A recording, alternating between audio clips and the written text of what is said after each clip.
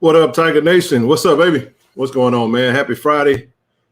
Yeah, I switched the background up a little bit, man.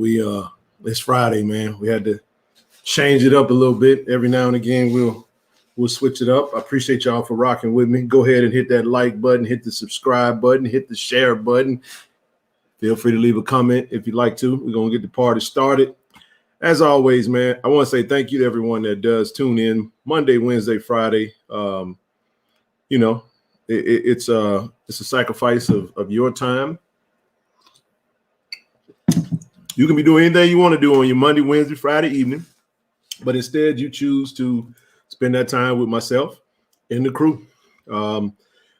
Solo right now, and I'll be solo until I ain't solo. So I don't mind it, This is how we started, man. So did decide to switch it up a little bit, but come on in.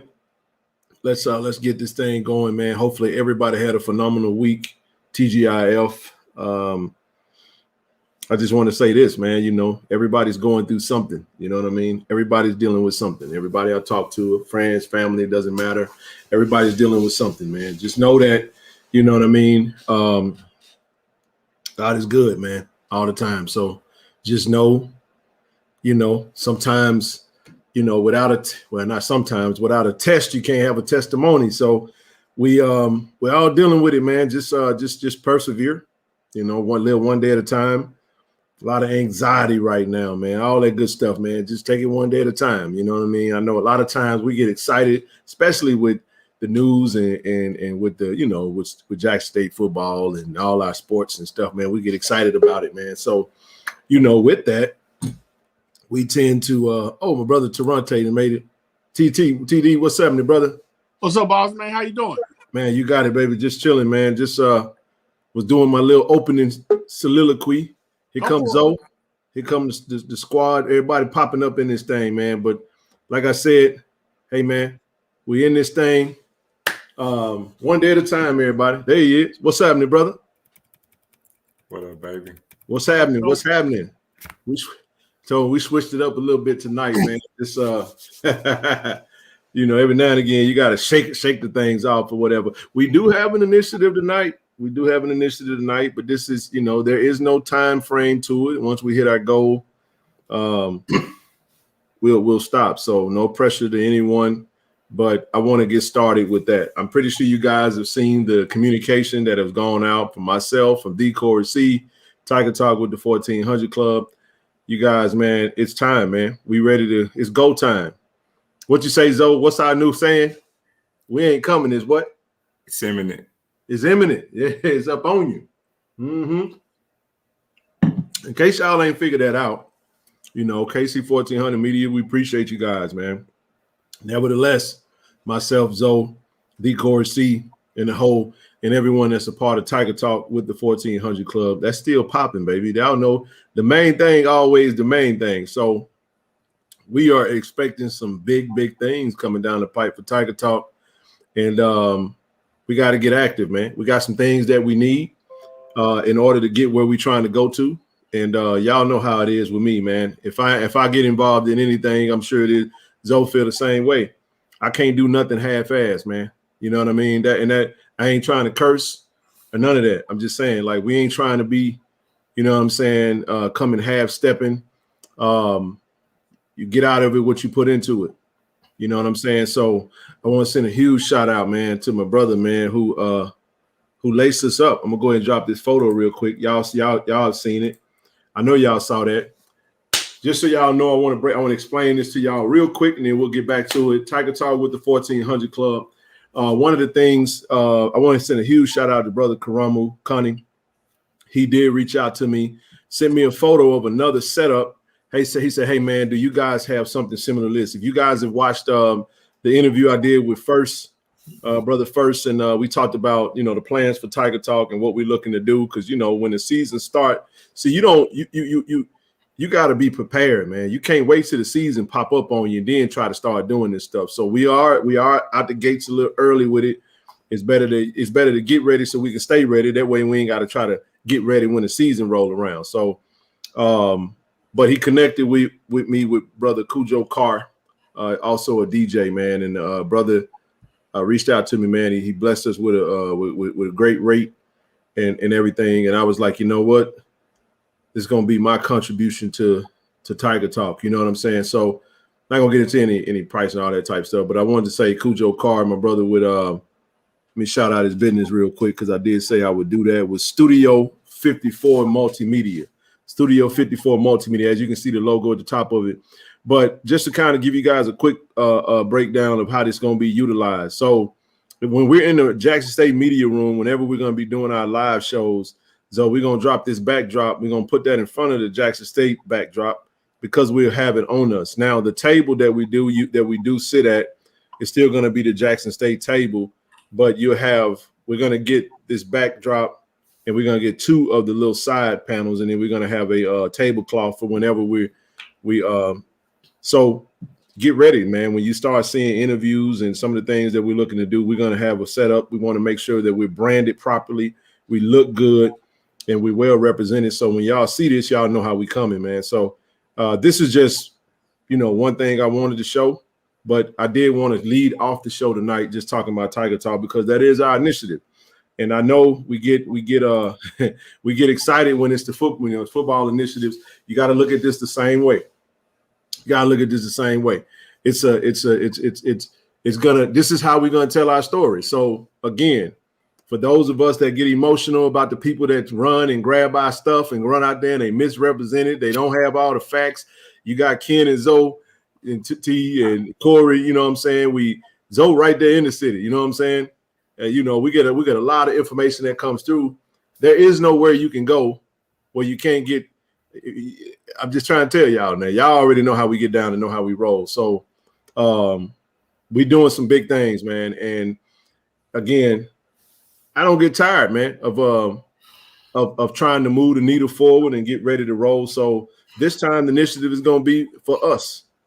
You know what I mean? We get a lot of momentum when we're doing initiative. I want to thank everybody who participated in the track initiative. We're gonna keep that same energy, and every other initiative that comes with the sports. Zoe got a big event. I say event. Well, we got some stuff coming down the pipe, but we're gonna be collaborating with the university. So this is our way of making sure that we got what we need, and we're gonna be laced up, and properly and ready to roll, man. So yeah, I just want to lead off with that. You got anything you want to open up, bro, and then we'll proceed. Nah, man, I'm just, the last time you guys saw my face, I told y'all, man, don't stop standing. Well, we're going to get into, what has transpired since the last time we was on here. But yeah, even with all that being said, I think we ain't done yet. Nah, it ain't close. It ain't close, man. So, because I know quite a few people come on here that they think we just be talking. So, told y'all then, I told you Monday, stand by tomorrow. You saw what happened. Yeah, man. Come on, I was like, okay, we do what we do. And we got some things transpired today. But I'm still telling y'all now, I ain't got no microphone, but I think we ain't done yet. We still got next week. So, in the week after that, and the week after that. So I'm telling you, stand by. Stand by, dog. T, you got anything we'll open up with? And we'll move on. Right now, man, first of all, good evening to everyone. Good opening, Ken. Heard about the initiative, man. We got to support. Zoe be predicting everything. He said we ain't done yet, so we ain't done yet. I seen a lot of stuff coming through. They made predictions. This ain't no prediction.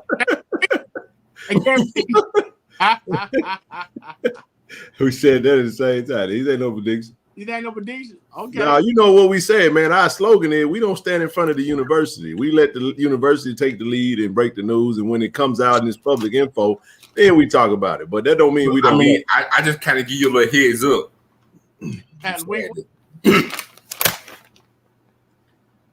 There it is. Absolutely, man. So y'all know how we coming, man. I again appreciate y'all, man. Somebody said, Zoe, you were wearing my birth last name. Right. There it is. Oh. Since I mentioned the GOAT, I'd be remiss. Lance, what's happening, bro? What's going on with you, man? Rest in peace to I just drew a doggone blank. Jim Brown. 44, man. Jim Brown. I just drew a blank. I was definitely gonna touch on that, and then because y'all know, hey, brother C. Lee, if you out there, you definitely we want you to come up.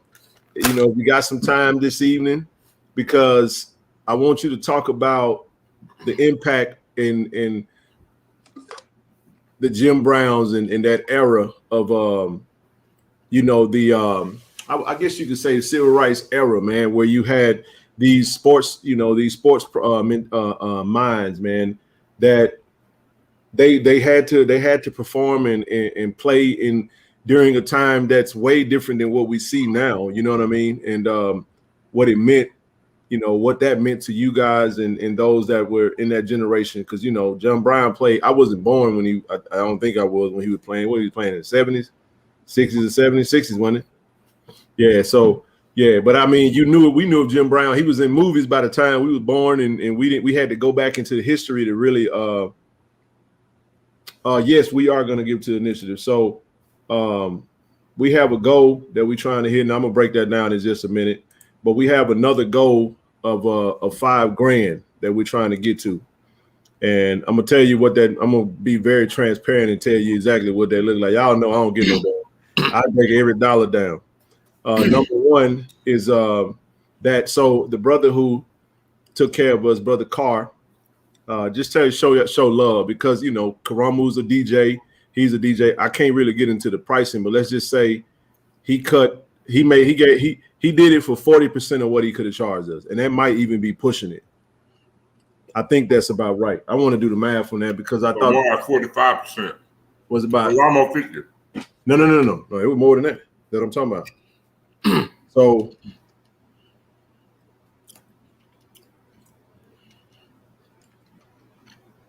yep, 40%. That's JSU. Like I had my numbers right. Hold on. So he basically blessed us for 40% of what and the reason why I won't put the costs out there because I don't like getting into, especially we support black businesses, man. Whatever somebody's price is their price. We're not trying to interfere with that because if I put that out there, then somebody may think that's what they're doing. Listen, you go holler at him and let him. I want to be slow, just eat and don't get. Let go. Anyway, the point I'm making is, let me get this out real quick. You got that is that's included in what we're talking about. A camera, a designated camera that's designated for Tiger Talk. Man, it's a bunch of stuff, man. A couple batteries, a tripod. We're good on lighting. TD got the lighting because TD gonna be partnering with us because KC14, we're gonna co-mingle that thing. Y'all know how it is. We got multiple jobs and we'll make it work.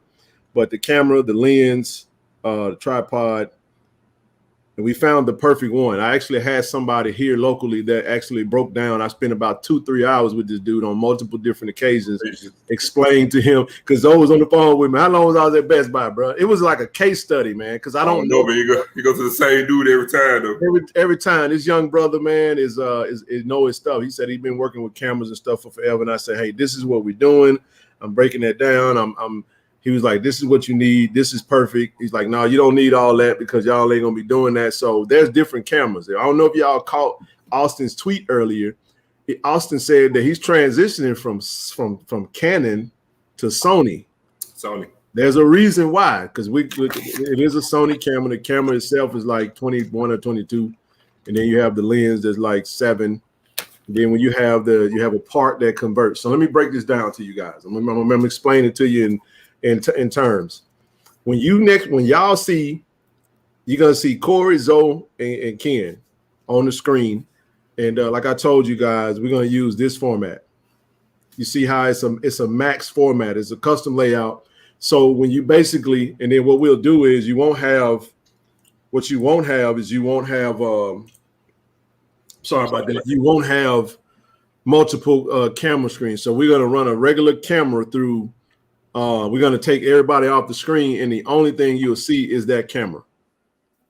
And that camera will be high def. We'll record from that.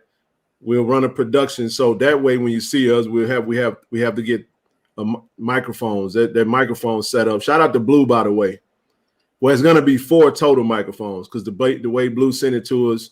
I don't know if you guys have watched the Blue Buzz podcast. He's done the interviews, have the little handles, and we're going to get those. That's around 800.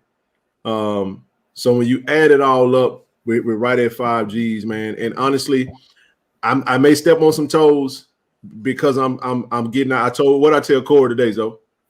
I just say, look, bro, we don't have time to wait on anybody.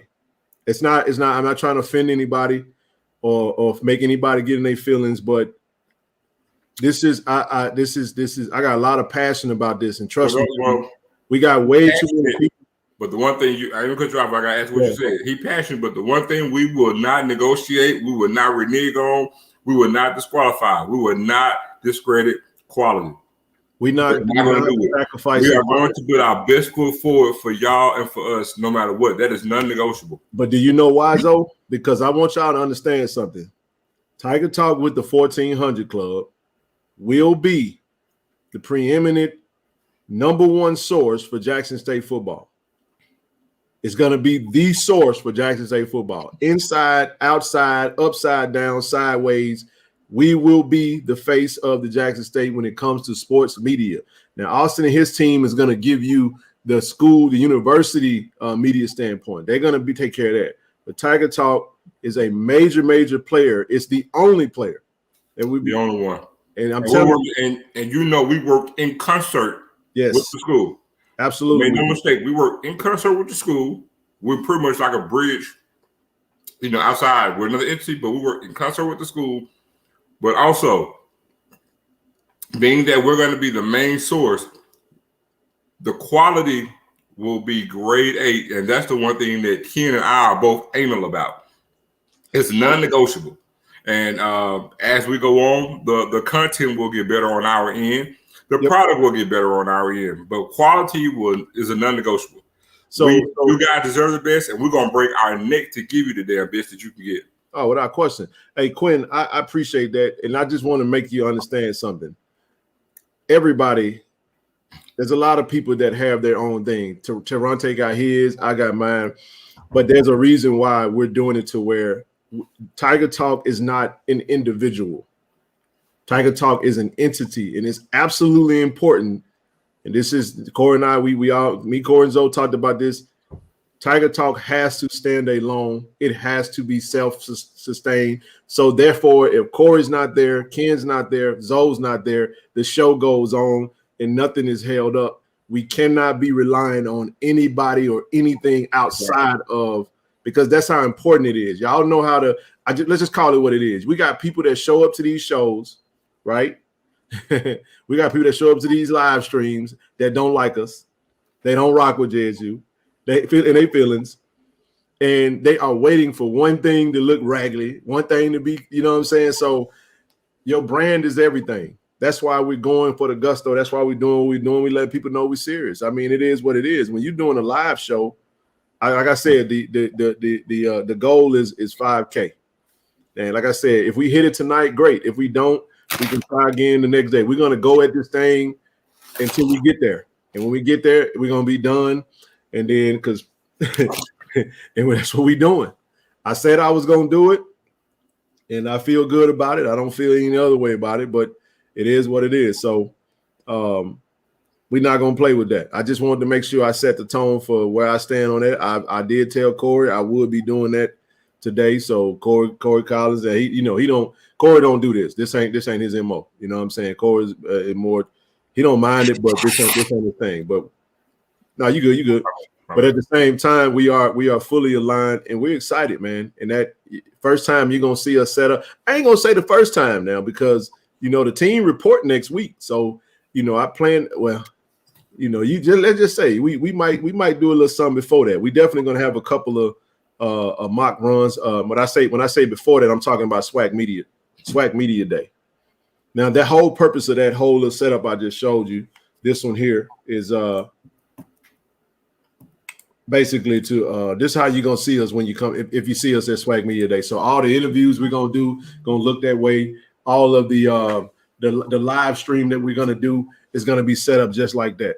So therefore, when we come in, we coming strong, man. So hey, and this is what you guys are gonna appreciate about that. Just like you saw us present that check to Coach Thorne. By the way, Toronto, I want to shout you out again. I did finally drop that video. I've been sitting there. I know you've been waiting on it. I know Toronto been waiting on it. He been calling me. He just ain't asked me. He like, hey, bro, what you gonna do with the video? So listen, Coach Thorne texted me though. He did text me today. Shout out to Coach Thorne. Shout out to the team. They are in Jacksonville. They got 3. I know they got 3. I think they got 3 that have have made the qualifying rounds in the nationals. He texted me today. Said, Ken, really, really, really love the video, man, that we put together on the channel. If you guys haven't watched it, please go watch that video. Make sure you hit that like button. Make sure you share it. He was like, man, once again, thank you so much for covering it. So I'm just saying, when we put a video out there, that video don't even have 1,000 views. I understand it ain't football, man, and folk don't get all excited like by track that they do football. But listen, when the coach will text you and tell you how much they appreciate the work that we did, it did my heart some good, man. So he loved the video, and I cut out a lot of stuff, and Toronto know that because he sent me like a gazillion videos. I had to just make it make sense, bro. Right. He had 1,000. I am not kidding. He had man. How many damn clips was that? Probably like it had to be 100 different clips, bro. Man, I was up to about 2 o'clock in the morning sending that, man. I was and everything else. So let me get it to him. But no, I appreciate that, man. But it was love, man. So we were able to make that happen. Hey, Ken. Yep, go ahead. Hey, real quick on that right there too, man. I watched the video. Actually, I watched it twice. And again, like you said, it did our heart good to do that. And for those kids, man, if you heard on some of the videos, they say, hey, people don't think about us like this. And for y'all to come out and do this, we really appreciate that. Facts. And so I really hope that Coach sent them to the link so they can see themselves and that's a good point. Yeah, see what all went on, because they were like, how can we find this? What can we find this? And of course I told them about the channel, but didn't have anything to write it down with. So we want to make sure that they, be able to get out there and see it. No, you got it. I'm gonna take this hat off, man. I'm over here. I really am drinking some ginger ale tonight. And got a little sweat. Hey man, I was sweating like it. Woo! Keep going, dog. I'm with you. Hey, I ain't know Coach Thorne had moves like that, man. You saw him. Hey, Coach. Hey, yeah. Coach. Hey, man, Coach. He a former track. He's a track star, man. They stay in shape, man. So and look, no other HBCU track team got any coverage or any content at all this season, but Jackson State University. Hey, I'm gonna say this right here. I can't say what it is, but just know we gonna cover a lot of things coming up next week. Just bookmark that. Next week, you're gonna get some exclusive content. I can't say what it is, but when you see it, just know you're gonna. Well, I can say this. Be proud. I can say this. Some content that no other HBCU would do. That's a fact. Nope. So here's the thing. In case y'all ain't figured this out yet, all you got to do is go out into Twitterverse or Facebookverse or Instagramverse and just watch. Just read the room. What up, Coach? And I'm telling you right now that Jackson State is one of one. Jackson State is the only one doing what they're doing. We the only ones that can do what we can do. What we doing. So the Mecca. What up, Kobe? So here's what I'm saying. Hey, everybody, I'm watching it right now. I got it. I appreciate the donations thus far. Y'all keep them coming, man. We off to a good start, but we got a ways to go. So if you feel it in your heart, go on, brush your shoulders off and send something to the. You can hit the Cash App, Zelle, PayPal, whatever. The initiative is equipment tonight. We're working on some Tiger Talk equipment that we're getting ready for the season for those that are coming in. And like I said, I'll chronicle that thing and I'll come back to you and show you what it is. Now, the reason I brought up Coach Taronte and Zoe, because when we put that check out there, everybody that saw that felt it. Right. Marquez, what's up, baby? Quiz, what happened? Hey, Quiz. I say bear down the hill. Quiz, you hit my line, man. I'm gonna shoot you a DM, hey, dog. That's my brother right there, man. Hey, Quiz, we got to figure out who gonna wave the flag this year, man. Zoe coming out waving the flag for real. He really is. He really is. Just so y'all Quiz, know. You see it. I got to get with you, dog. Hey, Quay, we coming up there, man. We are coming to Chicago. I'm telling y'all, we coming up there, bro. We gonna come see you, man. For real, man. Proud of you, bro. Man, every time I see you post a video, I just smile, man. I can't do nothing but smile. We happy for you, man, and keep doing what you're doing, bro. But this is what I was saying. I want to say this real quick, Zoe. When y'all saw that, didn't y'all feel good because you knew that you put in on that? You knew that was a part. It's the same as the shoot. It's the same as the freezer. It's the same as the Universal Studio. It's all that good stuff, right? It's the same thing. It don't make no difference if $5, $10, $500, $100, whatever. You're gonna feel like you're a part of that. Now, I said that to say this: when you watch the Tiger Talk shows and the lives and the interviews and stuff, and you see the quality is going to go up, because I got to be honest with you guys, our quality ain't been the best, especially with like live interviews, or not live interviews, but like recorded interviews, because we just didn't. It was a lot of makeshift, and I don't mind saying that. It was what it was. You know what I'm saying? Remember, hey, later though. Hey, Zoe, we started off I was using a microphone, Taronte. I was using a microphone, an Insignia microphone that I bought from Best Buy. I plug it into my cell phone. Me and the dude was sitting in the room. We'll get to talking, all the background noise. I take the audio file, send it to Corey to put it on Spotify. That's where we come from. There was no video. There was no nothing. We was all. Man, you got to start where you are, right? Yeah, man. So now you finna see us. We made it to YouTube. Hopefully everybody is subscribed. Let me drop that banner in case you guys don't know. Be sure to go and subscribe. Look at the banner at the bottom. Subscribe to Tiger Talk with the 1400 Club. We're also on Apple Podcasts, Google Podcasts, Spotify, as well as YouTube. So, but our live shows are going to be coming to you from YouTube, okay? It's going to be coming to you from YouTube, and we're going to run that on YouTube. We're going to run it on Facebook as well as Twitter. So when we push those out and we do those live shows, you're going to see some amazing content. That's when you'll see our sponsors start getting active with us, and we're looking forward to definitely locking in with them. So we got a lot of work to do. We're going to try to nail in some sponsorship videos and stuff like that, so we could talk about it. And if we don't have videos, we will be mentioning them during the live stream, because we already got one that's coming. It's a big one too now, you know what I'm saying? So we appreciate those, but we haven't really ironed out the logistics of that. So anywho, I know y'all came for the fun, man. We're going to get into the fun. It's Friday night, man. I got my ginger. Zoe got his, and Taronte, I don't know what he's sipping on, but look, I do want to shout out Quiz, because, you know, Quiz actually recent graduate of Jackson University and proceeded to matriculate on to work for my beloved Chicago Bears. Ain't that dope? But I also want to give a special shout out to Taylor White, man. Taylor White worked under AD Ashton Robinson, just recent graduate of Jackson University. Yeah. He too has moved on to get a job and work for the Miami Dolphins. Whoa! I didn't know that. Taylor, yeah, what's up, girl? So yeah, we got Marquez going to the NFL, the Chicago Bears. We got Taylor White, recent graduate, moving on to the Miami Dolphins, man. Starting next week. Hey, Marquez, you know how we do, bro. Like he said, blow these cash app. If they say they doing some good things, you can bet your life. I'm trying to tell y'all, man. I'm just trying to tell y'all. I listen. Why not JSU, right? I'm excited about it because, hey, Kobe said if they were low, I don't mean that we were like low budget, low quality. I'm talking about like some of the interview. We had sound issues. It was, know what I'm talking about. But Just watch what happen. We do next. Which I can't hear you, Toronto. You must be on mute. No. I said I know what you're talking about. I watched the videos. Hey man, you start where you are. Hey, you start where you start. You get better. like they say these days, man. Y'all getting it out the mud. Hey man, all the way out the mud. Look, like we always say from back in the day, it get greater later, baby.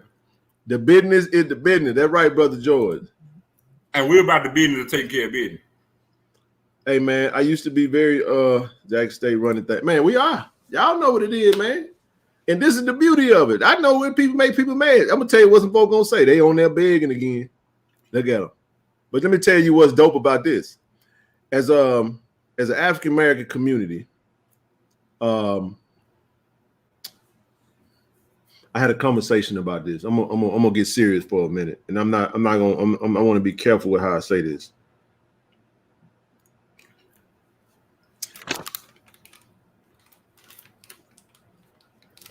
I'll come back to that. Anyway, we have something special, man. I'm gonna tell you what. So we built a network with this platform. We built an amazing network, and the network is powerful because I had something happen today, Zoe. We had a particular, let's just say, we had somebody that was looking for some work. Okay, for the summer. Okay. Connections through this page, through this channel, make a phone call, say this, and this. Don't worry about it, it's done. That has been happening so often, and I'm telling y'all, man, like the way we have been collaborating is just been straight up amazing, man. And I just have to say, I have to doff my head off to you guys for rocking with us. And I'm telling y'all, everybody would do this if they had a community of people that they felt strong enough to go to. Now, I already know this. Our face card is strong. Our brand is strong. We've done some pretty good work, and we feel confident enough to come to you guys and be open about it and say, hey, this is what we're trying to do, knowing that you guys are going to entrust in us, and we had the right temperament and character to get the thing done. And you trust us and you believe in us, and we definitely wouldn't ever violate that. So I'm so excited about what I know what's to come, and I see the whole thing broke down in my head. I'm already ready to get into the planning phase of these shows because we're talking about like a college game day show, but it's going to be Tiger Talk's version of college game day. So Kobe, if you in town, hey, bro, it ain't going to be no, hey, we're going to have Kobe Orr from the Blitz City podcast going to be joining us next on Tiger Talk with the 1400 Club live from the vet if he's at a game. And boom, we bring him on the set, give him a microphone, and we're going to be talking football. What's your thoughts, bro? And it's going to be a whole different dynamic, man. I'm just trying to tell y'all, man. Okay. And you see what I'm saying, TD? I know you see it. I got it. I'm telling you, I got it. Now, these brothers are going to be helping us behind the scenes. We talked about moderators. We talked about all kind of different things that we looked at possibly doing. And damn it, I ain't going to apologize for being excited about it. Don't. I ain't going to. This is the ultimate, what we always say. You see something that you want to see get done, do it. Period. That's all it is. You see something coming up short, you do it. You see something broke, you fix it. You want something done, you do it. That's all this is. That's all it is. What it is. So yeah, man, we coming, man. I appreciate y'all, everybody. Like I said, as soon as we get to that goal, I'll let you know.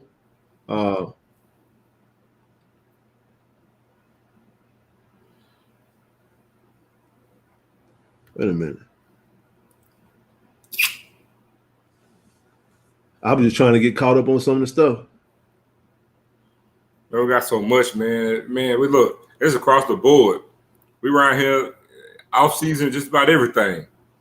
Everybody just like, man, we just cast the net, man, and we just pull back what we get, man. We get something all across the board, man. It ain't just football, women basketball too, men basketball. I mean, man, it's just. Oh yeah, folks. I was trying to get a son. I love family. Y'all know what I'm about to say. Who got it better than us? Hey, this is better than us. Hey, I see somebody. I was trying to understand what people were talking about. It was like a certain channel was throwing shade. We love shade. We it be so hot down there. The sun be shining so bright. We stand under the shade. Y'all got to understand that everything has its purpose. I didn't want to say something about shade. You know, God made us to, deal with the sun. Y'all know that, right? It's called melanin. We made it in the sun. So hey, I know, and I'm gonna tell y'all something. This is part of the listen. I'm telling y'all, man, be a platinum member. Hey, I have no problem with as long as it's allowed within that space. We're gonna try to be in an area or whatever to where if we could have somebody on, if y'all want, you know what I'm saying, we gonna show number love. Y'all know how we get down, man. We touchable. I ain't say untouchable. I said we touchable. Y'all know we coming in the stands one of these days. We come in the stands and have a full-fledged sit down. Like, what's y'all thoughts on this? You know what I'm saying? We got the sky's the limit, man. That's right. We talked about this. I'm just telling y'all, man. I'm just saying, people. Hey, we ain't worried. See, this is you lose time trying to worry about haters, man. Haters are gonna be that. Haters are really. They're like thermometers. They're necessary. They let you know they give you the temperature. They let you know it's a gauge. It's a gauge. Hey, if you ain't got no haters, you ain't popping. Hey, before you put air in your tire, if a light come on your dashboard that says that you got the little U with the line in, that's a tire pressure light. So before you can determine whether now a lot of these cars nowadays got these computer systems tell you what the PSI is, right? Back in the days, though, if the thing got a little low, we had to get that little tire gauge out. So you had to put that thing in there, and it was going to tell you whether it's 26, 27. See, you can't know you can't know what you need until you get a gauge. When you can put the gauge on there and be at 42 PSI, damn near about to explode going down. So you might have to let a little air out. So the haters, that's how you got to look at haters. Haters are necessary. Now, I ain't going to go over there and watch them, so don't you come over here and tell me what they said, because I ain't looking for them. So a lot of times they be over here looking at us, and then they go over there and they little. I told y'all we call them JSU hate orgies. They go over there and hate JSU and stroke each other down in their JSU hate space. Oh my goodness, Miami done came back. Good gracious alive. And it is what it is, but we ain't worried about that, man.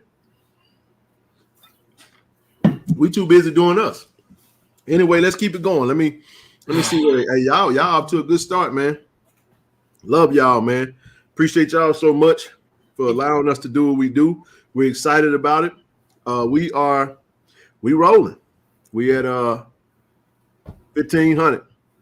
So we moving. 35 more hundred to go. And like I said, hopefully we can get there tonight. If not, we'll push it again to Monday. But when we get to where we get to, we'll let you know. And I would love to go tomorrow because I want to go and grab the damn camera up, man. It got this built. I'll break it down to you, and I'm gonna come and show it to you guys. And that's gonna be, like I said, designated for Tiger Talk. All right. Anyway, y'all keep the donations going. Keep them coming, man. And somebody in the chat, like I said, we're 3,500 away from the goal right now. But do me a favor, y'all. Y'all keep reminding those in the chat of what's coming up. We're gonna move into these commitments because I know people came to see. I'm excited about that. Toronto, what you got, brother? Hey, before you leave right quick, man, I want to say, man, don't even look as people hating, saying something about that we coming begging again. It's just like at church. If you want to sit in the air conditioner when it's hot, you want the heat when it's cold, you want the lights on, you got to pass collection plate. I got one for you. What Zoe say? I'm gonna do you one better. Do me one better. And it came from Zoe. And Zoe know where I'm going with it too. Oh no. I'm finna show y'all something. Y'all know this is why y'all know why we got to do things as a community. I'm finna tell you why. Hold on just a second. Where that thing is, Zoe, you sent me. I sent it this morning. I already know where you're going. You know where I'm going, don't you? You know exactly where I'm going. I said something to you about it this evening when I said what we as Jacksonians need to do. All right, listen. No, listen to it. This is from Brett McMurphy. Matter of fact, I'm gonna upload. Put it on the screen, dog. That's why I said I'm about to upload this. I already knew you were going. You already know. I just want to show y'all something. Cause people think we just be talking just to hear ourselves talk. That ain't how we roll. We don't get down like that. But I want to show y'all something. Because there's a reason why we do what we do. And others ain't got to do it.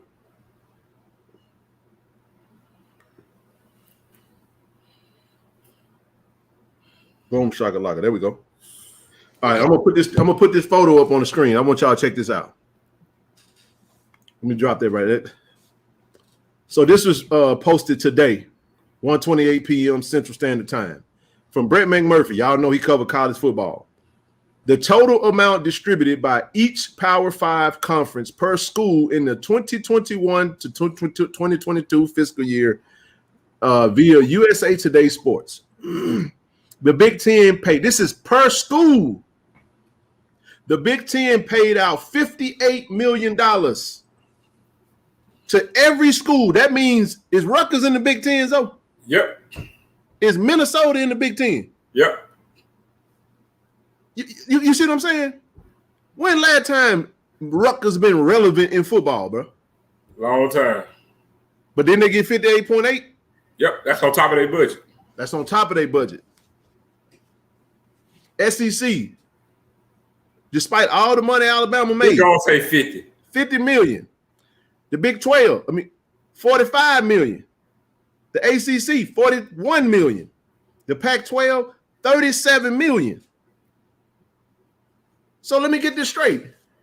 You got, look at this type of money. Do you know that if you could slice the 37 million in half, family? And if we slice 37 million in half, I want to make sure I get the exact dollar amount because I don't feel like calculating right now. 37 divided by 2. $18.5 million, though. I think if all 12 SWAC schools and all 6 MEAC schools each got $18.5 million annually, game change. It will change the absolute trajectory of every single HBCU in America. Mm-hmm. In America. You damn right they are, Dre. Hey, Dre, look at it. Some schools still receiving a lot of money, but still losing. It ain't about that's not saying something because guess what? Everybody can't win every year. I'm just saying. So this is the type of stuff I think about when people want to complain. Because let me tell you something. Like they say, ain't nobody mad but a hater and the devil. I'm just trying to tell you. So my point is this right here. There's a reason why we got to do what we do. I already know. So you know what we do? We come together. We got motion. We got momentum. Hold on, King. Dragon. You saying Vandy, but you know what you ain't saying Vandy in? Vandy strong in baseball. They're a national power in baseball. They won championships. They win championships all the time. They strong in women's basketball. They strong in men's basketball. They haven't won it, but they got a strong program. They good in other programs. They're just not a football power. But everybody can win every year. So yeah, you might be strong. You might be weak in one sport, strong in others. That's the way it works in conference affiliation. But that's not that. But that point there, right there, that's beside the point. The point that we're making in saying that is we need money, and so it's up to us to change our school's fortune. We can't have champagne taste on the bill budget. We on the bill budget, but it's on us to change things and put a dent in everything that's going on with the school. Because at this point, it's ludicrous for us to sit here, complain, and stand by. We want better. It's on us to get it done. So here's the other thing, though. The other thing is that we haven't got to a point where we value media, where we understand the power of media. But yep. I'm just telling y'all, we're just not there. How do you think these schools, these conferences are paying those schools that kind of money? TV deals. So media is extremely valuable. But if you go to Jackson State right now, I'm not knocking our university or the leadership. I'm just saying we don't have a major budget in place for media. We don't invest in it like that. I'm not saying we don't have media. Please don't take this the wrong way. What I am saying is that media pays. So let me give you an example. The example is this.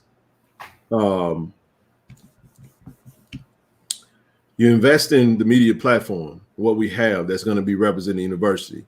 That's going to allow us to have a certain look. We're going to represent the school. Our brand is going to be impeccable. It's going to be attractive. It's going to be a great product. With a great product, I'm a salesman professionally. We can now take our brand and we can now take that to investors and say, hey, come and invest in us. See, you guys are already invested in us because this is the only time we'll come to the people where we're saying, hey, we got to get what we need to get started. Once we get started, we're going to take what you gave us and going to present it and put together a good product. That product going to be marketed, and then now you go and get these investors. You bring that in, and now guess what? With the revenue that we'll be bringing in with that platform, we can turn right around and reinvest that revenue into the athletic program. So just know that one of these days soon, you're going to see Tiger Talk with the 1400 Club dropping a check into the athletic department of a certain amount of money, but we don't know what that looked like. So we're not sugarcoating a damn thing. We telling y'all what our intentions are when it comes to that. And I'm gonna say it this way: shout out to, I know people don't like to mention that, but I have to shout out the pregame show because they did their thing. You know what I'm saying? And I know personally that they were in a position to where there were times where they did actually turn around and put money from that platform back into, you know what I'm saying, the university. So I ain't got number love for everybody. Like I said, I don't care about that. I'm about business right now, and I'm gonna keep it that way. We're gonna keep the main thing. So my point is, when you see something that has worked, we can duplicate it.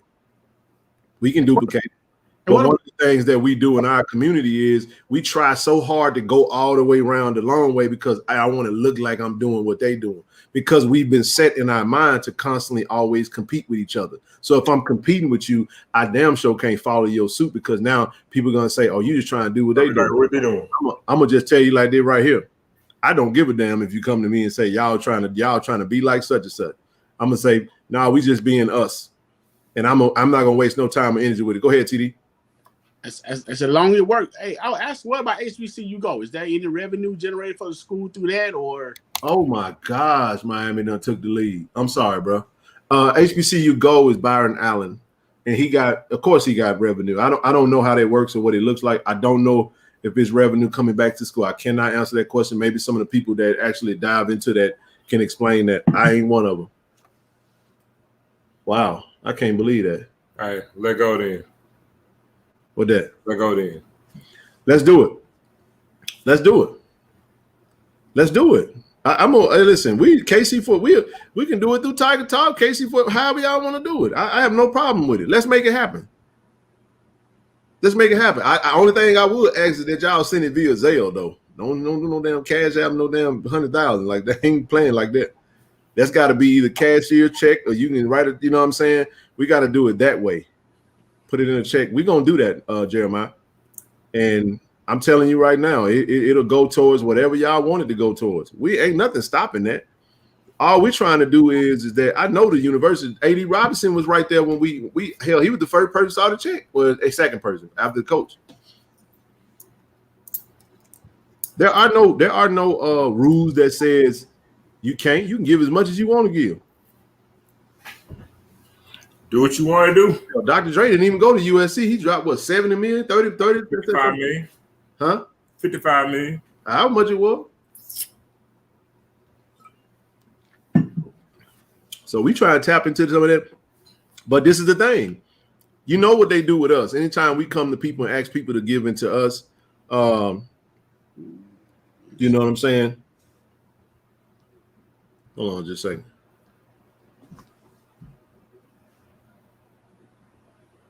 Chef Crystal said $1 million per school in swag for HBCU Go. You say what? HBCU Go, $1 million per school in swag. I like that. That's dope.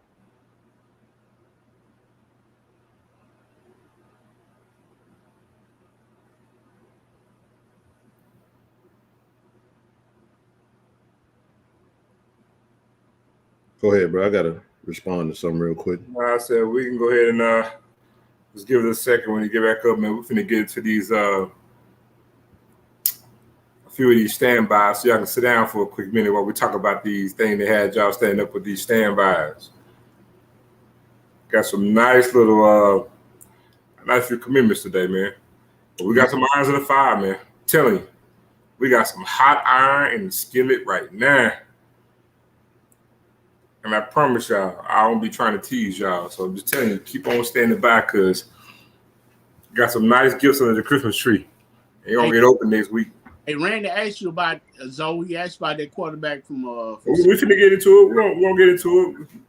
We're gonna get to everything we got coming up. You know, got some good pieces, man. But it's good to see everything coming into place. So now we can stop hearing we need this, and man, we got enough of that. TC need to do this. TC need to get this, man. Like he don't know what he need on his roster. And he started getting the thing that y'all say he need to get. And I guess y'all probably feel like he got it because y'all said so. No.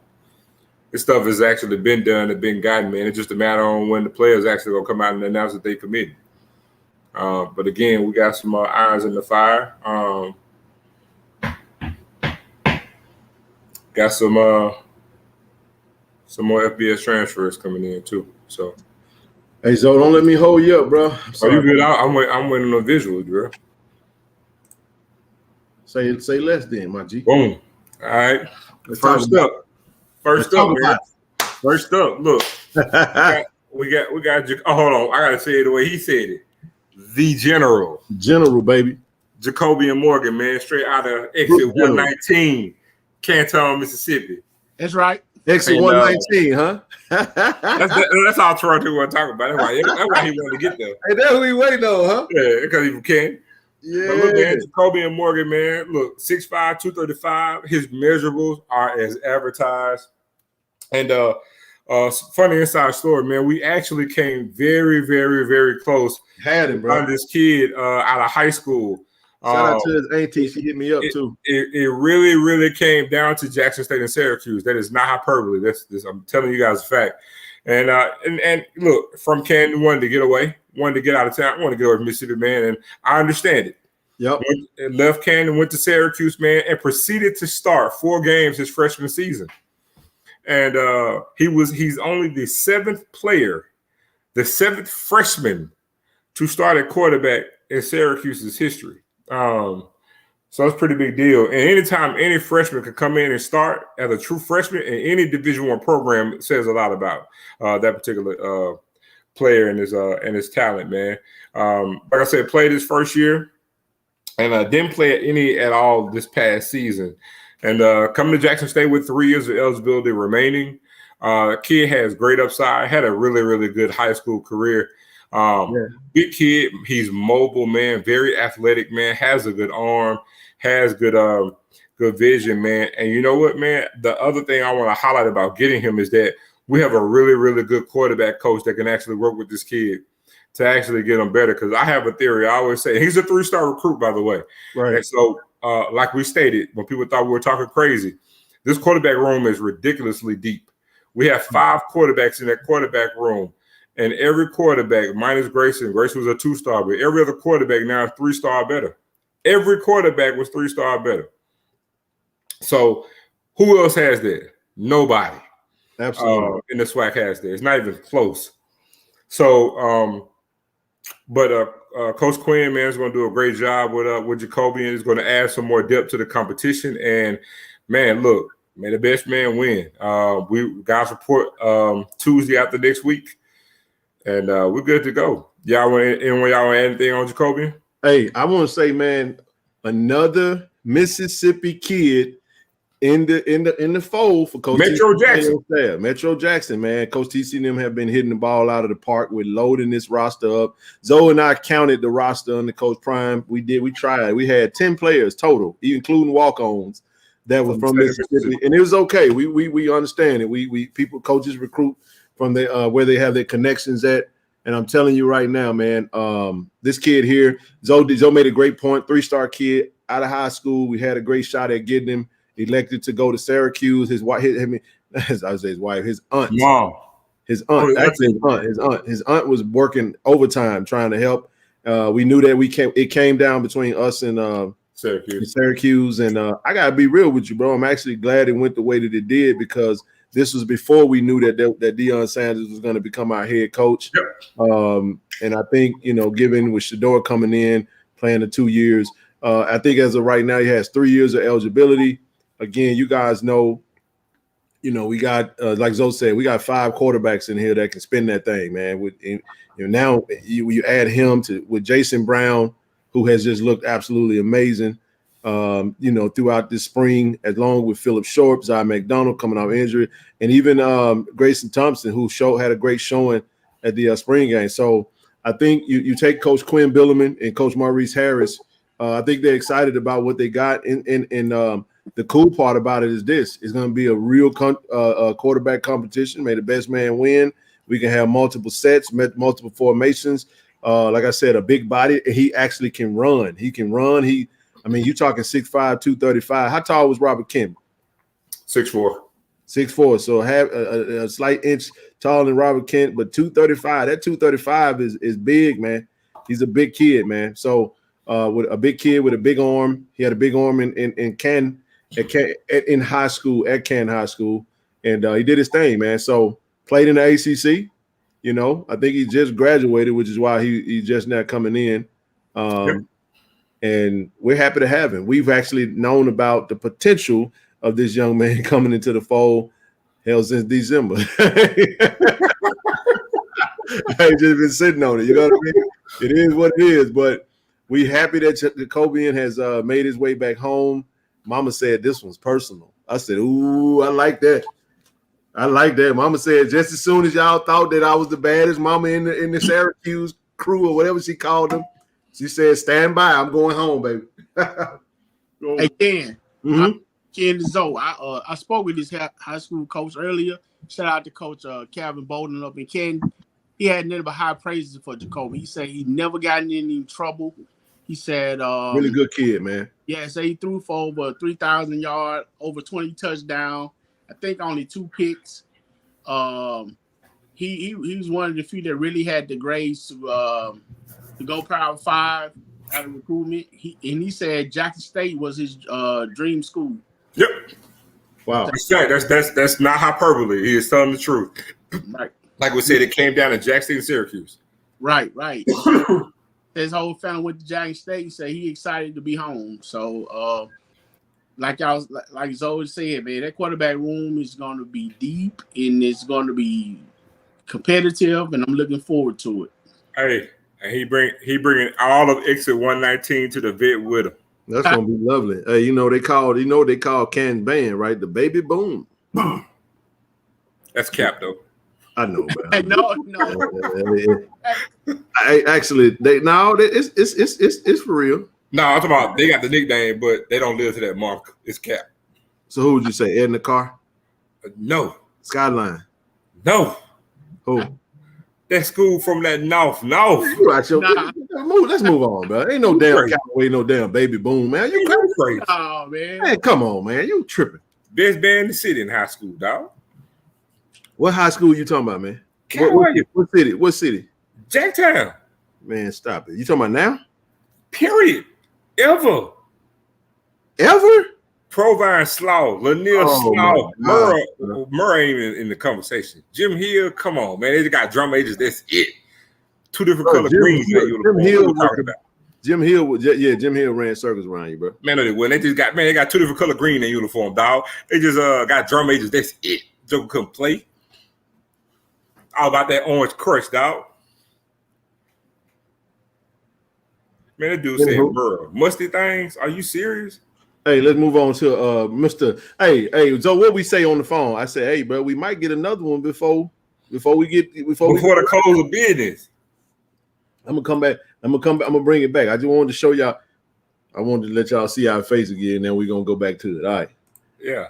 Mr. Preston Hawkins, bro. It's whole 6'7", 320. Hey man, that's a whole unit right there. Ooh-wee. Oh, and look, I don't know if y'all paid attention. Shout out to Charlotte, North Carolina in the house. Look, I don't know if y'all paid attention.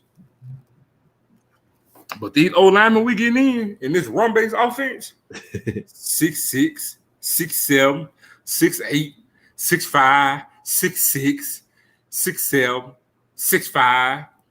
Yeah. I mean, we ain't really got too many linemen that's shorter than 6'3", bro. Right. Trying to tell y'all, man. They do the whole unit, man. 6'7", 320. Look, man, coming in, got 2 years of eligibility remaining. Actually played on the D3 level. And man, he went on a visit to Campbell. Campbell wanted him. He had an opportunity. He had some really, really good offers. An offer from Central Michigan. So the guy chose Jackson State over a D1 FBS program. Central Michigan. He had 2 FBS offers as well as ours, and he just came from a visit to Campbell. So Jackson State is standing in the gap, man. We won a good battle. And these are the types of battles that we have to win on these types of recruits, because when we weren't having great success, these are the type of recruits that a Southern Miss would get in the 2000s when Jackson State started to dive down and not have success. We were missing out on these recruits. Oh, he's absolutely where does he project? Oh, without question, a tackle. Left tackle. You said long snapper. At 6'7"? No, dog. This dude, he's gonna be a left tackle or right tackle, dog. He is a straight up tackle. Yeah, somebody put 6'5". What does 6'5" come in at? Oh yeah, we have a 6'5" quarterback, 6'7".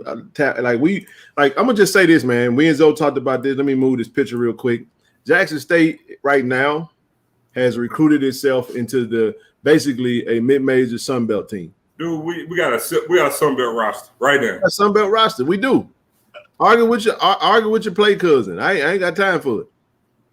Hey Zoe, you might need to explain. Let some of these people know about the O-line coach, because when I was explaining to them the player that was coming in, they were like, "Well, what about the coach? Can you get them to play together? Can you get them to jail?" Yeah. I'm like, man, you must know about the O-line coach we got over there, man. Coach J, go. I'll let Zoe start. Man, let me tell you something. Coach J.O. is a star. Yeah, he is a rising star in the coaching ranks. And I promise you, go to practice. You'll see why. Yeah. I tell you what. I got somewhat of a theory as to why somebody might have left, but I just leave that one alone. I tell you what. When we met the coaches, he was the only one that came up and said, "Y'all, I got this. I need this." That was that O-line shoot. Soon we said, "Coach, we got it." And Dominique and the staff put it together. The very next morning, what they were doing with it, Ken? Hey, Royal. Hey, you call it. You spot on. You're spot on. And I'm gonna tell you something. I got inside intel, actually, from Coach T.C. Taylor. And to this theory right here, it holds true, because TC is a fan of big football players. I'm just say that he's going to have a very big team. If you just look at the way he's recruited, especially wide receivers, he likes big wide receivers. Yep. Big Jo like big offensive linemen. If you don't know, if you go look at where he just come from and look at the offensive line, look at the metrics, look at the size, and then come back and look at the players that he's offering. I mean, somebody may say, "Oh, he ain't nobody. He played here." Coaches recruit according to what they feel like they can do. It's about development. We got coaches that can develop now. We do. So make no mistake about it, man. What's going on, Mama? Hey, Mama. I was just talking about you. I hope I ain't misquote you too bad. We want welcome home. I know you're happy. We're ecstatic to have him. Got Mama tuned in. It's your first time tuning in, Mama. Well, we happy to have you. Think he's gonna do well. For sure. Hey, Coach TC is tall. He taller than me. Him and Zoe by the same height. Zoe got me by an inch. Coach TC by he's 6'4". I know. He's a 6'4". Hey, GA, that is a fact. He's a throwback he's a tip off the old block. Look, I told y'all back in December, this team that's right going to look like a W.C. Gordon team. Told y'all this in December. We didn't have this type of offense, but being that it's run-based and a nasty defense and sound special teams. Hey, look at this right here. Don't debate him. He was up there. But you know, the football guys don't know what they're talking about. Everybody got so this is all I'm gonna say. So I didn't post this up today. I just want to make a point. Hero Sports, Zoe sent me an article today. Hero Sports did the top tight ends returning in FCS. Yeah, top 25. Top 25 now. DJ Stevens in their poll was ranked number 6. The number 6 in all of FCS. That's huge. The only HBCU player listed. But this is what I told Zoe. I said it's crazy to me how Hero Sports, who ain't got no dog in the fight, seems to oh snap. Hold on now. Ooh. Coach.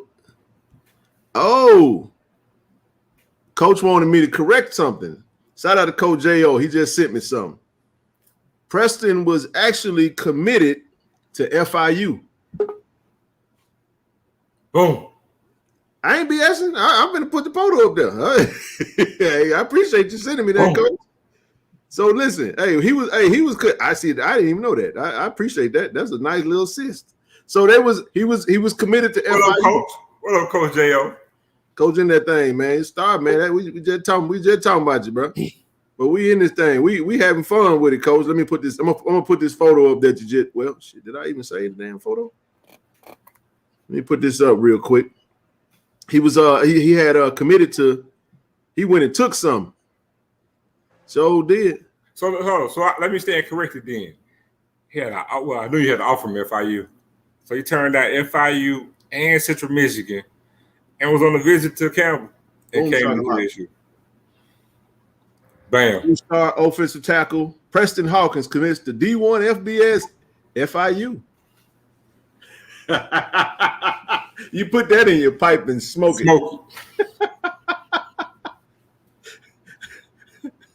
Because you are this why we put this out here. See, we put this out here because we already know the haters gonna run to that. Oh man, he ain't this, he ain't that.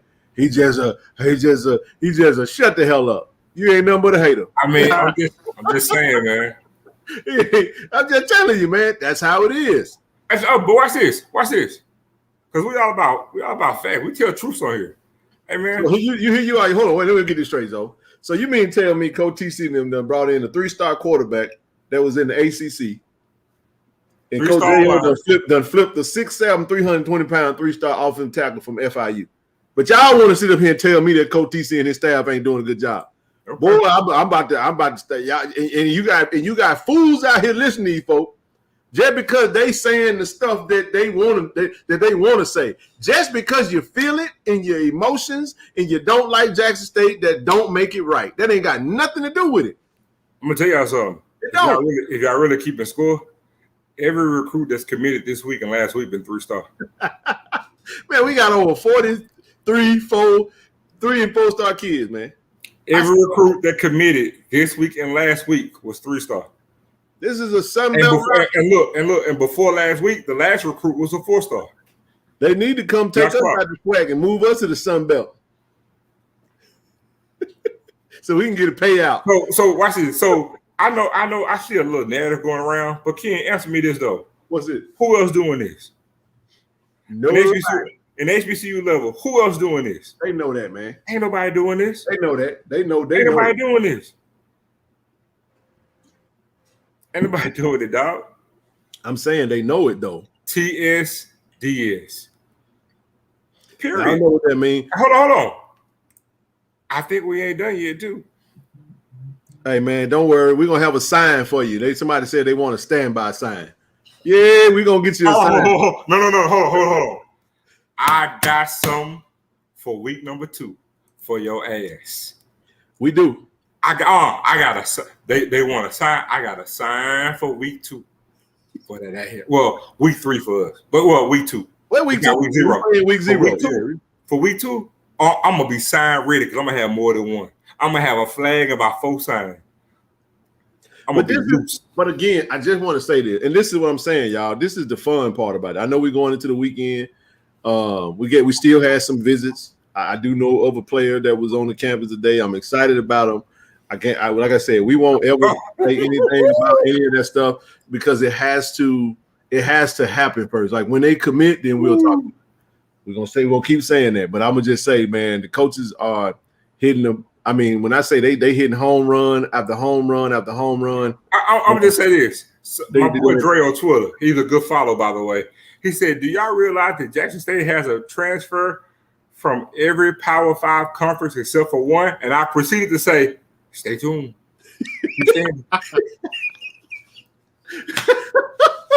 And that's the Big 12. Hey, I'm just saying. Stay tuned. Okay, so Come on with it. So now we got the talent and the players in there. So Yep. what coach is gonna say? Okay, your coaching staff as a whole, what he gonna do with all the talent? How they gonna do what every good coach do with the talent? What do you mean? Okay. Let me give you an example. Okay, there's been a lot of great basketball players in the league, and it takes they gave Phil Jackson a lot of credit for being able. You can have the talent, but you might not be able to coach the talent. So they give Phil Jackson a lot of credit for being able to come in and be able to coach like Michael Jordan and Kobe and Shaq and all that. Yep. Those guys. Yeah. So now that the coaching staff are getting these players in, you got a deep quarterback room, you got another wide receiver. The rooms are deep. Right. Now they want to say how they gonna coach them, how they gonna play. Well, you know how you answer that question, TD, in a short version? Go forward. You look at the coaches that we have in the room and you look at their resume. You look at what they've done wherever they were. You see what I'm saying? Coach TC Taylor is a 5-time HBCU champ, 3 times in the MEAC, 2 times at Jackson State, 3 visits to the Celebration Bowl. But this time he's going to do it. He takes over. He builds this team, reconstructs this team, just like one of the things we were talking about in the chat. Hey, man, you want to enter the portal, you want to leave? Hey, by all means, we wish you well. We love you. We appreciate you, but adios. Now, when you get to building a staff, the number one thing that we've all seen it, because all 3 of us, including Nook, have been there, the camaraderie that's there. They have history. You understand what I'm saying? Like that is huge when you have good coaching chemistry. You see what I'm saying? It ain't a bunch of brown nosing going on. It ain't no fear. It ain't no forced narratives. It ain't no forced game plans because I want certain individuals to shine. You understand what I'm saying? It's made the best man win. Nobody in the SWAC space, in SWAC or HBCU spaces can deny what Coach Maurice Harris has done in his career. Nobody can. You understand what I'm saying? Coach J.O., his resume speaks for itself. Like I said, rising offensive line star. Very intense, very matter of fact. You know what I'm saying? Like we've seen that. You know what I'm saying? Don't play. Attention to details. Intensity. Coach Quinn Billerman, the same way. You know what I'm saying? Quarterbacks coach. Played quarterback under Coach T.C. Taylor. So what I'm saying is he was at Duke coming from a Power 5 program. You see what I'm saying? Coach J.O. coming from Northern Illinois. You know what I mean? But they also had some time over it when North Carolina Central was actually winning the MEAC. They won 3 straight. Now, you get to the defensive side of the ball. Coach Hammock came from Northern Illinois. Coach Quinn, the head coach. Coach Quinn and Coach JB come from Alcorn. We saw what Alcorn did. So now you're in a pickle. You're going to have to say that Coach JB wasn't doing a good job with the defensive line. And I'm telling you that Alcorn's defensive line was the toughest defensive line we played all year. Okay, don't forget. How far? We got a special assistant too. Yeah, and I don't have a special assistant, but I know Coach may be bringing in some additional, some GAs or whatever, or some analysts or whatever. But the staff, and then also we're going to be introducing a new wide receiver coach, which we don't know who exactly that's going to be just yet. But I'm just saying, when you look at it, Coach Otis really has look at the tight ends that's coming in. We know Coach O, his resume. So when you look at what they've done and what we've witnessed, why can't they develop talent? Why can't they have a good game plan when you got a defensive coordinator and an offensive coordinator that's actually doing their thing? You see what I'm saying? And I think it's very smart for Coach TC to say, you know what, we don't need a special teams coach. We're gonna do this by committee. Okay, I tell you what else too. Because we're gonna invest in another area, and that's innovative in my opinion. You know what I'm saying? I don't know how many programs that would do that, but of course, if we had the budget, we'd go all out and do what we got to do. But I just think that the jury's out. And I'm going to say it like this right here. No, everybody's 0-0 right now. But what the narrative is, TD, and I'm going to say this and I'll shut up, with Jackson State is like LeBron haters, man. It's game by game, week by week, situation by situation. Right. The man 20 years in. Coach Brad did play in the NFL. So my point is like it's literally, it doesn't make any difference what these people see us bring through the door. We could go get 5 stars, and they gonna all act like they weren't very good, and they gonna be sorry, and we don't know because the narrative is Jackson State this, Jackson State that. They hate Jackson State. They not gonna give us credit. So it's what they're hoping for. All they're telling you is what they're hoping for. We saw people last year for 12 straight weeks, TD, say Jackson State was gonna lose, and they finally was right in the 13th week, which is the Celebration Bowl, and they act like they was right. No, motherfucker, you 1 for 12, 1 for 13. But they said, wait till y'all play Campbell. Bro, it was FAMU. Right. Maybe y'all play FAMU. Because Zoe just said that. Zoe went in the group and showed how somebody bumped the post that was talking about how FAMU was saying they were going to get in our stuff after they competed with North Carolina. Right. And we beat them worse than North Carolina did. I'm just saying. So what is it going to be? I made my mind up. I ain't talking. I ain't trying to debate nobody. You just, however you feel is how you feel. Make us the underdog. Say we're going to go 0-11, and let's let it be that. Well, all I know is, man, we got a doggone winning streak against it. We got a winning streak against every team in the SWAC right now. Can anybody else say that? No. But also, I want to hit y'all with this too about TC Taylor. I think, man, he's gonna take a good chunk of his style. Because look at the last two coaches he worked under. Head coaches, Deion Sanders, Jerry Mack. And last time I checked, that's 5 straight championships. That's facts. That's 5 conference championships right there. That's facts. So, I mean, Jerry Mack had great success at North Carolina Central. Coach Prime did what he did at Jackson State. I think you're going to see a good bit of both of those gentlemen imprints, as well as, TC took a little bit from them, as well as his own style that he's going to implement. And then you factor in a little bit of, or a good portion of Big Daddy, Jerry Mack, who also played under Big Daddy as well. I don't think a lot of y'all know that. Jerry Mack actually played at Jackson State. He did. And then transferred out to Delta State, I believe.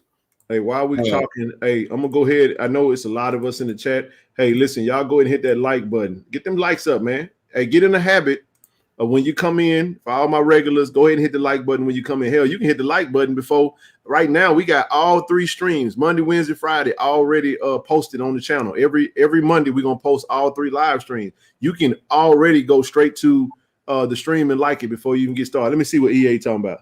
EA, what you talking about? Let's see, Clark. Can we get a great salute to? Oh, yeah, we are. We're going to do that. We're definitely going to touch on that. I already mentioned it. I know you might just now be coming in, EA. We definitely talked about Jim Brown on the opening, but if Brother C. Lee is out there, the stream is going to be open. So if you guys want to come up and talk about Jim Brown, and for those that are some of our elder statesmen, some of our OGs out there that got good stories or feel how you feel, come up and share it with us, man. It's Friday night, y'all. We chilling. It's all love, man. Come on up. So the stream is open. I just dropped the link. Y'all go ahead and come on up if you got anything to say. Go ahead and hit the like button. Don't worry about the trolls. We got moderators, and if things get out of pocket, we know how to block folk. We can mute you, and that way you can just look, but you can't talk. They really thought we were going to fall. That's the problem. See, the problem is, like I said last stream, I'm gonna say this and I'll be brief. I'm gonna say it again. There go Brother C. Lee. There he is. What's up, OG? Hey, what's up? Can y'all hear me? What's up? We can hear you. What's up, OG? Mm-hmm. I'm good, man. How y'all making it? Hey, it's got all good. Listen, that's what I'm trying to tell them. That they was waiting on us. They were expecting us to fall off. Hey, TC Taylor is recruiting as if Deion Sanders is still in the building. Hey, I came on. I had, you mentioned the Jim Brown thing. I actually had 3 things I wanted to discuss. The last one is something specific for Zoe. Go ahead.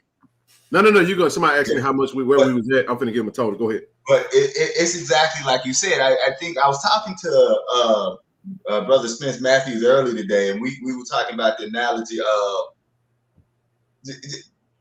Jackson State. When y'all say we're one of one, here's the best example of how you know we are one of one.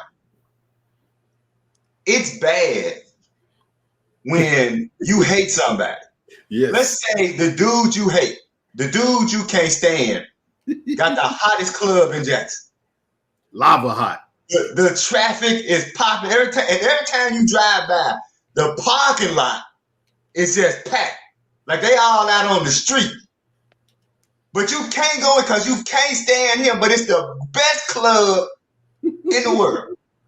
So then, much to your hopes, that club burned down, right? You just happy.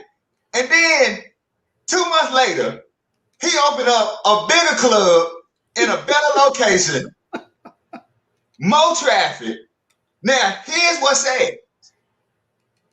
They hate Jackson State, but they ain't got nowhere else to go to love on their own school. I mean, hey, what we say? That's like it's like think about it.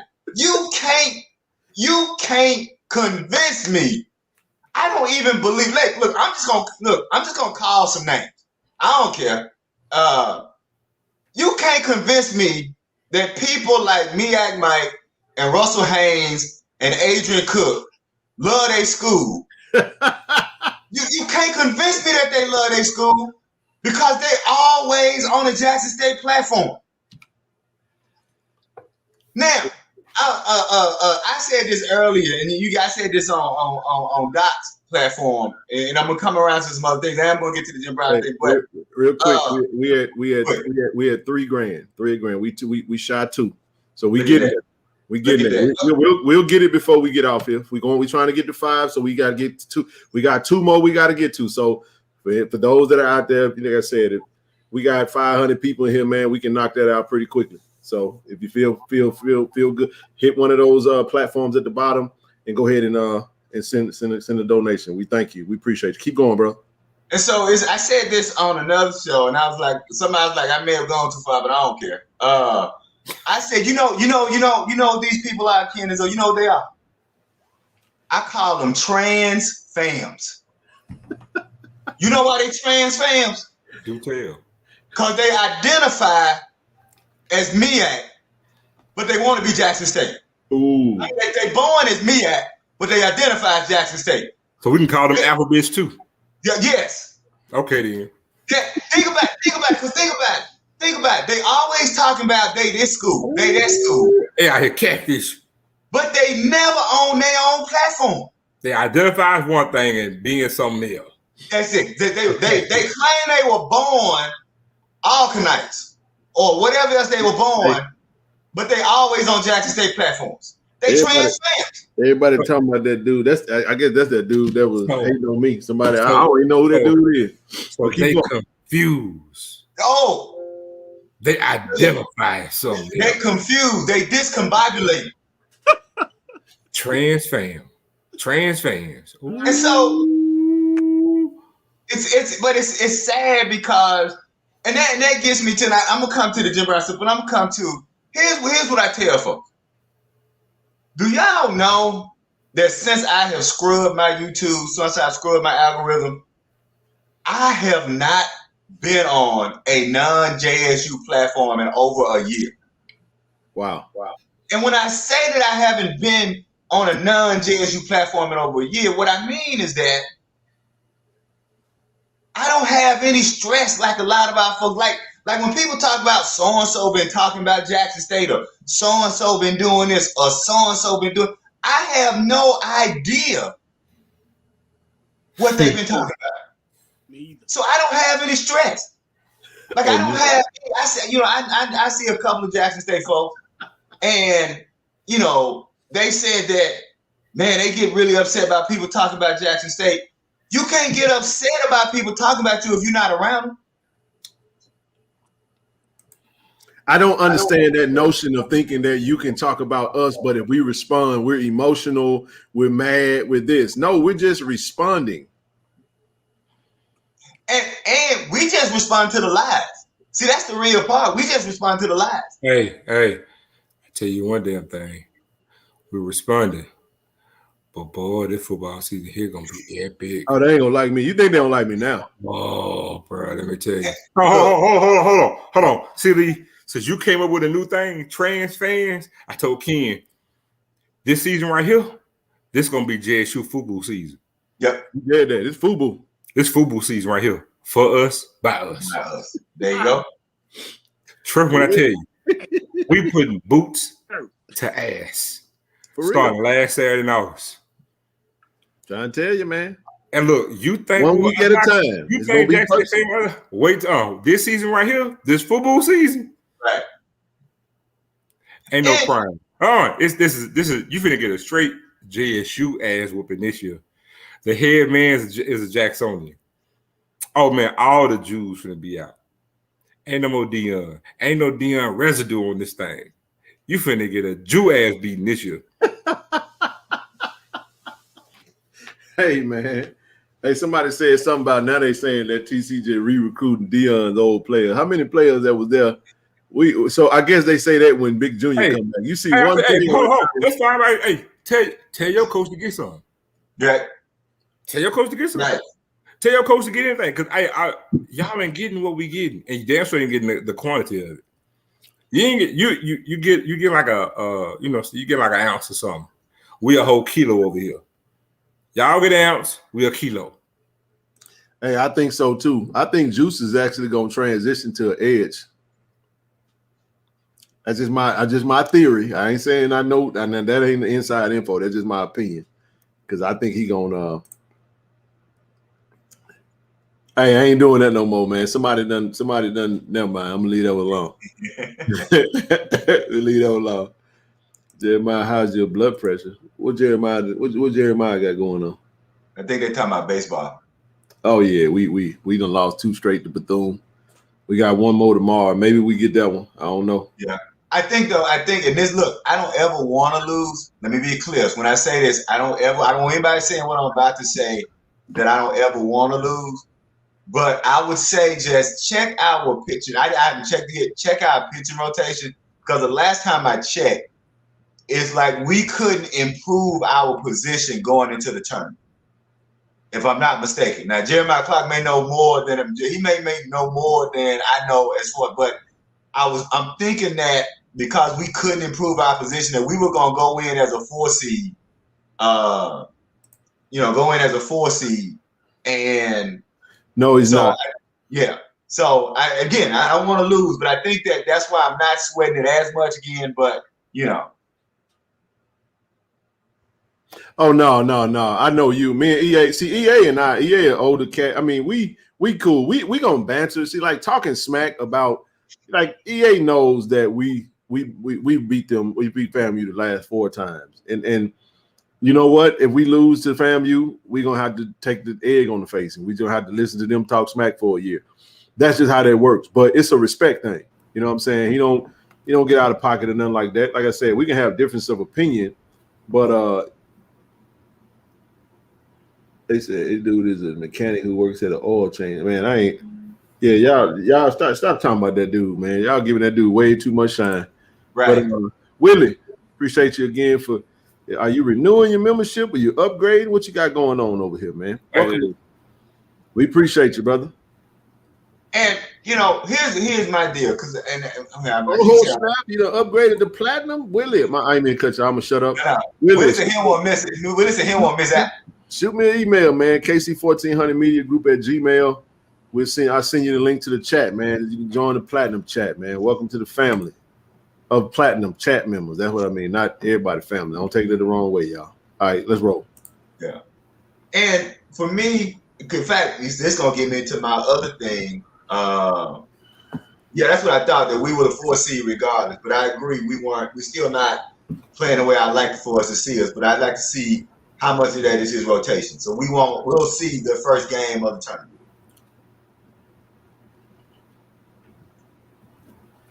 That's a good point. Timothy Cole, what's good, brother? Thank you, Miss Back Coleman, for the extra. I appreciate it. I'll check in a minute, you guys.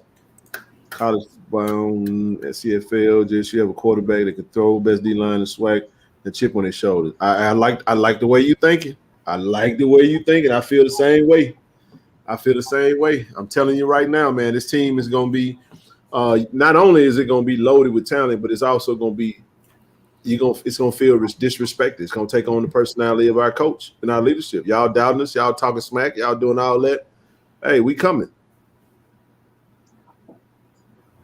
But we'll transition there, and Let's get into a little bit of this Jim Brown stuff, man. I appreciate you for coming up, and I know a lot of folks want to talk about that. Rest in peace to the late, great Jim Brown, passed away yesterday, peacefully in L.A., Los Angeles, out here with his family.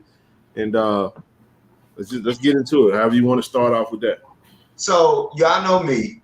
I can't do anything. You know, I have to give you the scholarship. I have to give you the research. Yep. I have to give you the ups and the downs, the good and the bad. Hold on one second. All right. Paris. I did not. You know what? Thank you for doing that. Before we get into that, Brother Seeley, go ahead. I got something for her. I got something for you. So thank you. I apologize. That's my bad. We had a new commitment today, Coach Tamika Reed. So just so you know, I was going to probably get into it a little later, but I'm glad Miss Paris actually caught me because you keep me on my toes there. So we want to welcome. I before we get in there, I just wanted to say shout out to Coach Tamika Reed for taking something. She took something. Yep. She done went and snatched up something. Mm-hmm. Leading score. She done went and snatched up Texas Southern's top guard. Let's read it in. Miss Adriana Avent, 5'11", from Sacramento, California. She transferred from Texas Southern University. Now, let's go through a resume real quick. So in 2022-2023, at TSU, she earned the 2023-2000 All-SWAC preseason honors.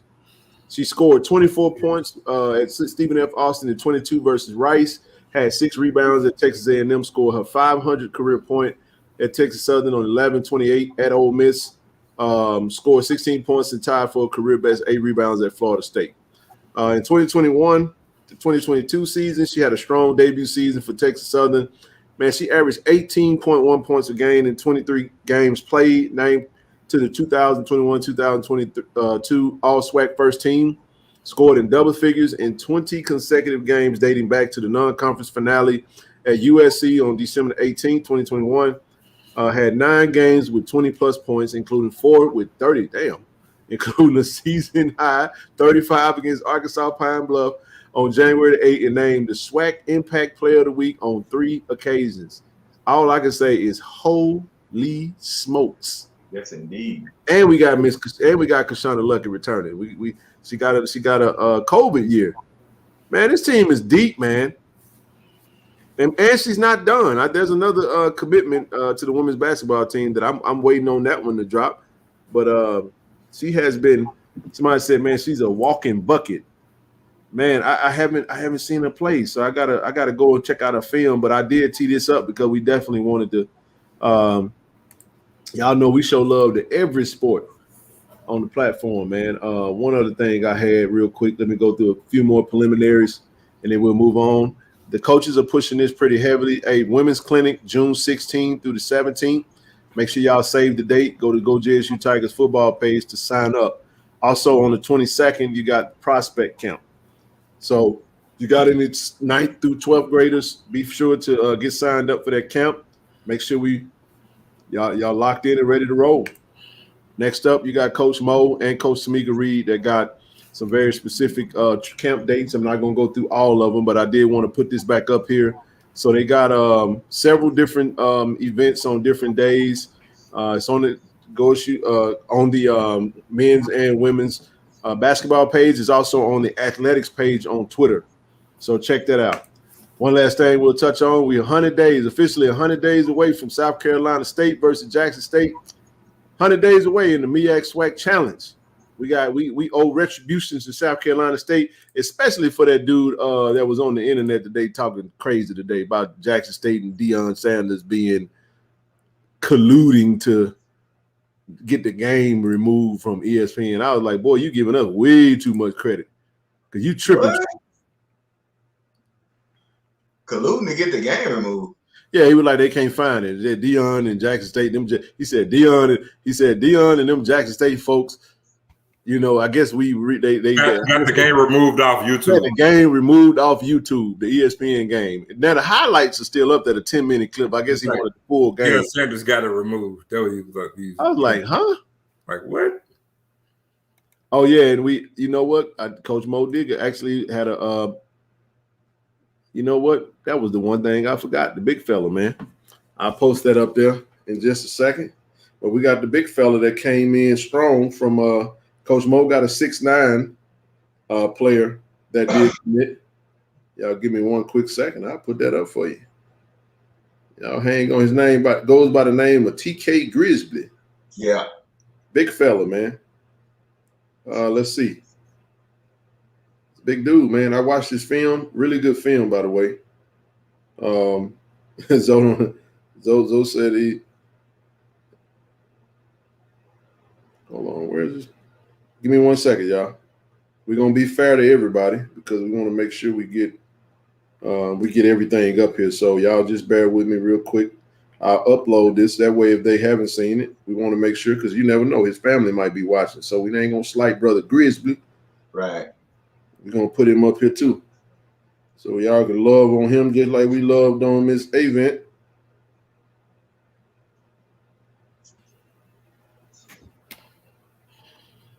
It don't take long. I'm in there now. Let me upload this bad baby and we're gonna go from there. All right. So if y'all hadn't had a chance to check him out, want to welcome Brother TK Grisby, 6'9". 6'9". Love it, man. 6'9". Developmental project, man. I think he's good clay, like Zoe always like to say, man. It's good clay right here. You're talking about a big body that they can mold and they can put in the weight room. I like that. Welcome, Adrian. Oh, I thought they had said something else. Baseball commit as well. I already touched on the baseball commit on the last show. So, all right, everybody, we're gonna move back into the Jim Brown, and then we'll transition into whatever we want to get into from there. Go ahead, Brother C. Lee. Floor is yours. So, like I tell folks, I have to, I'm a researcher by trade, and so I have to do the good and the bad because that's what we have to know our history. So I'll start with, what basically we already know. But here's some things that I think people don't know that I think is really important for people to understand. Jim Brown lettered in 4 sports in college. Wow.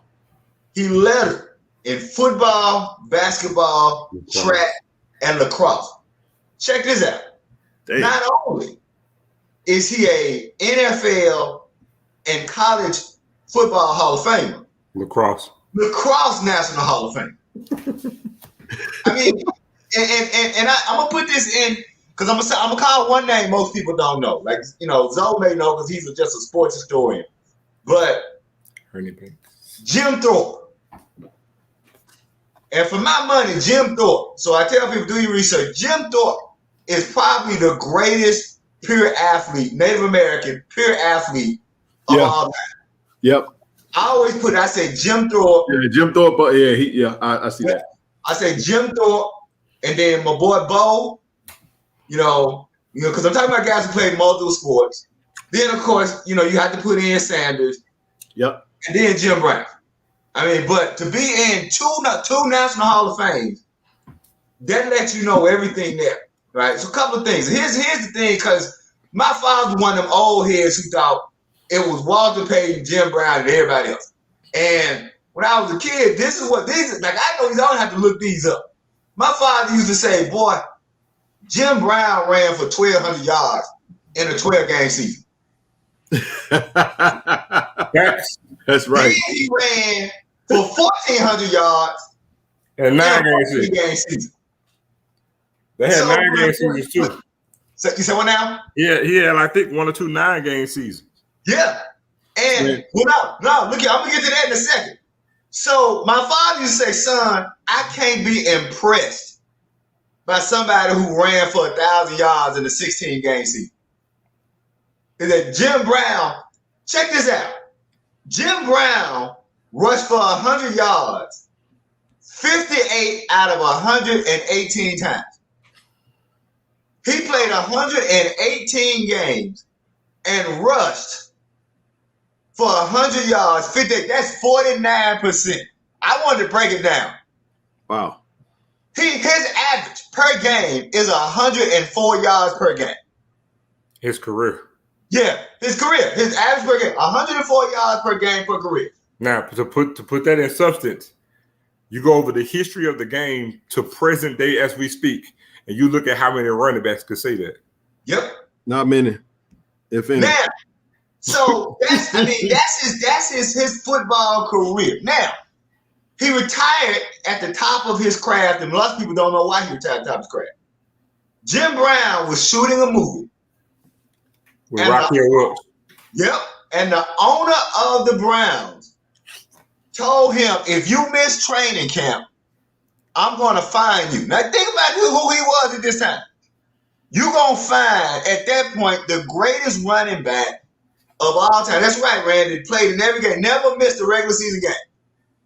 In fact, one of my favorite Jim Brown stories, just to digress for a second. One of my favorite Jim Brown stories. I'll give you two quick Jim Brown stories. And then I want to come back and show you some other things why he was important. Jim Brown, before every game, will walk out in nothing but his football pants. No shirt, no pad, no anything. And he would go and stand in front of the opposite team and do calisthenics for 30 minutes. He would just stand there, and every time the other team would just stop and watch. And when he would come back to his side, the players on the Browns would say, Jim, why you do that before every game? And Jim said, fellas, fear is a factor. And so there was this great story about Jim Brown was stopped on the 1 yard line. I'm coming to the dirty dozen. I'm coming to that. Jim Brown was stopped on the 1 yard line one time. And there's a great story behind that. There was a guy on defense. He stopped Jim Brown, and all the team came. Yep, Dave Winfield. That's right. He was drafted in the NFL, NBA, and MLB. Same, yep. Dave Winfield. And the guy stopped Jim Brown on the 1 yard line, and all his players came and picked him up and said, man, great stop, great stop. And it was the carrying the guy off the field. He said, great stop. I couldn't get out of this damn way. That is the only time that Brown was ever stopped on the 1 yard line. I have to bring up, I kind of know we're going to talk about the Dirty Dozen. I don't know the name of the movie, but the movie that he was working on when he left the Browns was that movie with Raquel Welch. The reason why that was an important thing because it was one of the first movies where you had a black man with an interracial couple with a white woman. And what's crazy is he actually had a relationship with this woman. And she was a very popular actress at the time. Well, she was a pinup girl. Back in the day, see, they don't know about pinup girls. She was a pinup girl. She was the girl that they made. They didn't make posters for everybody. Raquel Welch was a pinup girl, and the name of the title of the movie was Rio Conchos. Yeah. So he was filming Rio Conchos, and the owner said, "Hey, if you miss spring training, we're going to fine you." And Jim Brown was like, "Okay, don't worry about it. I retired." Now, here's why that's important, because so he made his mark in sports. After he made his mark in sports, Jim Brown is described, and I tell people, go look it up. He is described as Hollywood's first black action hero. I'm going to say that again. There was no black action hero. Because let me be clear. Sidney Poitier was a first black leading man. Right. But he wasn't an action hero. And so Jim Brown was the first described by Hollywood black action hero. And he was in films such as Rio Conchos, The Dirty Dozen, and 100 Rifles. Here's what's important about 100 Rifles. In 100 Rifles, he got co-billing. That means his name was right beside Burt Reynolds. Now, some of y'all ain't old enough to know who Burt Reynolds is. I know. But Andy, baby. Oh, yeah. See, some of y'all have seen the remake of The Longest Yard. What's the comedian name? Adam Sandler. Yeah. Look, I ain't knocking that movie. No, the original If you have not seen the real Longest Yard, yeah, that was the one. I saw that one. I'm gonna say this: the longest yard maybe it's not the best, but I put the longest yard at least top 10, top 20 best sports films ever made. Right? So if you've never seen the original Longest Yard, so the fact that Jim Brown had co-billing. Now, here's something else that people don't know that he changed the game. Do you know that Jim Brown was the first black actor to have 3 things in his contract that no other black actor ever had in their film contract? He had in his contract, I'm never gonna lose a fight, I'm not gonna die, and I'm gonna get the girl in every movie. No other black actor that was in Jim Brown's contract.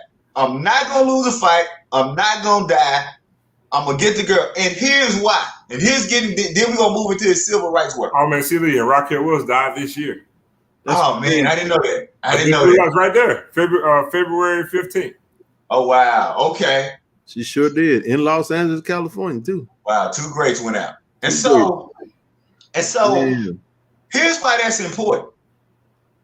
Amir Baraka. Some of y'all don't know who Amir Baraka is. I'll tell you about. Look up Amir Baraka. Amir Baraka is one of the greatest. Amir Baraka is he's not just one of the greatest black poets of all time. Amir Baraka changed American writing 3 times.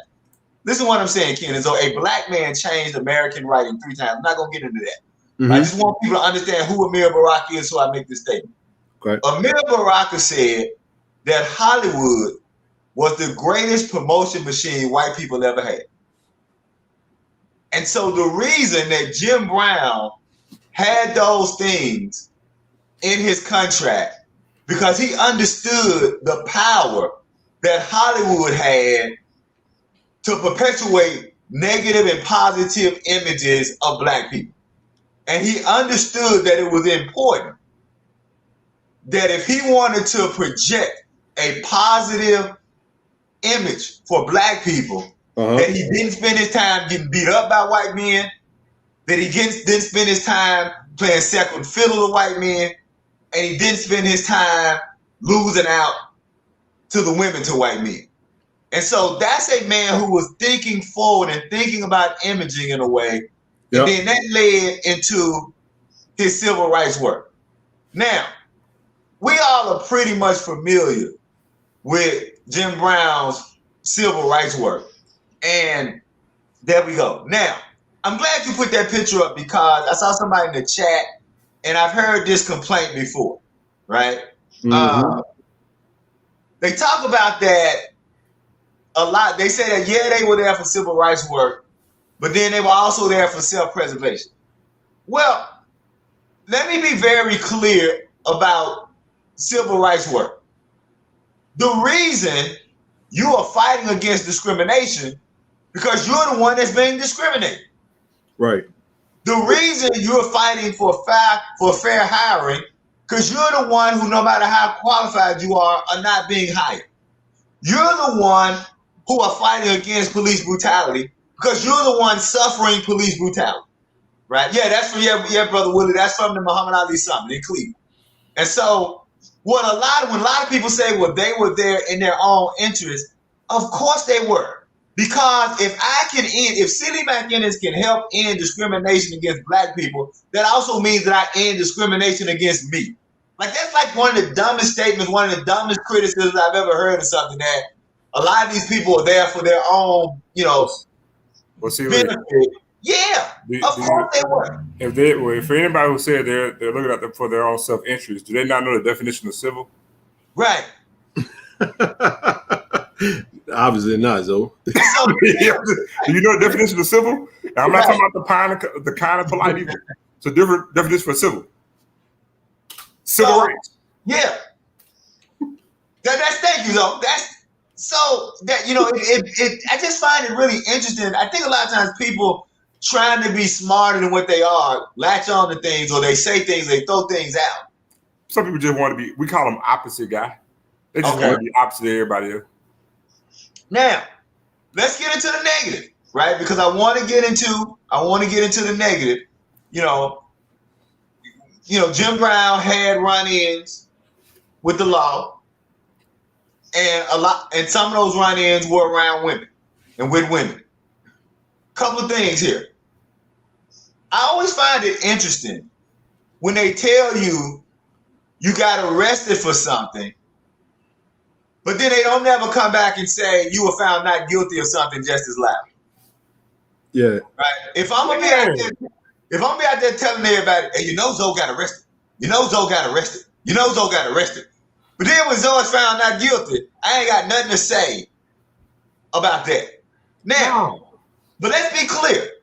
Jim Brown admitted, to be clear, Jim Brown admitted he had issues with anger issues. He had anger management issues. But you want to know the biggest thing for which Jim Brown, and I want people to hear this part about me. You know the biggest why he got into so much criticism about all those things?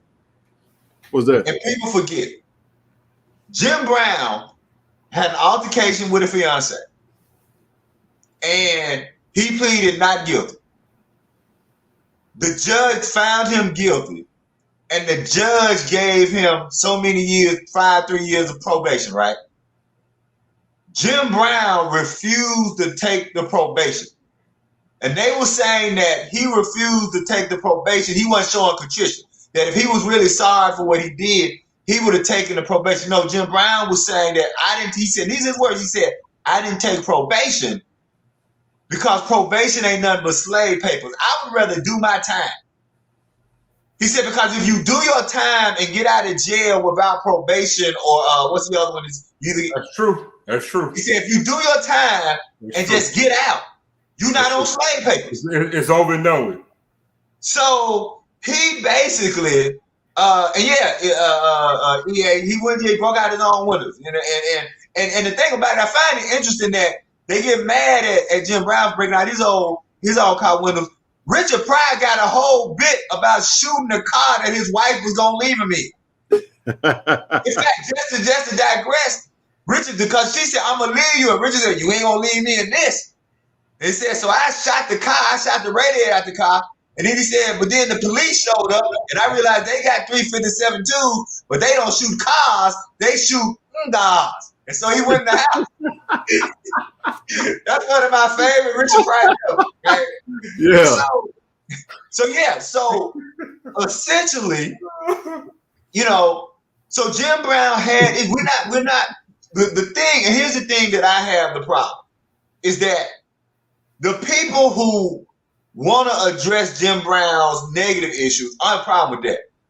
But they always lead with, y'all are celebrating Jim Brown just because he can play football. Y'all don't deal with these issues. I mean, no. Real scholars do both things. Real scholars can say he was great at these and he had some issues with that. Mm-hmm. But I want people to understand this because this was important to me. It is important that it's true. Because one of the things that we know that's a problem in our community, you get brothers and sisters that get out of jail, but they on probation. I can never remember the other word. It's probation, the other word to start with a P. Parole. You either get parole or probation. And you just like a slave because you can't do anything. You can't travel out of state. You can't have certain kind of jobs. You can't do certain kind of things. And so I applaud him. Because I'm going to be honest with y'all. I don't know if I'd have been mad enough to take the jail time. I think I'd have taken the probation. Mm-hmm. I don't know how many days in jail I can do. So that's the good and the bad. Now stop there if somebody wants to that was part of his probation. Yeah, it was to pick up trash and do all of that. And he was like, no, yeah, you're right. You're not gonna put me in an orange jumpsuit because we forget that's how they degraded James Brown. They put James Brown in an orange jumpsuit to say, here's your soul brother number one. Here's your say it loud, I'm black and I'm proud. They put James Brown in an orange jumpsuit to degrade everything that James Brown. And we ain't saying that James Brown didn't have problems. We didn't say that James Brown didn't have issues. Right. But we also understand how the American image machine works. And again, coming back to Amir Baraka, Hollywood is the greatest propaganda machine white people have ever had. And so I applaud Jim Brown for one, owning up to his issues, and for also saying that just because I had these issues, I'm not going to let you misuse my image because you want to perpetuate something about white supremacy that is not true. So I'll stop and see if anybody want to jump in, and then when we get through with that, I want to come back to one last issue that I got especially for Zoe. No worries. Hey, 5 Laws of Stupidity. Welcome to the channel. I wanted to say appreciate you. I want you to get a new name, dog. Please get a new name. 5 Laws of Stupidity. Hey, it's pretty long, but I wanted to wait until Brother Paul's to give you a shout out. Silver member, we thank you for the support, man. Can't do this without our members, man. We anybody that's not a member, we welcome you to become a member. It's a way to constantly, support the platform, and we continue to do what we do, man. Thank you. And like I said, if not, then we definitely just appreciate you for being here and being a good citizen of the channel. T, what you gonna say? Yeah, I was gonna say about Jim Brown.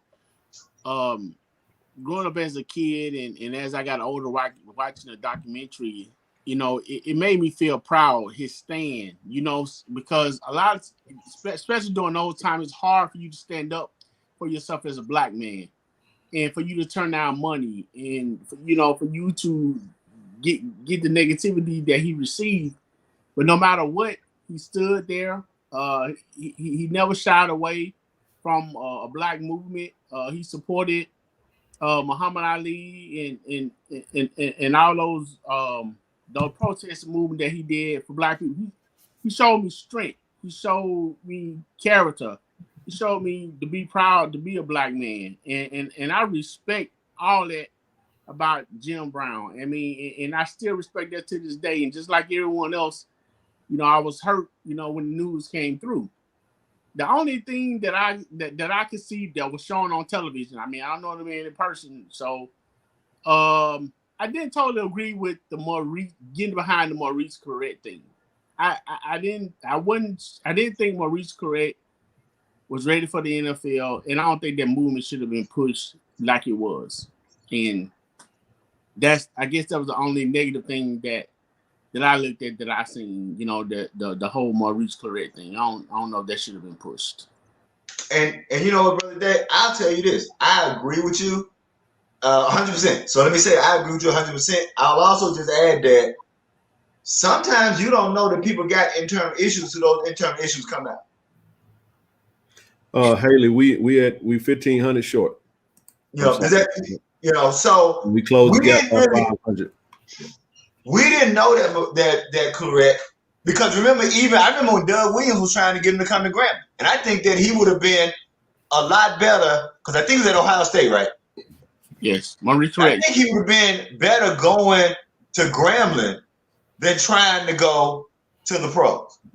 And I think that a lot of times what happens is you don't know all of the issues until you get into the weeds of it. I'll say this, having done some. I don't do nearly as much grassroots work as I used to do in the past.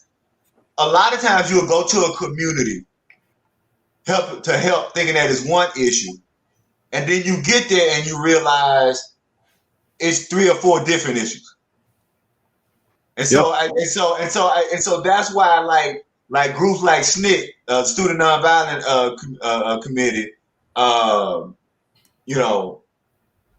would always say you should always investigate the community before you decide to help the community. And I think that what would have helped if Brother Brown and others would have really looked at both Clarett and Ohio State to say, what's the issue here? That is not just Ohio State, it's also some things with young Brother Clarett, that him going to Grambling or anywhere else.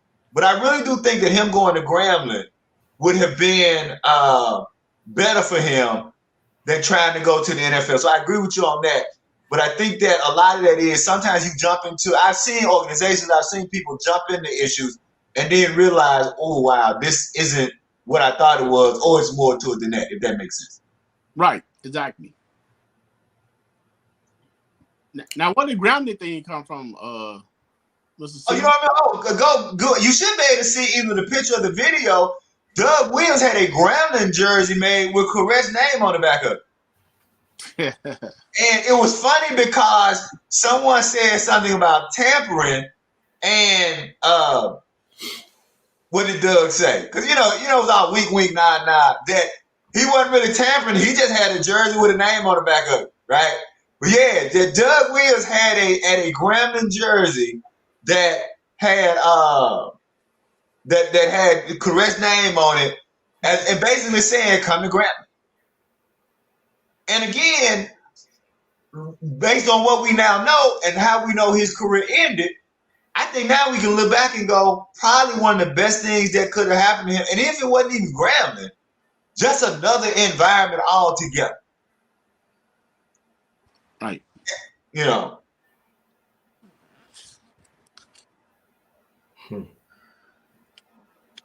Again, my contribution coming soon when we get off the call.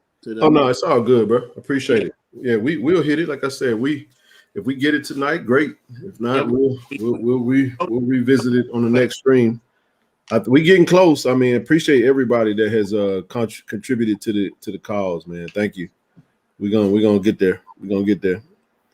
It's definitely appreciate you guys. Speak on the American Foundation. Yeah. The country for gang members and black males. Okay. Yeah, he was actually one of the few people. Him and Minister Farrakhan were basically the only two people who could broker peace between gangs in LA. Like, there have been very few people other than Minister Farrakhan. I know people may feel a certain way about Minister Farrakhan, but yeah, Minister Farrakhan and Jim Brown, and that says a lot when, you know, it says a lot when young people will listen to you. It also says a lot when young gang members will listen to you. And I think the American Foundation was important because it had a real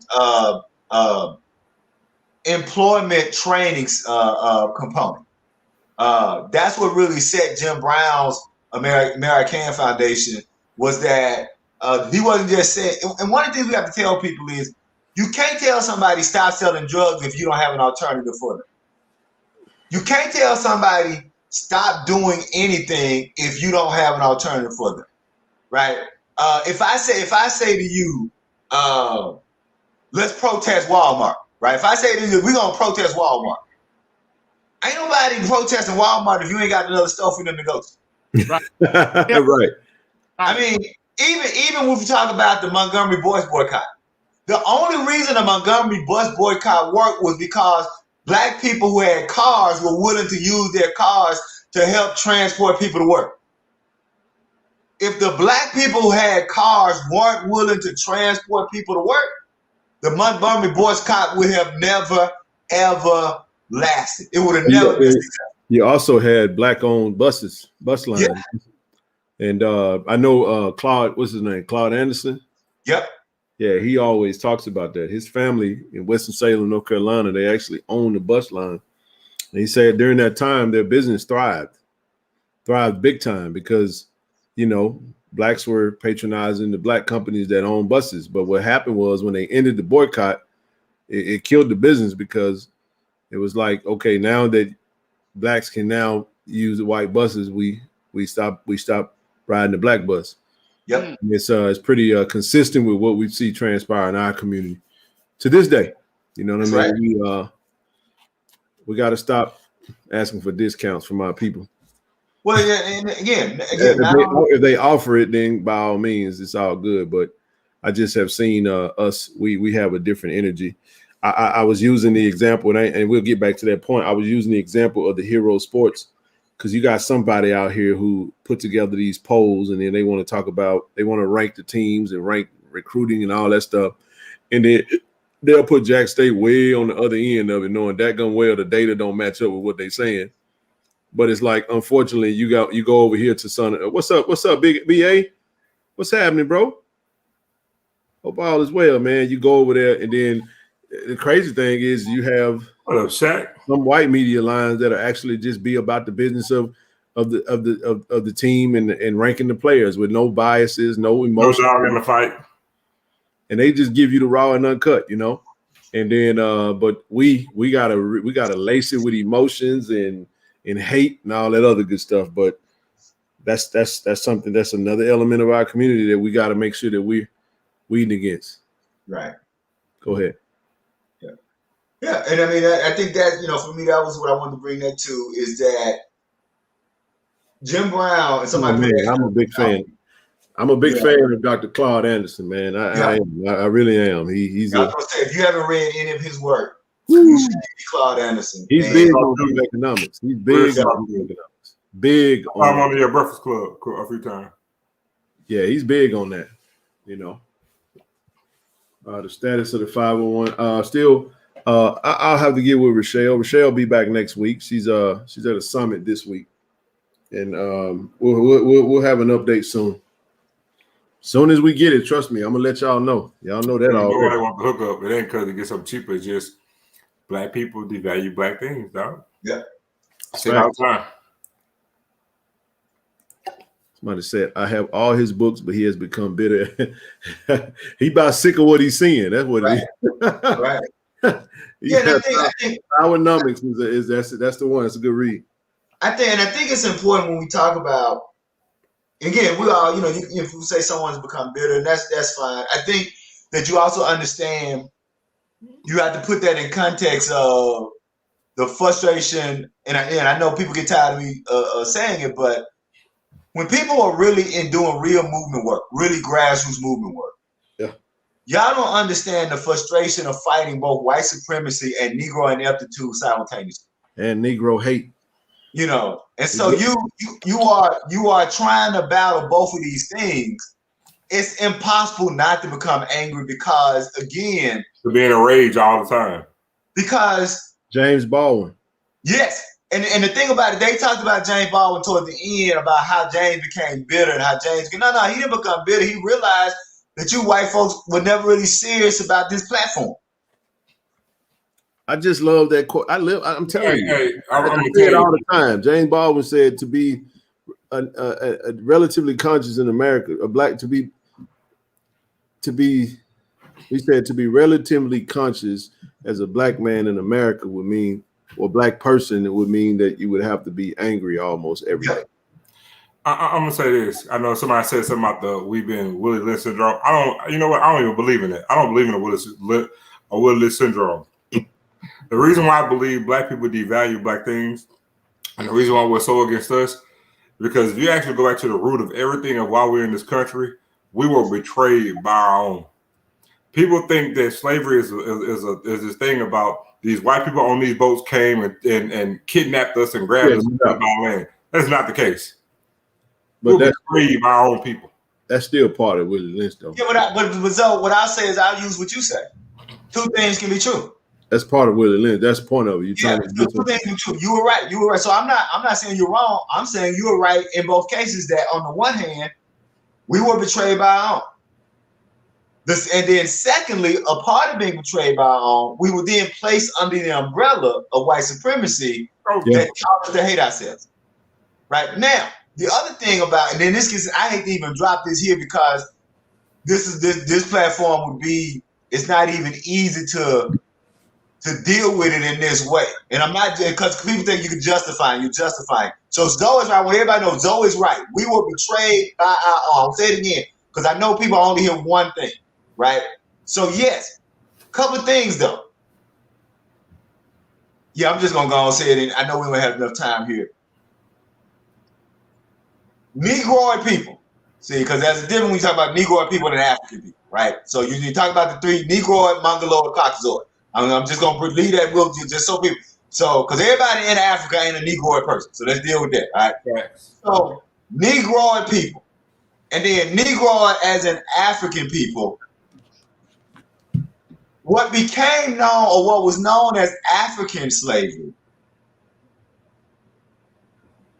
was not perpetual human slavery in the same way under a European system. Here's what I mean. Western slavery, European slavery, i.e. slavery by the British, the French, the Dutch, was a slavery where you became perpetually chattel, right? Own property in perpetuity. Whereas in African slavery, so let's say Kenzo and Celia from 3 separate tribes. Yep. And in African slavery, let's say I defeat y'all 2 tribes. Okay? that first generation, y'all are gonna be given a choice: serve us or die. Some of y'all gonna be real strong and say, I ain't serve nobody, well, you get killed. Others gonna say something. But here's the thing. But here's the thing. Do you know that your children wouldn't be slaves? Your children would be absorbed into the new tribe. That's the way Native people did it. That's the way African people, Negro people did. The only people who did perpetual slavery, where you, because of who you are going to be perpetually a slave, was what Europeans did to Africans. And so, I'm not giving the people who sold us into slavery a pass. I want to be clear.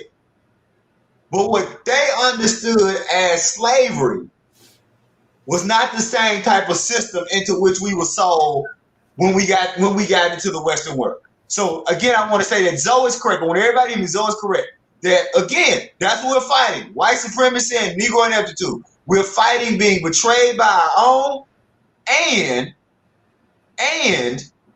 the white people who hate us. Yeah.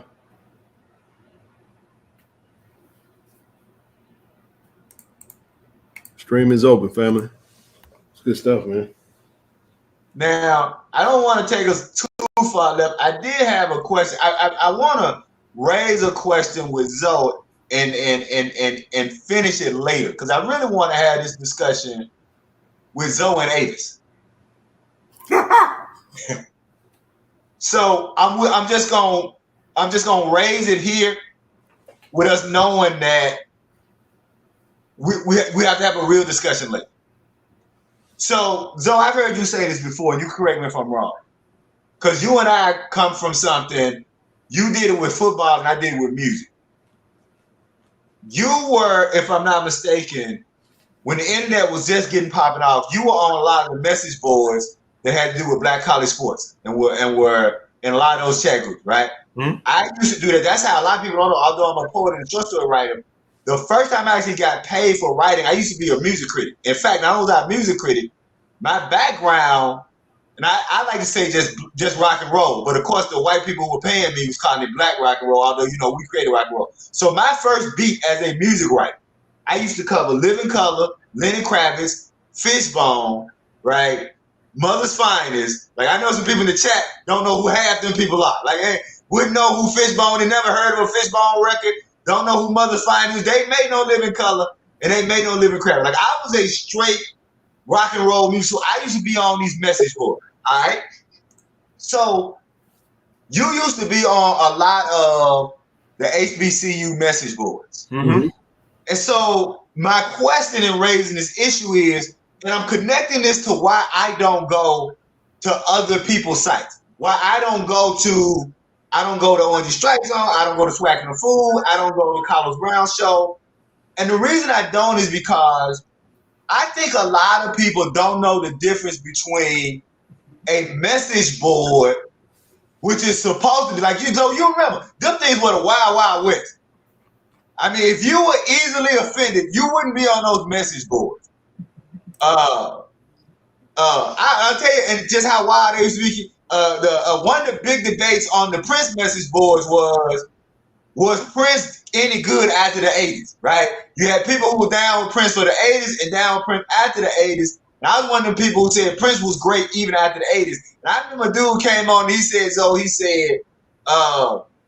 Prince's music sucked after the 80s, and the y'all who like Prince music after the 80s, y'all suck too. Like, that's how, like, what no, niceties. All right.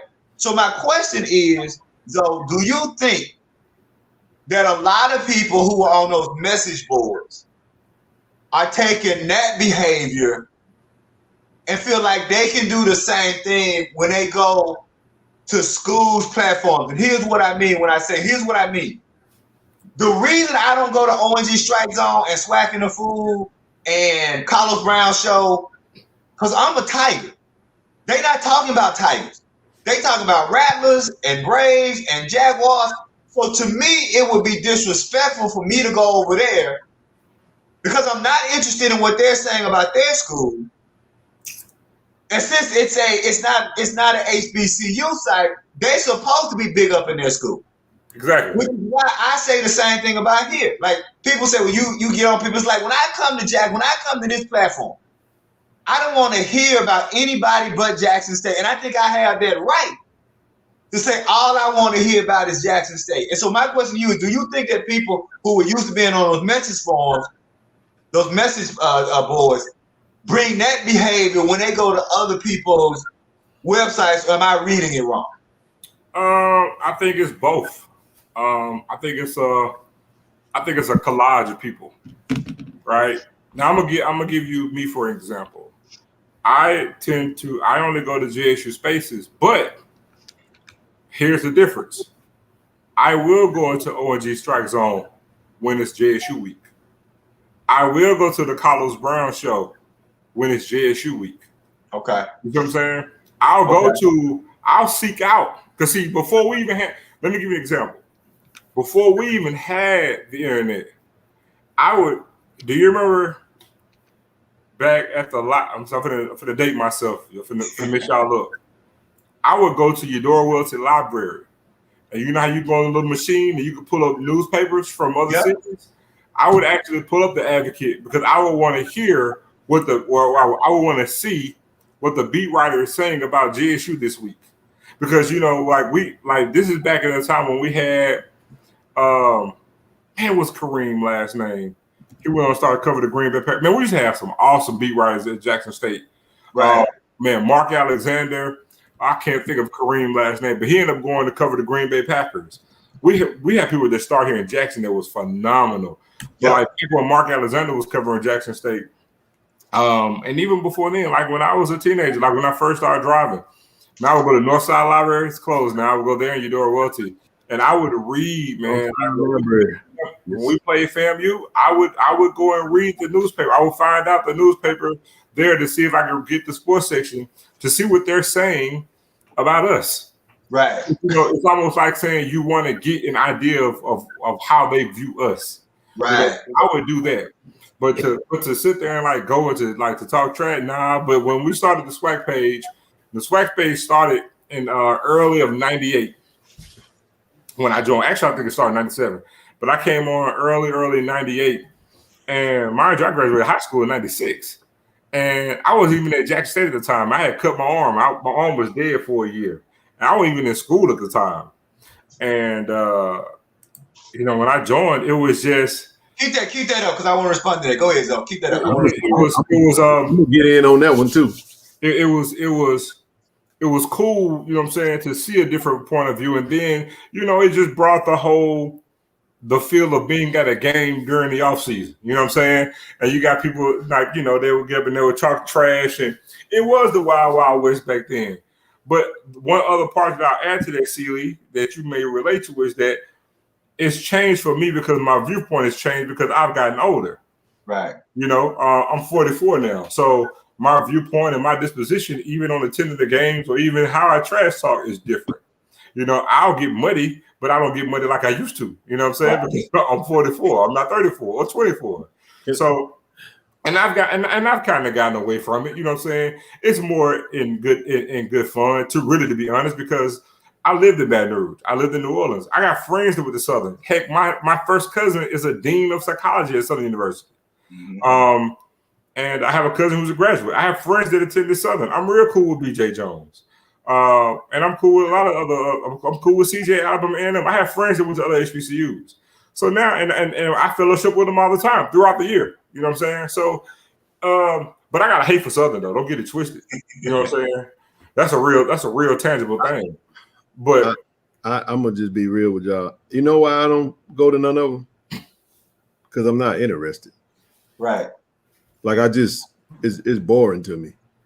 Like I don't get no. Just I'm not saying it even to be disrespectful. Like I have no vested emotional interest in it, so I can't watch it. Plus I'll be busy, so It's like busy doing what we're doing. And for the brother that put it up there. The news that needs to come out, we'll hear it. Mm-hmm. It'll come to us. The important stuff. You got platforms out there that cover. That's my point. And we follow those platforms that'll tell you what is going on. But when we're talking about people getting in front of a microphone and a camera and going in depth about breaking down. Like, I have zero interest in listening to G. And G, my guy, I like it. I like G. But I have zero interest in listening to him break down anything about his school unless we're about to play them. Then I'll pay attention. I have zero interest in knowing what FAMU is doing. I seriously don't care. And that's not to even be that way. Is I have blinders on because we got so much stuff that we got to do and so much stuff that we're working on and so much stuff I want to be focused on. Y'all got to keep in mind, not y'all, but we have to keep in mind that we all have real lives and real jobs and real families and real lives, right? So at the end of the day, it's only 24 hours in a day. And the amount of time we give to, now I lean on Zoe for a lot of this stuff. And Zoe will tell you, Zoe over there. So if Zoe over there, I don't need to be over there because I know whatever he come and tell me, I can take it to the bank.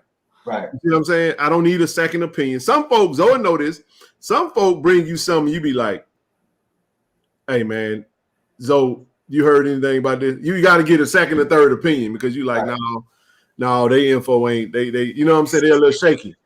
So that's how we do it. We get the info, but I ain't going to be over there watching and sitting because I don't know. I guess I can't listen to, and this is another thing. I say this not be done.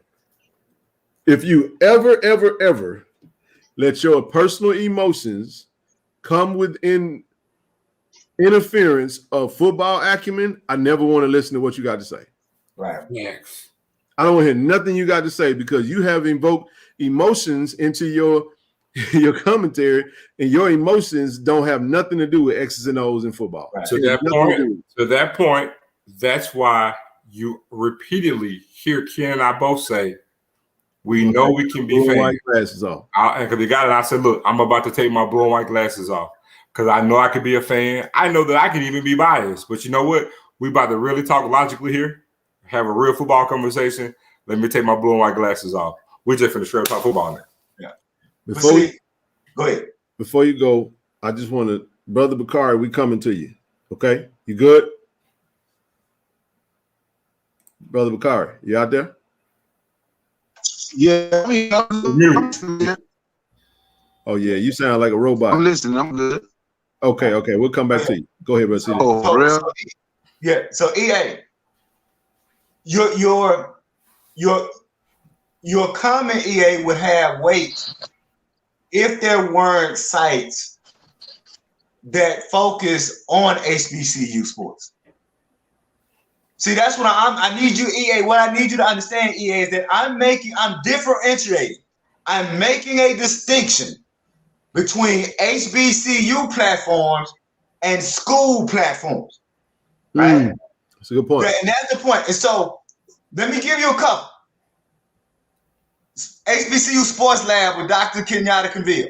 Yep. That's an HBCU school platform. Yeah, I rock with him. I rock with Coach. BCSN Sports Rap. That's a HBCU platform. So I don't need to go to Orange Strike Zone. I don't need to go to Swack and the Fool. I don't need to go to Carlos Brown Show. If I want to hear about just HBCUs in general, I'll go to the HBCU. Now, check this out. Technically, HBCU Overdrive with Doc Holliday is an HBCU platform. Although it leans Jackson State. I actually mostly watch Doc Holliday. I watch the recording. I rarely watch the live of it because there are so many other HBCU folk there. I just don't want to deal with it. But I want to support Doc. So this point would be valid, EA, if there weren't HBCU platforms. So my question to you, EA, is that if there are, well, not my question to you, because I want to be clear. One thing I've learned is that I don't have a right to tell somebody else how to be a fan. So I want to be clear. In fact, I want to, you know what? Let me. I know I'm digressing. I need to apologize to somebody, Ken and Zoe and Dave. I'm gonna apologize to somebody. You know who I'm about to apologize to? Because I actually got on this dude publicly in the site. I'm gonna apologize to Franklin Coots. So Franklin Coops, wherever you are, brother, I apologize because I just thought that brother was out there doing too much. I thought he was over the top. But I was like, you know what? He had the perfect kind of energy for the backlash Jackson State was getting. And I'm out here trying to be civil, and I'm out here trying to be Mr. Objective and middle of the road. And Franklin Coops was like, Jackson State is America's team. Like he was, so to anybody who feels like I've ever tried to tell them, because I got on him, he and I went at it publicly on Dr. Cavill because I felt like he was disrespecting Dr. Cavill's show because Dr. Cavill was having a conversation and he put in the chat, don't nobody want to hear that talk about Jackson State. And I corrected him. I said, no, brother, this is an HBCU site. They talk about more than just Jackson State. So that's my place on is that as long as there are HB and finally I'll say this, EA, and just anybody, I should have a right to come to a space and get loved on as a Jackson State grad or a Jackson State fan. And I don't understand why people feel like that. There are so many platforms where you can dog Jackson State. Why do you feel like you have to come here and expect? Because we said why? Because we the hottest club in town and they ain't got nowhere else to go. So that's my whole point. That I like to keep HBCU space. So I'm never going to go if it's a school site. I'm never going to go because I feel like the Rattlers and the Braves and the Jaguars and everybody else, they have a right to be loved on, right? Yeah. And I don't have a right to be at their space when I know all I want to do is put in like Franklin Coops, Jackson State is America's team. And I'm not going to put that in somebody's platform. I should go ahead, Brother McCarr. I should have. Am I better now? There you go. Yeah, you're good. What's going on? All right. What's up? How y'all doing? What's up, Mr. McKinnis? What's going on, my man? And look at you know what I call you? I call you the legendary legacy because your daddy brought the greatest lawsuit of all time, the Ayers case. You are the legacy. You are the legacy of legendary. And you know what? That's how I feel about you when I hear you speak, man. You like the old commercial E.F. Hutton. When you talk, I just listen. I'm being honest, man. That's how I truly feel. But you know something? I'm gonna tell you. I don't know how I found your channel, Ken, but ever since I found it, I've been watching it. When Zoe say Black people devalue Black things, I started searching more because I hear so many people, Black people, the way they devalue HBCUs. And my son is a sophomore at Jackson State. So, and I always followed HBCUs my whole life. When I found your channel, man, I'm telling you, like they ask you, man, where you been? I'm like, man, I've been on HBCU. Man, what's the name of them? I don't want to tell you because they ain't gonna want y'all on the chat. Don't nobody want to hear that negativity all the time. So don't worry about the name of them. So they don't want you over there. I don't even want you over there. Don't go tell nobody I sent you. But anyway, right? So when y'all talk about group economics, right? Yes, sir. I want you to understand, and I know y'all know it, but look how y'all raise their money. Look how we raise their money for the shoe. Look at the money you raising now. This is what you're doing for Jackson State. This is group economics. We're coming together and we're doing it. And it's Black people doing it for their university. And every time you say you have something, people come together. We need for this. We come together. And I tell people all the time, our HBCUs is a microcosm of the community. So yes, when they say they devalue Black things, but I want to show the people in your chat see the value in Jackson State, and they see the value in you and Zoe. That's why you can ask. That's why y'all can ask, say, we need this. And people jump out, you know what? Let's go ahead and donate because they ask, because they know y'all are good people. And you know what? I just want to add to that real quick. Stay right there. We don't mind being supported by the community. Because what happens sometimes is we like to get it out of the mud and we take the pride in the struggle. We can get there so much faster when everybody is. I have this vision of people when the games are going on and y'all see us out there using the things that you guys have put in for us to actually pay for. I love the image of that. I'm okay with that because it tells us that you guys support us, and it also shows a deeper image of what can happen when we come together. So, and then we also won't never take that for granted. We ever won't take advantage of it, and we're very careful with what we come to the people with about that. But go ahead. Yes, but when you come, the people here for you, and that's group economics, and that is great. That's what we need, not just for our schools, for our communities. Y'all from Mississippi, so y'all heard of the Delta Blues Festival, right? In Greenville, Mississippi. Sir. Yes, sir. Without question. Yes, sir. Yes, sir. Okay.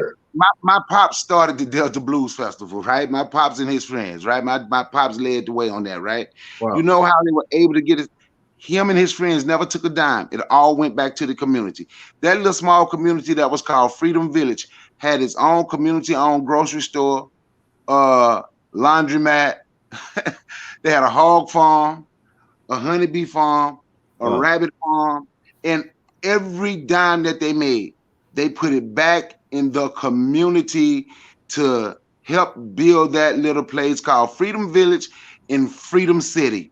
And when y'all say we sold each other out, and I like to say it's not just that simple, but that's how it ended up leaving Freedom Village and going to Greenville and other people being in charge, because some people got mad at my dad and his friends who literally wouldn't take no money and said they didn't want them to be in charge no more. So it stopped for a minute. Now other people have it. But that's literally when I put it in the chat and I say I grew up in this. And when people talk about that, I really love it, and we need to do it now. But I just like to give people their flowers and everything when they're doing good. And once again, I appreciate y'all channel. I appreciate you, Joe. Your boy Nook ain't over here tonight. I forget the other brother name right there in the red t-shirt. I seen him. I appreciate the chat, and I most definitely appreciate the Black E.F. Hutton. I listen. He's a wealth of knowledge, man. This ain't nothing but love here, peace and love. And I'm gonna get off and I'm gonna listen offline. Before you roll, I want to do this. Well, I was thinking about this today because you just said something. Basically, you guys had your own Rosewood, right? Your own, Tulsa. Yes, our own Mount Bayou. Yeah. So we have a lot of people that support this platform that's in this chat that haven't figured out quite how to, because a lot of people don't want to impose, but I do want to just offer that to people because we have brothers like Brother Willie, WWT, that's doing some, some amazing work behind the scenes with financial advisement type things. And then I said this earlier, someone reached out to me about some summer work, but a brother from this platform who's a director at a particular organization, does some hiring and firing, reached out to me and said, hey, yada, yada, yada, if you need this and this. So we were able to connect the dots, right? So there's a lot of people that's in this chat that have a wealth of experience, access, knowledge, businesses, all types of things, but we welcome that. Like, this is a welcome arena for you to come up. If you want to shoot me an email, man. If you got something you want to offer to the people, or you want to ever come up, and we okay with that too. It ain't just about us, but that's what I said. We offer this time for those that would like to do something like that. So I just wanted to mention that we are looking for sponsors, obviously, but but if we have a service, like if people are looking for, like for example, you got people who be looking for a vehicle, but then you got car salesmen that support the channel. You see what I'm saying? You got people that whatever it might be. You know what I'm saying? This is an arena or an avenue to which we can connect the community. So appreciate what you said, man. I just wanted to piggyback off of that and mention that before you jumped off. All right, man. Thank you. And thank you, brother. All right. Thank you, Brother Bakari. I wanted to circle back one thing, and I don't know if EA is still in the chat, because I want him to put in the name of the sister who is the moderator for the ONG Strike Zone, because I want to see for people to really understand who I am and how I work. Yeah. So if EA, if you're in the chat, put the name of the sister who is the moderator for ONG Strike Zone. Now check this out. Ken and Zoe, I think Brother Day also know about my newsletter. I have a newsletter that goes out to 3,000 people every Friday. Check this out. Now, everybody just heard what I said about I don't frequent this, I don't frequent that. Whoever the sister, she's a dentist, I think. Somebody told me that there was a sister from family had a new book. That's what we do. I'm gonna pull it in the short story, right? I support Black writing. In fact, today's newsletter was all about Black books and new Black books. I had your boy book on there, Ken. I put his book in there. Gave him a shout out. I only have an hour. There you go. The sister who is the moderator for OG Strike Zone, she's a dentist. Sam Polk, by the way. I keep going. She had a Dr. Lloyd. Dr. Lloyd Wilson had her book out. She's a dentist, and I think it was about Black dentists.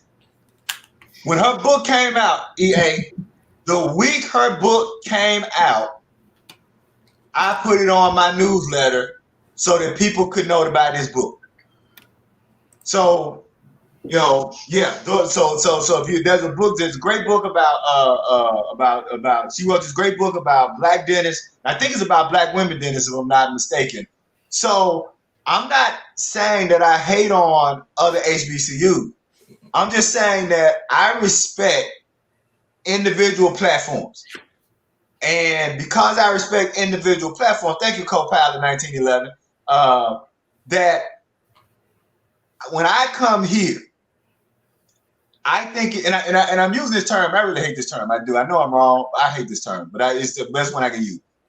This is a safe space for me. I hate the term safe space because it applies some things. But as a Jackson State supporter, there's so much negativity everywhere else. Facts. There should be somewhere for me where I don't have to hear anything but Jackson State. That is the one element. I'm glad you're going down this road, brother, because that is why I don't go to some of these platforms. I get tired. Can I be frank? I get tired of the bullshit. I'm gonna be honest with y'all, in case y'all ain't figured this part out right now. Some stuff that I read triggers me. And when it triggers me, it's gonna trigger me to say something. And when I say something, I'm gonna say something I'm gonna try to cut you straight to the core.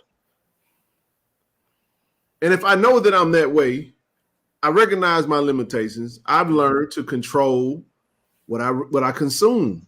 Right. It's just like sitting at the table. People think that dieting and detoxing is solely about food. It's also about you are what you eat. And if I've seen myself not be in my best light when I'm in certain spaces where I'm just seeing y'all just hate on my school, I ain't trying to hear that. I don't want to hear that. But I also at the same time will defend your right to hate on my school. I just don't have to listen to it. That dude said he's trying to tame the savage beast. That's all I'm trying to do. Because I don't want to. I know the real Ken. Y'all just know the YouTube guy. Two total different people.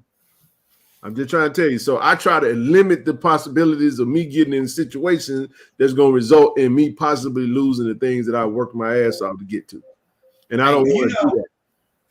And what's really sad about it is all of the people who spend so much time talking negatively about Jackson State are missing an opportunity to support the brilliance of their own institution.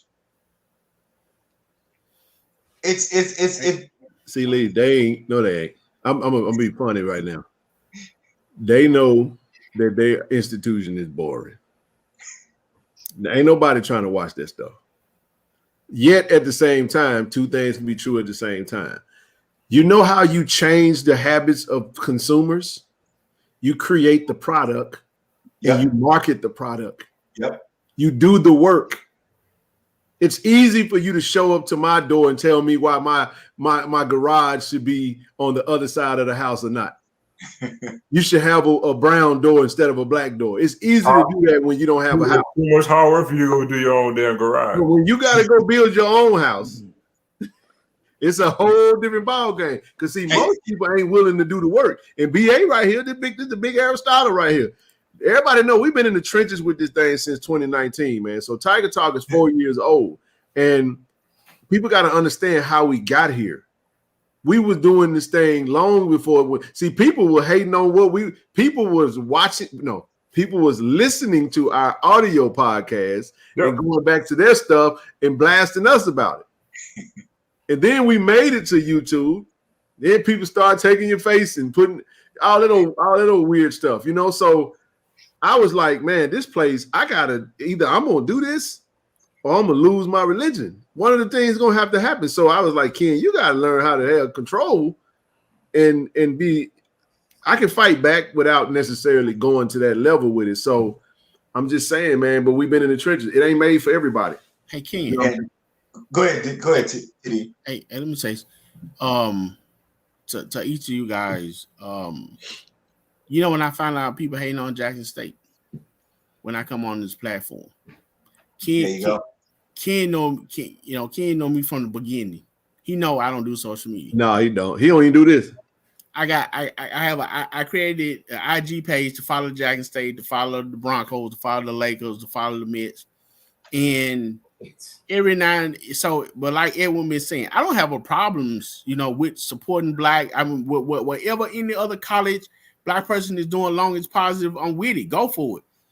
But like Ken said, I don't have the urge to go to those pages. Now, I think I've gone to Shaq in the Food page maybe twice. One time when he was on the show with Ken talking about, that's when I got introduced to him, talking about Ed Reed. And then I just, and my daughter go to Alcorn, so I just went there again a couple weeks ago, and that's all it was. All the algorithm as far as the different schools coming up, I've been turning all the alerts off. And when this phrase that Zoe used, Black people devalue Black things, I think about that every day. And it's so true. So I'm like you, Mr. McGinn. I have a peace of mind when I come in here because I don't hear all the talk. I do too. Twitter, through I've learned I hear Ken call me when I was in Vegas. Hey man, tell somebody not to take that off before I blast them. I'm like, what they do? Like I went to home. I said, man, what happened? What did you post? I mean, what's going on? So I mean, we got that rectified, but I just wanted to say, hey, I support Black, any school, FAMU, anything that they want to do Alcorn. But I know what you're talking about. Yeah, you remember that? So I don't go looking for it. But if it comes up, I may look at it. It's like, okay, but this is where I focus. This is what I hear. So I get all, when y'all get to talking to myself, I'm like, oh, I didn't know that was going on, and I get it from here. Well, so, look, I don't take any pleasure. I don't take any pleasure in that quote, by the way. It's just I know. It's just a real ass quote, and I'm pro Black to the core. I got the most Black features of anybody on this screen right here. You know what I'm saying? By far and away, I'm pro Black as they come. I take no pride in saying it, but it's the truth. Right. It is, and it's the damnedest thing, and I say it every day, and it's the damnedest thing because I hate to say it, but it's true, and it's because, to use James Baldwin, I really feel like to be a Black man, you're stuck between a rock and a hard place just being here. Because I'm not gonna sit here and act like racism don't exist, because we all know that it does. I gotta deal with racism on one end, the only race that has to really truly deal with it, and then as a Black man, I gotta deal with Black people. Yep. And we're the only race that has to deal with it. Because I know sometimes people talk about Black on Black crime. They'll say, "Oh well, of course you'll have Black on Black crime because you're in the area with Black people." No, I can be in Vermont. If a crime happened to me, it's gonna be happening by somebody that look like me. Y'all know it. Ain't no point in capping about it. I mean, we just keep it a book. It don't matter where we are. The only crime that can happen to me outside of this race is it could be a white police officer. But guess what? Or an Asian one or a Latin one. But it's gonna be a police officer. Hey man, look, I'm batting 1,000%. I ain't gotta worry about no Asian breaking in here on me. I ain't gotta worry about no Latino breaking in on me. Let's just keep it a book. Let's keep it a book. So it's like you stuck between a rock and a hard place, man. And it's the toughest damn thing in this world to be as a Black man. You can't even explain it. All you can do is talk about it and give a head nod to another Black man that looks just like you, because only they can understand. Yeah, brother GA, what's up, Dub T? Let me get brother GA in this thing. How you doing, brother? What's going on, Dub T? Ken, Hey, what's before you, I want to just jump in on what you said about marketing right quick, and then let them roll. Because I don't want, when you said that, the point you were making is that what separates Western marketing from Eastern marketing. When I say Western, I mean I'm talking about the global concept. Western marketing, you'll know this because this is what you do. Western marketing, the ideology of Western marketing is they don't market or sell you anything that you want or need. I want people to understand that. They don't market anything that you want or need. Western marketing is all about creating a desire for something you didn't know that you wanted. Facts. So I just wanted to, so when people understand why marketing is the okey-doke, in fact, I don't have to sell you something that you already want or need. You're going to get that anyway. Yep. That's why so many people, if I go to everybody's house, in this chat and ask you, why you got this? At least one thing in your house, I've asked you, why you got this? You're going to be like, I don't know why I got that. I don't know why the hell I got that. Because somebody created in you a desire for something that you didn't want or need and sold it to you. That's it. I'll shut up. Hey, CD, look, in my process right now, every red center was bottom of the house, it got a, can't tell you, I know why I got it, and I'll be like, oh, I got this for this purpose only. We tight. We tight. Hey, GA, go ahead, brother. Hey, what's up, good brothers? How y'all doing this evening? What's going on with you? Good evening. Hey, enjoying the dialogue, fellas. Appreciate it. Just want to come in, man. Piggyback. I'm gonna have to start bringing a notepad to the chat, man, because yes, sir. I get to losing my train of thoughts, man. But two things to what Brother Silly was talking about, the different posts, going to the different platforms and everything. Yep. I totally get it, totally understand it. Y'all may remember me, may not. I'm wired a little different. I believe cream rises to the top. And Wednesday Ken was in rare form to handle any post in any platform, in my opinion. Mm-hmm. And thank you. I'm just saying, you know how to switch it and engage it. And the same thing with you, Zoe. And I mean, it is what it is. You know, we don't mind them. It's just wait. Exactly. Keep it on the up and up. Long you get a little disrespectful, we'll whack you. But keep going. Yeah, exactly. That's what we do, and that's what we about. That's just, you know, it's that's where we from. However, I just want you to understand, good brother, that y'all are different, man. Y'all is not this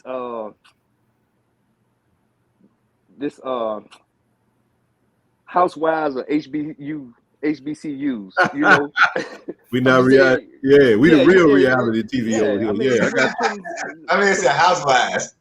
Yeah, well, I mean, lack of better terms, guys. I like that term. I'm sorry. Yeah, I like the term. I know exactly what you mean. Go ahead. You know, but I'm just saying, you know, you can bring that side, but we can still do something tangible for the university, for the city, and for the community. And that's another point I want to capitalize on. I know you guys are all about the kids, about the students, the student athletes, and about the students of the community, but I like to have the mindset. I think it was 2 nights ago, I heard y'all say Jackson is the campus. Yep. And I know this is only, we're not going to despise the days of small beginnings. I know this is only the beginning, but let's keep that mindset in scope as we think about the community, because everybody don't get to go to the university, and we don't want to make the divided lines within, if you know what I'm trying to say. Okay, the divided lines within. I just want to make sure I understand your point. Well, I'm just saying a separation from the community, because we got some kids not going to go to the campus, but they can still support the games. They can still support the community, for sure. or whatever. Well, that's one of the. That's all I'm saying, and I'm not trying to say that's what's happening, but I'm just saying. One thing we hope. No, one thing we hope though. We hope that through the efforts of this platform, like the content, like we're in, like even, man, we got 4,000, almost 5,000 subscribers. And we have videos that we dropping consistently that is barely reaching 1,000 views. The purpose of us subscribing is to watch the stuff that's on it. Yes, sir. The stuff that we're bringing, we hope that some kind of way And this is something that we planned for, because we already knew that when Coach Prime left out the door, the numbers were going to drop because people tend to tune into. But one thing you'll never see me do, I will never, ever, ever, I guess I don't like to use the term sell out. I'm not going to get outside of the brand for clicks, because we've already surpassed the clicks. Look at what we've done.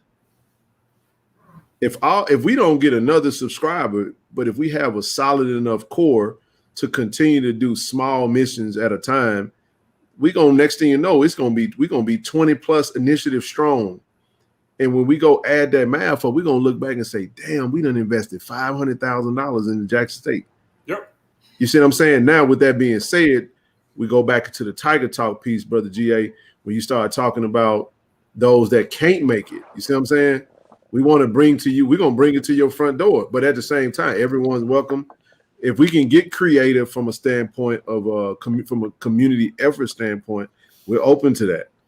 I ain't opposed to nothing. Hell, I'll tell you one thing. I was talking to a brother about being a channel sponsor. They had a business, local business.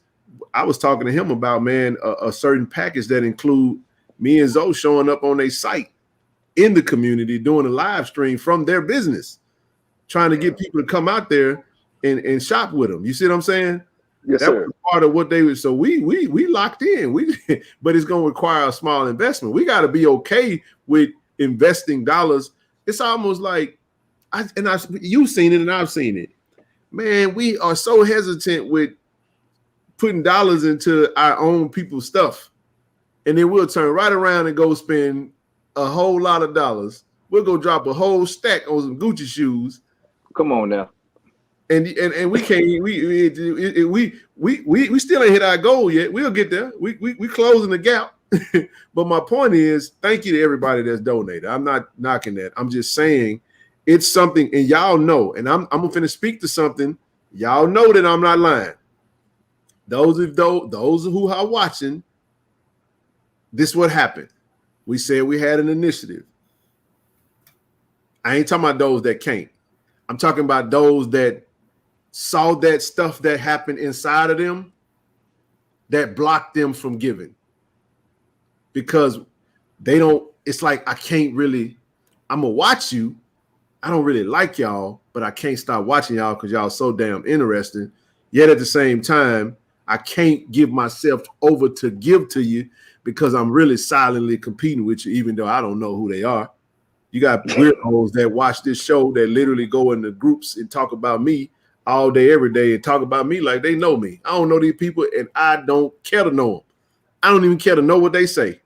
So my point is, if there's an opportunity for us to collaborate with the community, you got Brother WT that's popping up on here, and I love for him to speak to what it is he's doing, because he's doing something that's going to also help with generational curses that we've seen from a financial side. And guess what?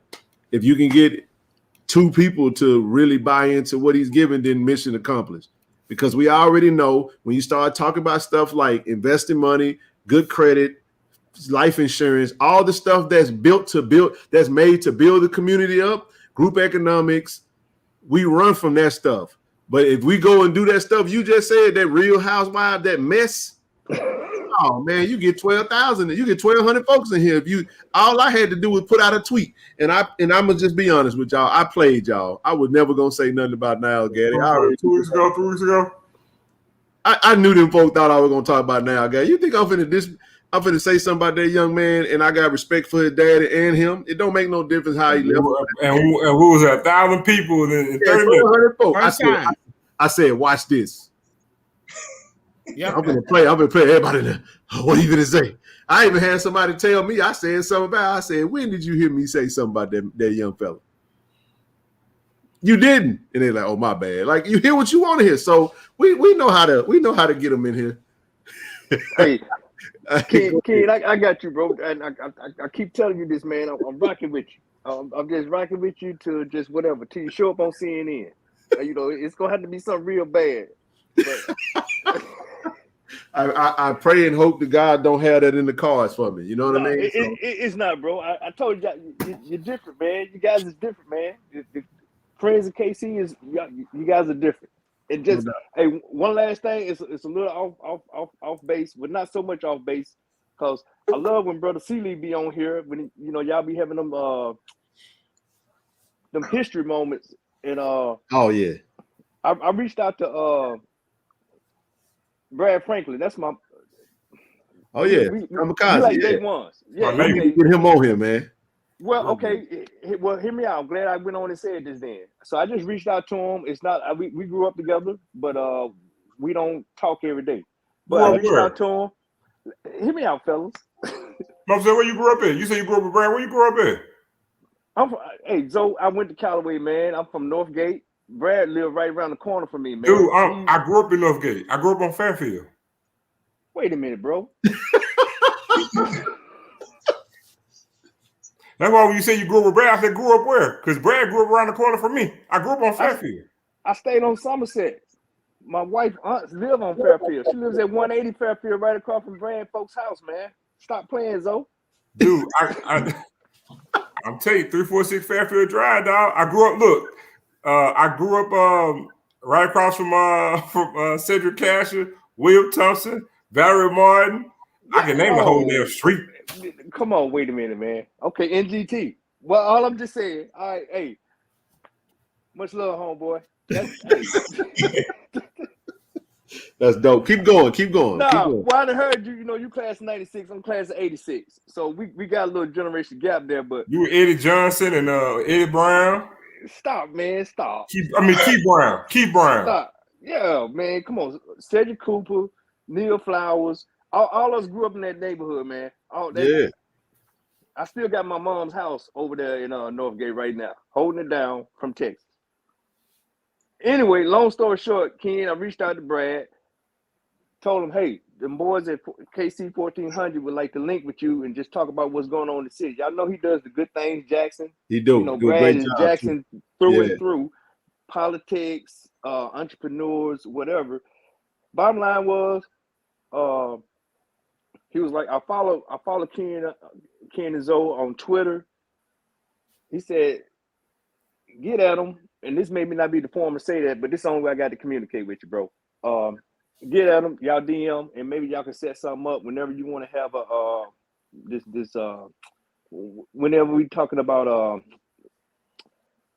local politics or whatever again. Y'all can set something up and he can come on and put the scoop because he's getting in with the state representatives on what's going on with the whole judge thing and all that. Absolutely. But Zoe, I'm going to do my background on you now, though, man. Hey, everybody in Northgate know Junior, dog. Oh my goodness. Yeah, Fairfield. Okay. I was with the Somerset gang on about a block over, man. So you staying in by Chris Bowling, Chris Robinson? Yeah, Chris Bowling mom stayed right next door to me, man. Come on now, Zoe. Hold on. Dude, my best friend is Devin Slater, bro. Devin dad live on the other side of me. Man, I know Mr. Slater was like, get off my lawn. He was that get off my lawn guy. Stop, Zoe. Stop it, man. I'm dead serious. Okay, you hit Devin up tomorrow and ask him if you know Tony Price. Hold on, dog. You Carolyn, your mama? Yes, sir. I knew you was gonna get there. I knew you were gonna get there. Hey, I knew you were coming.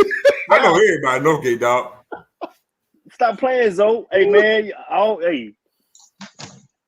I guess we all gonna be a meme now. Dude. For people not from Mississippi, you just witnessed another episode of Who Your Folks Is. Those y'all not from Mississippi, that's what you just heard. Another episode. Hold on. I grew up with Jimmy and Romine. You can have more than one best friend. Romine is a shorty. His sister graduated a year before me. I know Diane. Yeah. Oh, come on, man. I was just there, man. Dude. Gene Steele, that's my dude. That's Ken, look, remember I tell you my partner dad want to get at you? He's grew up on the Zelle? Yeah. That's him. Wow. Ken, okay, I'm gonna tell you right now, that night I got triggered when we was talking about opposition talking points. That's my OG Tiger right there. Gene Steele goes all over the country with JSU. He sure does.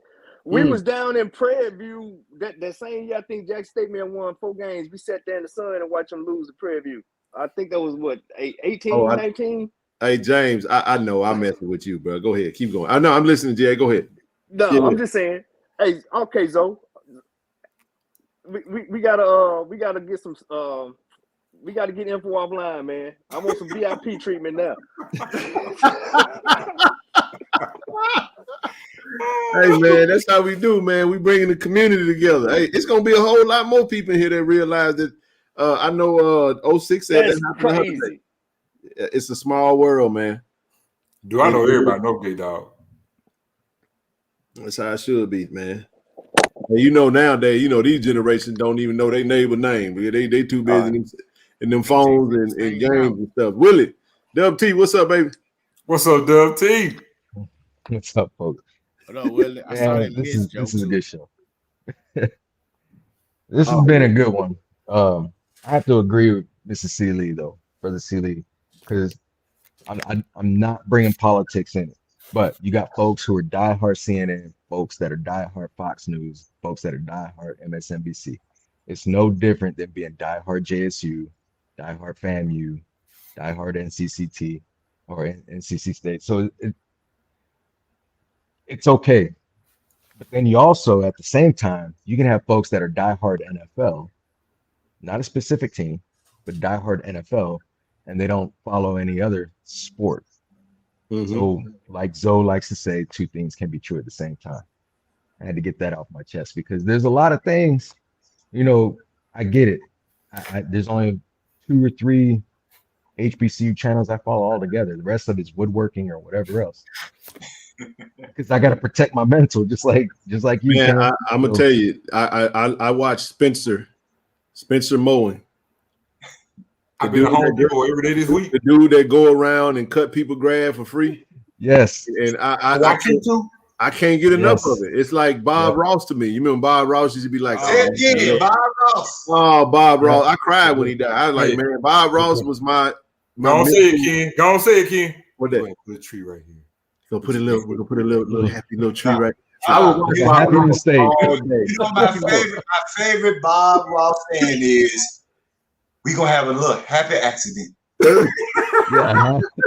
just had a happy accident. And I end on this. Some of my favorite memories of my father was watching Bob Ross at 3:00 on Saturday. And my father, my father got arrested multiple times in the movie. And every time Bob Ross was on, my father would say the same thing.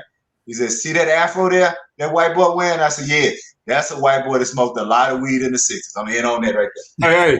Hey, Silly. And what came on after Bob Ross? The Cooking Cajun. I guarantee. Yeah. Hey, I don't know if you all knew though, but Bob Ross, he's a retired Air Force veteran. I didn't know that. Yeah. He served in the Air Force for over 20 years. I didn't know. And retired. And just to end that part, I'm telling you now, if you haven't seen this documentary, don't watch it. Oh, it's infuriating. Yeah, you go. So if you haven't seen it, Ken and Zoe, I haven't watched it. What I need to watch it. No, don't watch it. I'm telling you now, the way that when I say that dude got effed over, that's all I'm saying. A whole nother level. Yeah. A whole nother level. Yeah, they effed over him the way they used to F over black musicians in the 50s and 60s. That's all I'm gonna say. With that woman, right? Yep. No, the couple. Well, the couple, yeah. Man. It wasn't just the woman, it was her husband too. Yeah. He was the mastermind, but it was the couple. Yeah. Yeah. And you know that Spencer, I've been told, I haven't tracked him down yet, but that Spencer's supposed to be in Wichita. Oh wow. He is in here in my town. I think so. I've seen him do something in Waco. It's amazing because his views. I mean, he do one video a week, that man. Then he went from to power washing, and man, I was just like the amount of members he's got, the amount of views. Like all his videos are several million views. I'm just like he don't even need to make. I watched him last week. I don't know how he got my algorithm, but the first thing I watched, because my video could play without me clicking on it, and the first thing I watched was this sidewalk just appeared out of nowhere. Right? I'm telling you, bro. I've seen that one too. I've seen like 30 to 40 of his videos, man. I watched that and I watched Country Wayne. I watched Country Wayne like it's a freaking. No, I'm with Dub T, dude. I've been to Home Depot every day this week. Look, I'm finna give me a modest. Look, I've been to Home Depot every day this week. I'm finna get a modest saw. I'm going to buy me a circular saw tomorrow, Ryobi. Look. The dude did every day I'm on today. the phone with the dude here at Home I've been Depot. at Home Depot every day this week, bro. Don't turn into Heathcliff Huxtable. I'm about to open up a woodworking shop. I'm just saying. Man, look, I don't blame you. Yeah. Boy, hey, we here. I'm telling y'all, boy, I could not have had YouTube when I was in high school. Oh my God. Hey, my thing with Bob Ross, I'll be looking there and I'll be like, man, that picture is fresh. Man, don't do nothing there to it. You're gonna mess it up.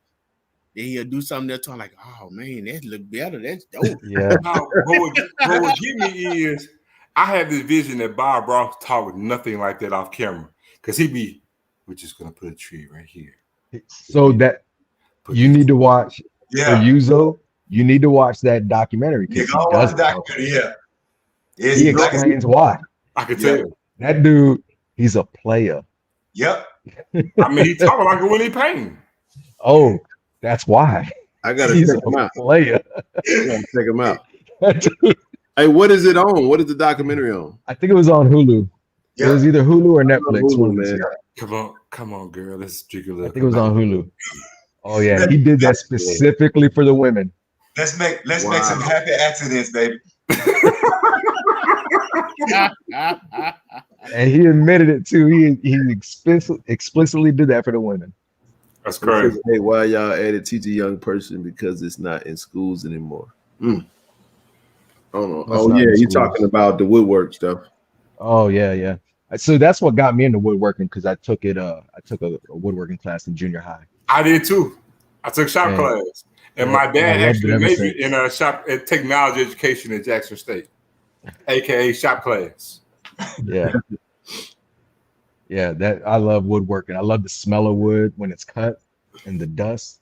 I mean, there's everything about it. I kind of wish I had gone, if I had gone back in time, right? Well, I tell you, and just do it straight out of high school.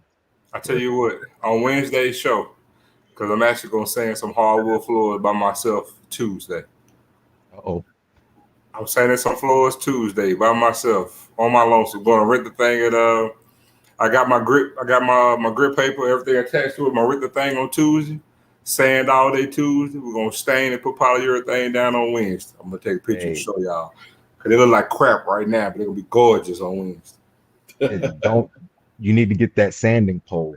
You don't need to be on your hands and knees doing that because you won't get up. Get that sanding pole.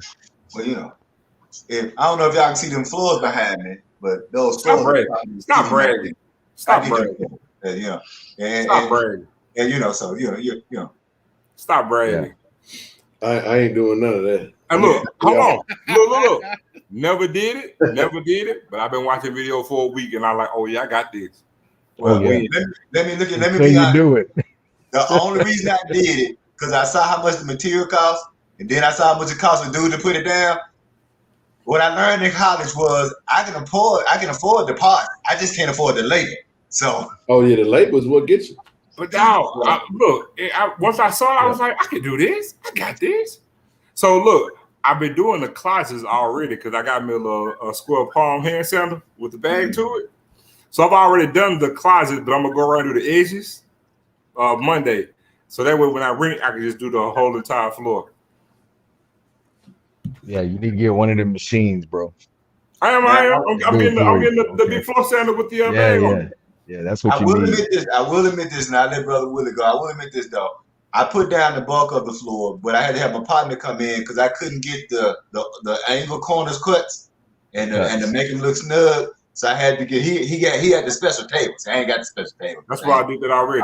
But check this out. I'm laying down no more floors after mine. Like I wasn't laying down nobody else's floors. So he said, you need a special table. I said, I ain't laying down nobody else's floors, so I don't need the special table. You bring your special table and I pay you for your special table. I'm gonna do the smart thing though. Because I saw a video like you gotta wipe all it down because there's gonna be dust everywhere, even if you got the bag. So I said, well, hold on, I'm gonna be smart.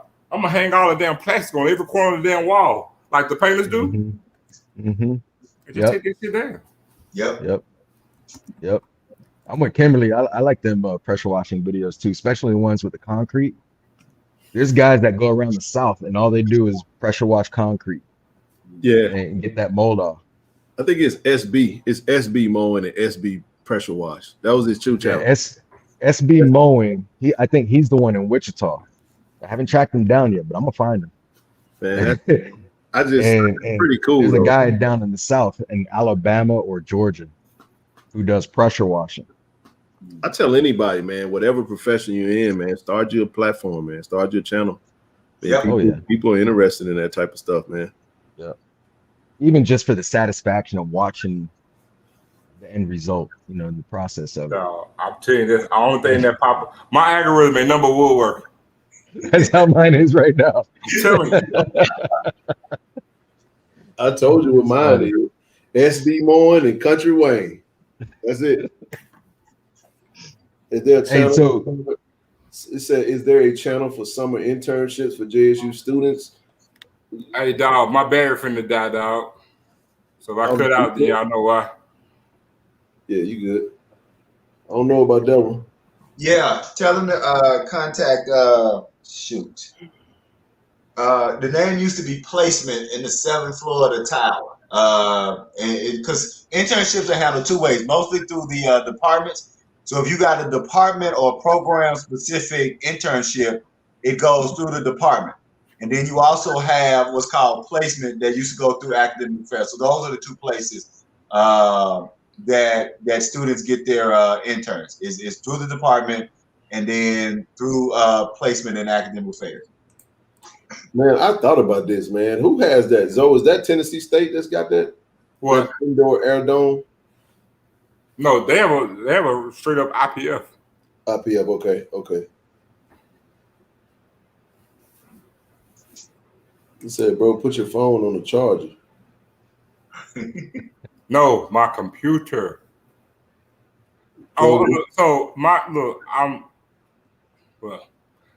the process of moving. So typically I wouldn't be here. Y'all ain't never seen me here before. Yeah. So all my stuff is at the crib.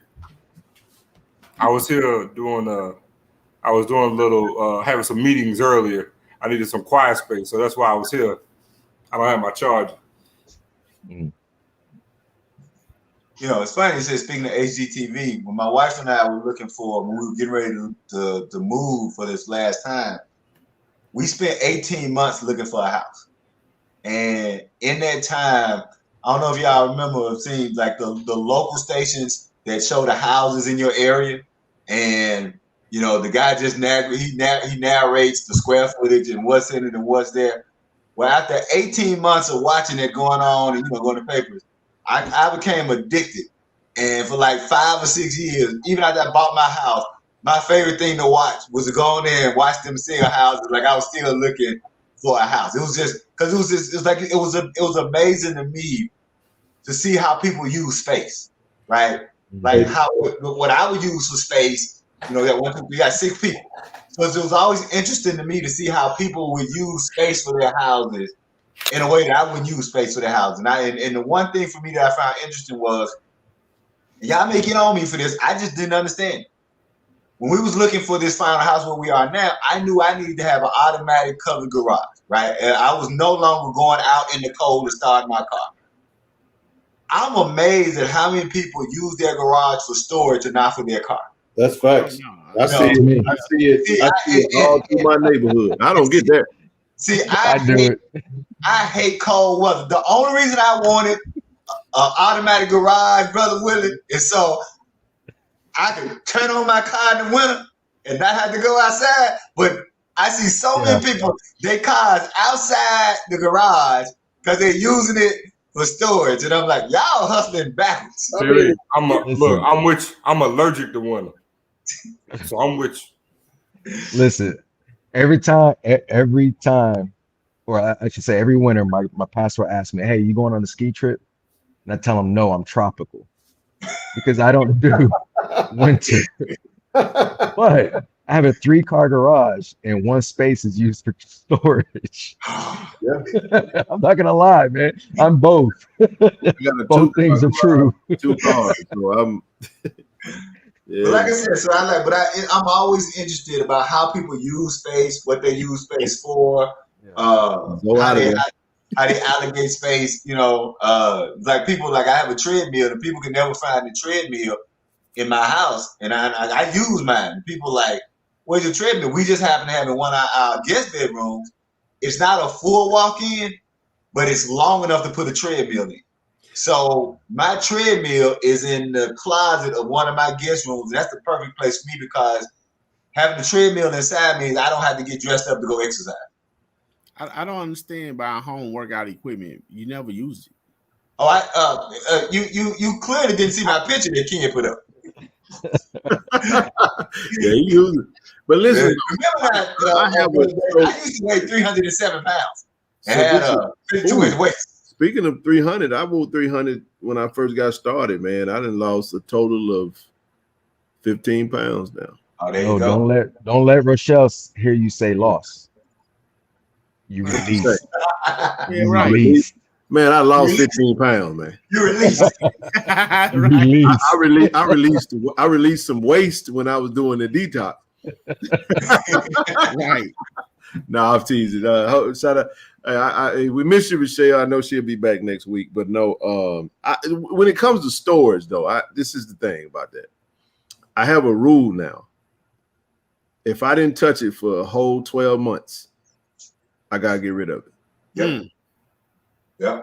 Because I've got so many clothes and shoes. I'm like, I'm not gonna use this stuff. I donate it because it's like I ain't never coming back to it. I've learned that. And then that's how I be stuck with stuff I didn't have for 3 years and never touched it. I'm like, why am I keeping this? Yep. Like, what's the point of it? So I don't like wasting space. So I'm actually gonna go through that this summer, and I'm working on it again because what happens is your style changes. You start wearing. I got a lot of Jackson State merch, and then you wash it all the time. It fades, and it's like, all right, I got to get rid of some of this stuff.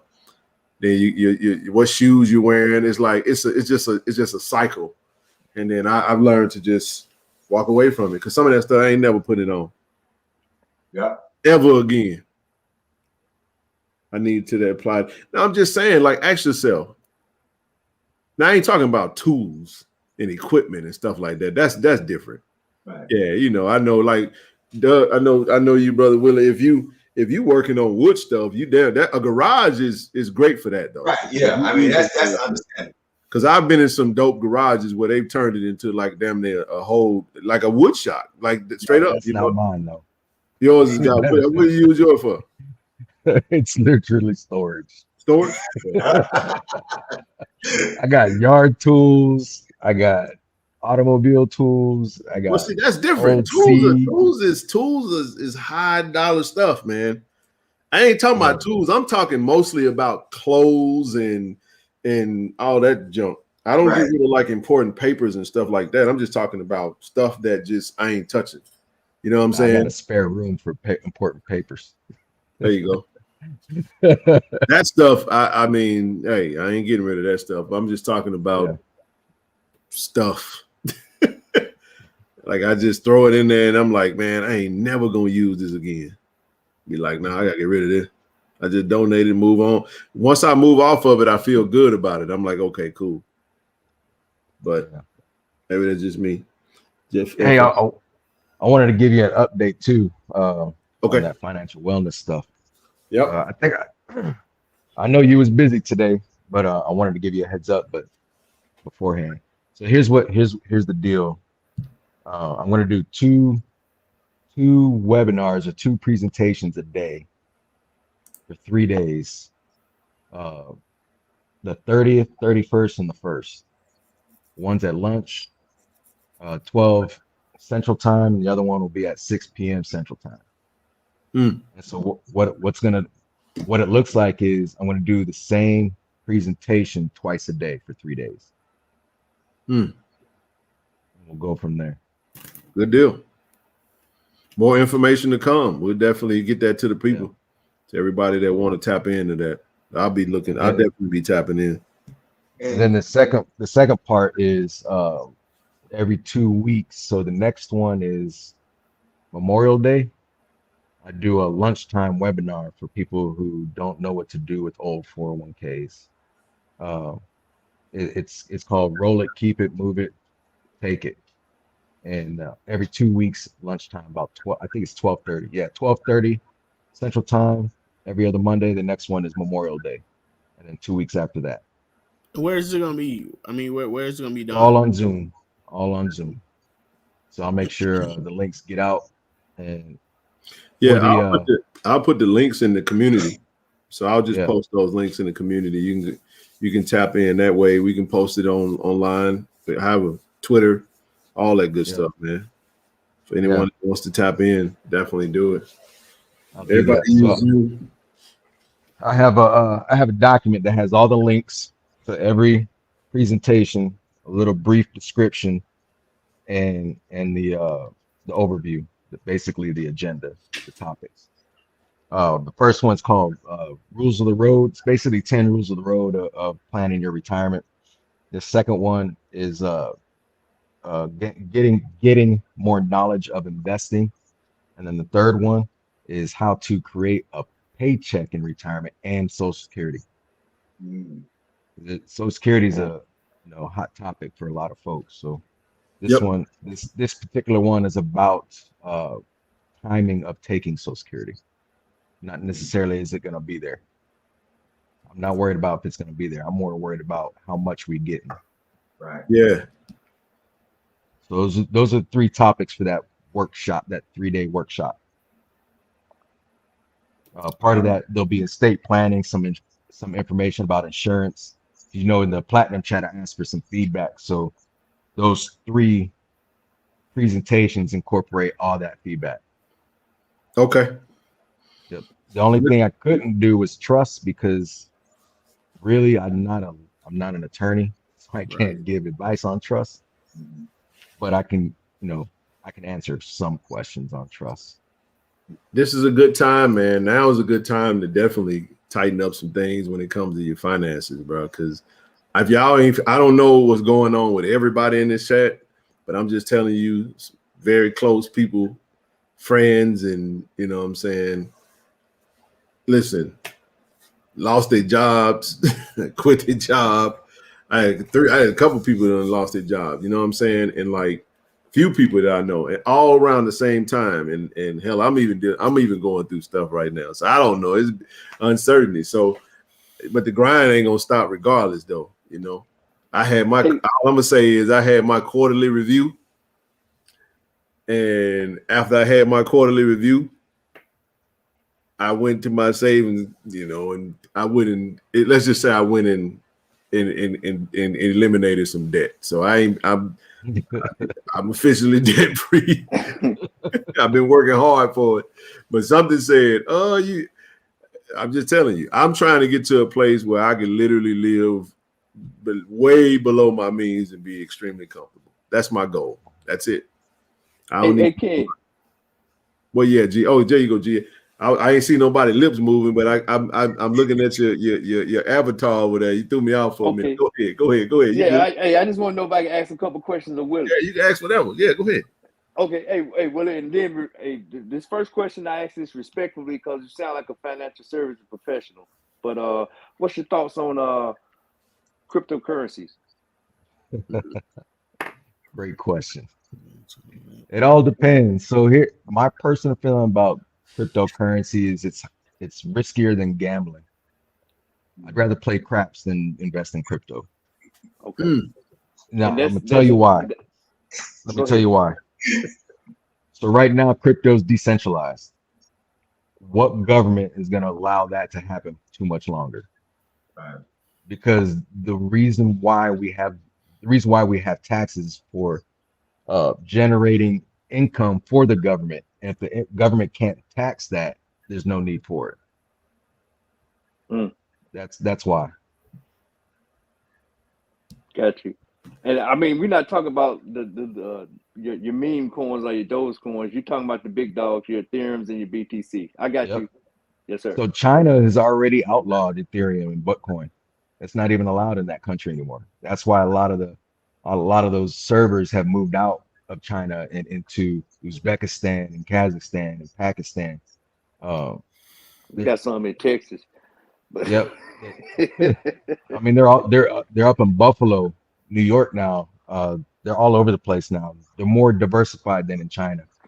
And the reason why they were in China is because the expense. It was so cheap to farm coin there, but China outlawed it. So I go back, and there was I can't remember what country, I think it was Nicaragua, that tied their monetary system to Bitcoin, and it failed Oh, El miserably. Salvador. Nah, that was El El Salvador. Salvador. Yeah. It failed miserably. It's like them gentlemen that was getting their salaries paid in Bitcoin, and it dropped from 60,000 to what, in the teens. Yeah. Who that? Yeah, that was the wide receiver play for the Rams. Who was that? Odell Beckham. Odell Beckham Jr. That was it. He wasn't the only one. It was there was a lot of them. It was one of them dudes. I think it was Russell Okung. No, maybe not Russell Okung. I'm thinking, I can't remember. I remember that. It was about 3 of them, Ken. I can't remember now to save my life, but that was doing they kind of bought the top, so to say. Yeah. But I know if you have money to lose, like if you're gonna drop 100 in the parking lot and not sweat, go for it. You know, go for that crypto. But like I said, I'd rather play craps than invest in crypto myself. Okay. So hey, one more question, and I don't want to deter the cat. You got it. Go ahead.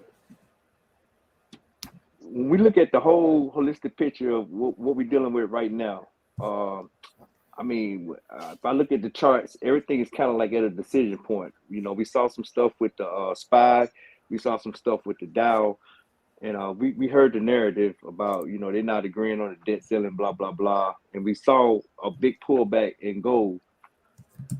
What's the hedge today? And one last thing, and nobody wants to touch the 30-day bond because they're scared of the debt ceiling. So what's the hedge today? Yep. And, you know, not just your perspective, brother. I mean, since I'm here, I want to ask this question of a professional. No, it's a great question, because in the chat, in the platinum chat, someone asked for a market update, and our next market update that I can give will be June 15th.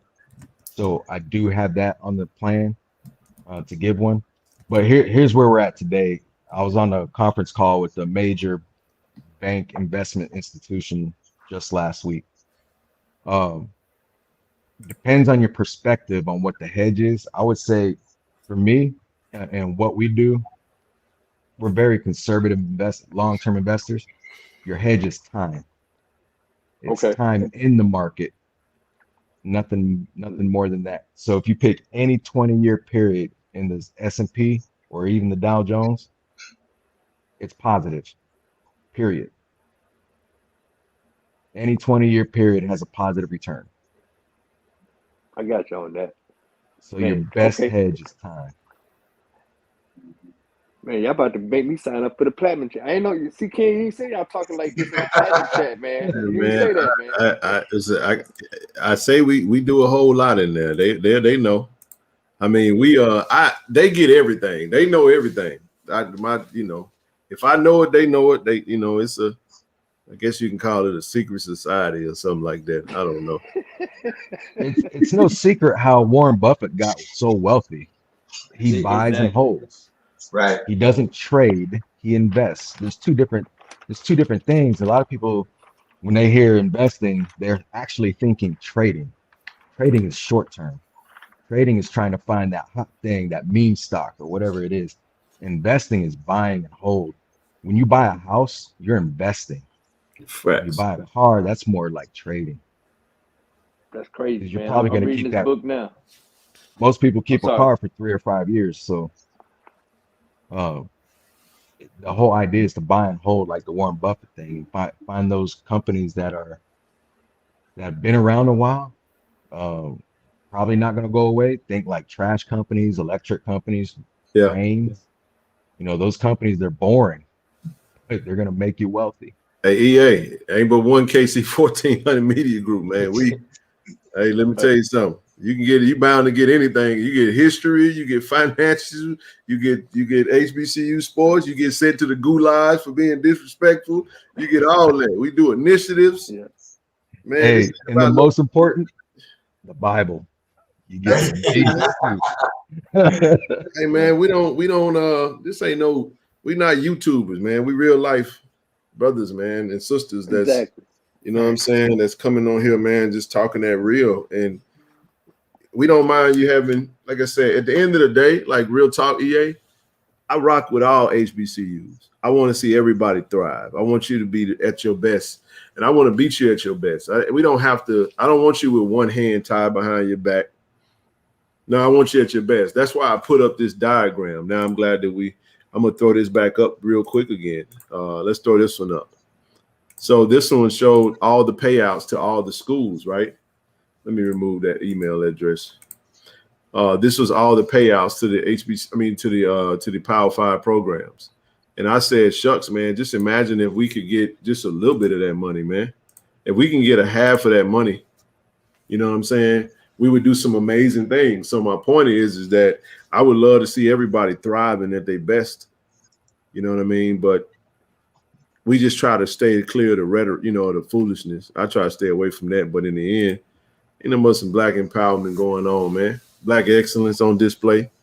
We love Jackson State. We're still doing what we do. And I appreciate everybody that's tuned in, everybody that's invested in us. Y'all going to appreciate what you get from Tiger Talk, because Tiger Talk is going to cover the sports aspect. Tiger Talk is not going to be dedicated for football. The purpose of what we're doing is so that we're able to do what we did on KC 1400 Media and spread over to we use KC 1400 Media, honestly, like almost like a litmus test, like a test run, like a trial run. We'll go do something, and then we'll see how we'll get the blueprint, and we'll take that data back. And the objective is to turn around and have Tiger Talk there for that. That's how we do that. So my point is, you get a little bit of everything, man. So Tiger Talk is not just going to be, we're going to be on the scene for basketball games. We're going to be on the scene for baseball games. All sports. That's the whole goal, man. And you guys will appreciate it, because that $10, $5, $50, $100, whatever it is, you would definitely appreciate that you gave. So, man, we got history. We got financial advice. You know what I'm saying? It's amazing. And again,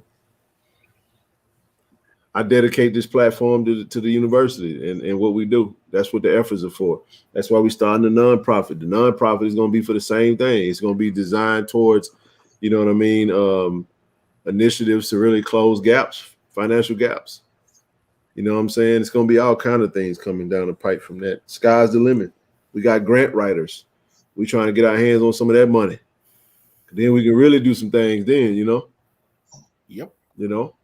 We can really make some things shake. And then go ahead, brother. Hey, a couple comments and a question, bro. Yep.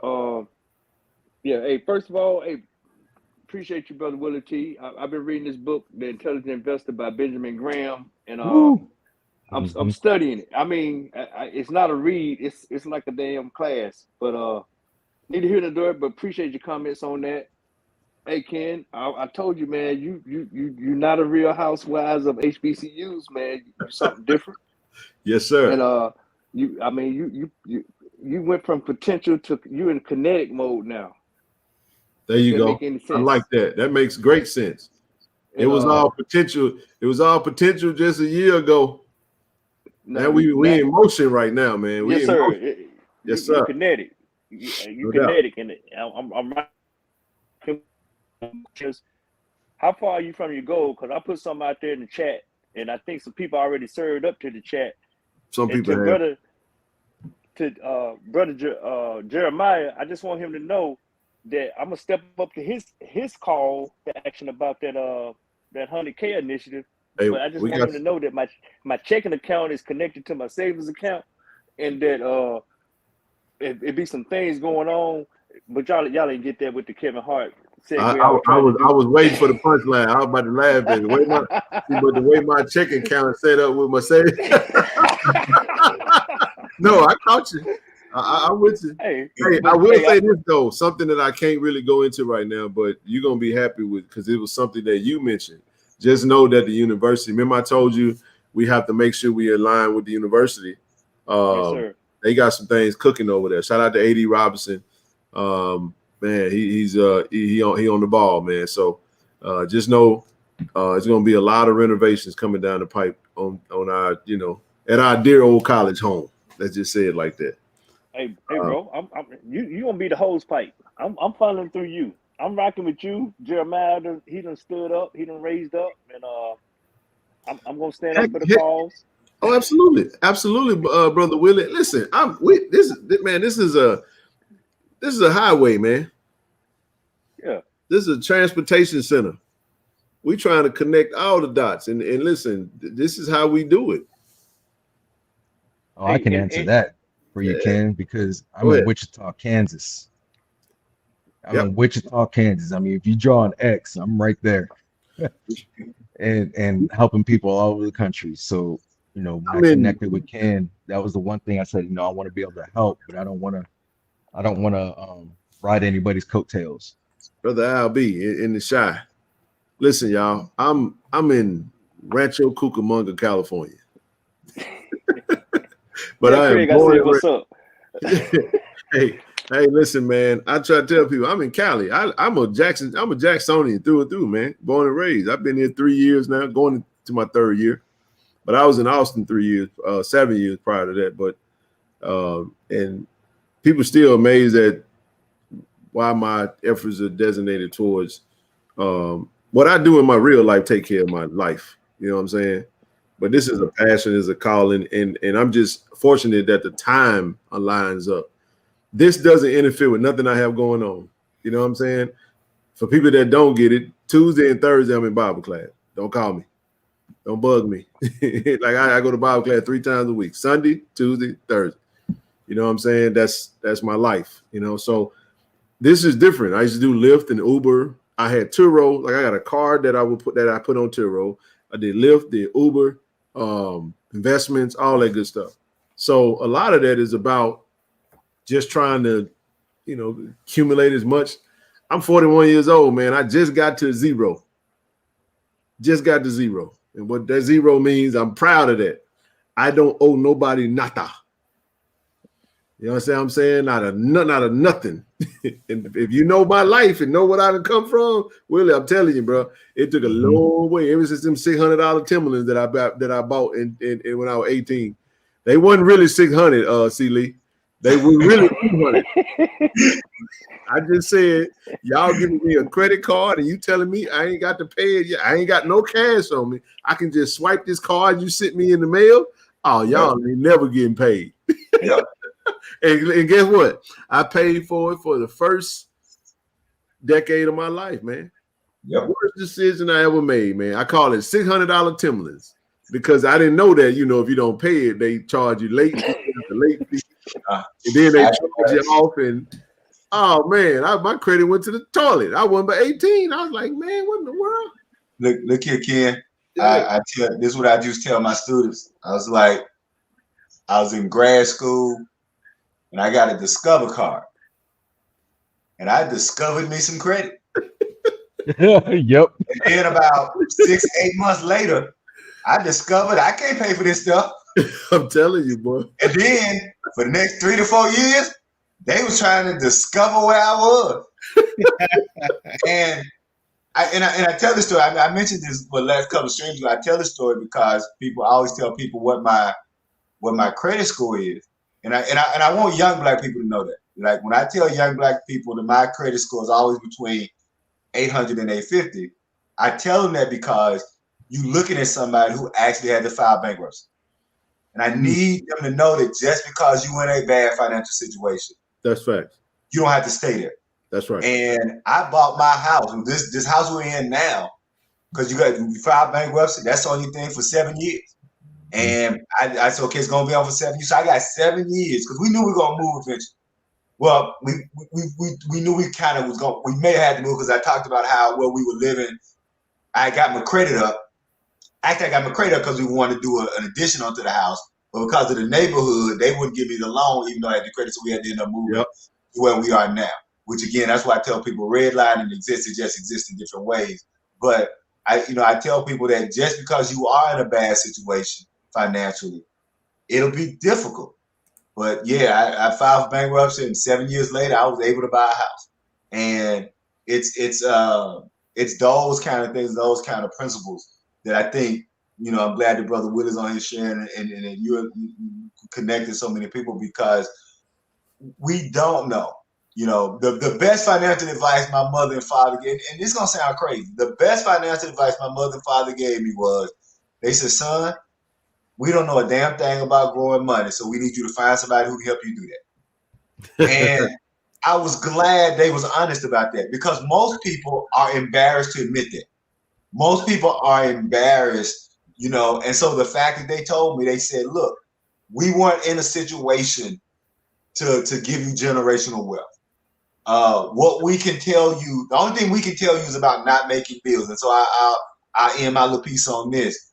And I don't know if I did it for Brother Dave's class, but I just one day when we covered everything toward the end, I would walk into class and I would write 500,000 on one side of the board and 50,000 on the other side of the board. And I ask my students, these two people, who got the best life? And of course, everybody in the class would go, do the 500,000. Then I walk over to the 500,000. I put 1 million, and by the 50,000, I would put 2,000, and I put bills by each one. And I go, now who got the best life? I said, part of wealth building is debt management. Yep. And that's the one thing that I said, that's the one thing I can teach. So I can't teach on the one end what Brother Willie is. He's telling me, I'm telling people, but I did make it my mission as someone who got into debt is to tell young people that the first step to building wealth is not developing debt. Right. Yep. And if we can just get that into young people's mind, I know it's difficult. Like I said, I was the kid, they gave me a Discover, and I went and discovered the world. And then 8 months later, that white lady was calling me, asking for their money. I was like, I ain't got it, lady. So I think that those kind of discussions, you know, that's part of that. We mastered the voting. We didn't master connecting economics to political power. And I'll say this. Yeah. This is what I want every young Black person to know. I need every young Black person to know this. It is better to be the king maker than the king. Don't worry about being the king. Don't worry about being the king. Be the king maker. Because if you are the king maker, then the king got to come see you for whatever the king want to do. Here's a perfect example: is George Soros. Yep. Oh my goodness. I don't have to say anything else. Yep. Wow. All I can say is wow about that. That's sheesh. So it's and here's the thing, Celia, you hit on the perfect point, because I can't tell you how many people I've helped retire. I'm going to ask a rhetorical question. There's a lot of articles out there that says you need X amount of dollars to retire, and it's usually right around $1 million. But I'm going to tell you facts today. I've helped people retire with $250,000 or less. Yep. And the reason why is because they had no debt. Yep. To include a mortgage. That's right. Yep. Everything was paid off. So now all their expenses are covered by Social Security. I'm gonna do a Zoe on myself, but I'll do one better. How about it was a single income home? Mm-hmm. A single income home for 30 years, retired on less than $250,000. Wow. And living on Social Security. Yep. Stay within your all means. expenses paid. Yep. Stay within your means. Like you're right. And I don't, this may not work for everybody, but one of the things that helped me and my wife, I've been with the same woman since 1991. All right. So it's and one of the things we decided very early was whatever our bills were going to be, they were going to be at the amount that they could be paid by whoever made the less amount of money. That's a great strategy. Like we didn't have, like most people, I see people get married. They make their bills based on what they're combined. Bingo. Right? And what happens is, somebody lose a job? What somebody gets sick? Yep. And so we always decided that whether it was our mortgage, car, all that, And for years we never bought a new car. We would always get our car from the auction. We would never. We would get our car from the auction, and we keep cars a long time. Like I believe in keeping cars, not having a car note and keeping it a long time. That's just me. I know it's whatever bills I can not have. I just adopted that mentality.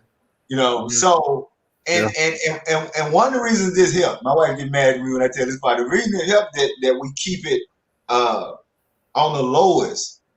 My wife has had 4 successful careers. But check this out. You know why my wife has had 4 successful careers? I don't know if any of y'all remember the show Everybody Hates Chris. Yeah. Remember the wife used to always quit her job? I don't need the job. My husband got 2 jobs. Well, my wife didn't have no problem leaving her job. My husband got a job. So I know, okay, so my wife would leave. Look at a job. Look, my wife always felt like she could make it. She had skills to do something. So she was never going to be a slave to a job.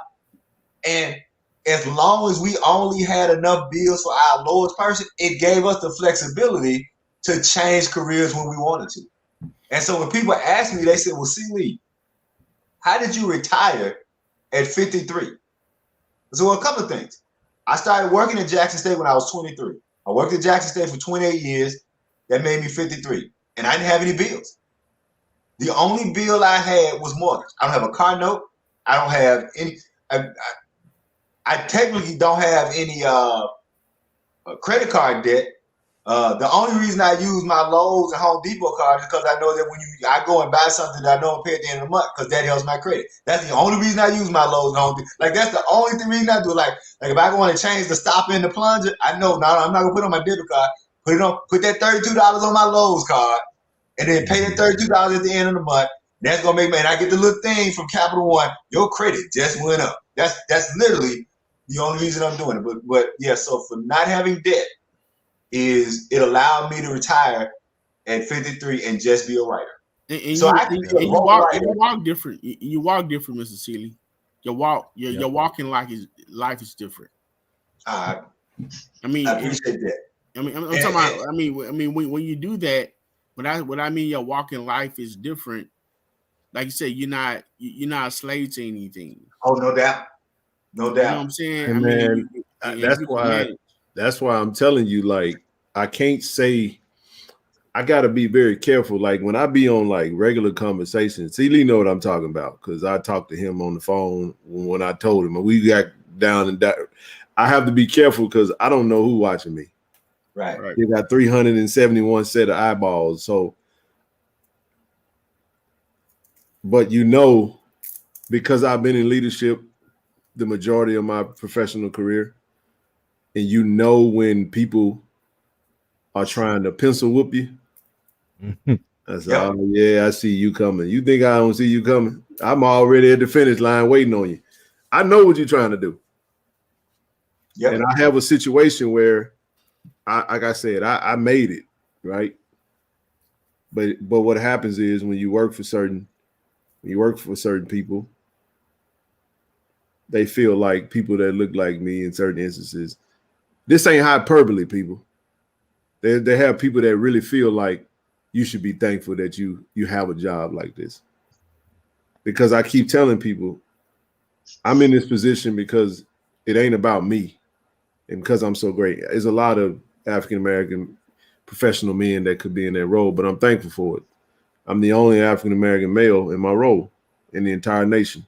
So it's a very unique situation because the person that manages me does not know how to manage a person that looked like me. And then the person that's like the top producer doesn't look like me, from a different culture. And he spent time with me and he took a lot of things away from our time together. And when we're amongst the team, he's talking about what he got from me. Yet the person that's managing me is telling me you should talk to him every week. And I'm like, for what? And they give you no credit. Right. No, it's always, and it's people got to understand, right. Like we get it. And the honest to God truth about all of this is I could have been told that lady to go to AG double hockey sticks, but I like my check. So I've been using that to get what I need to get to zero.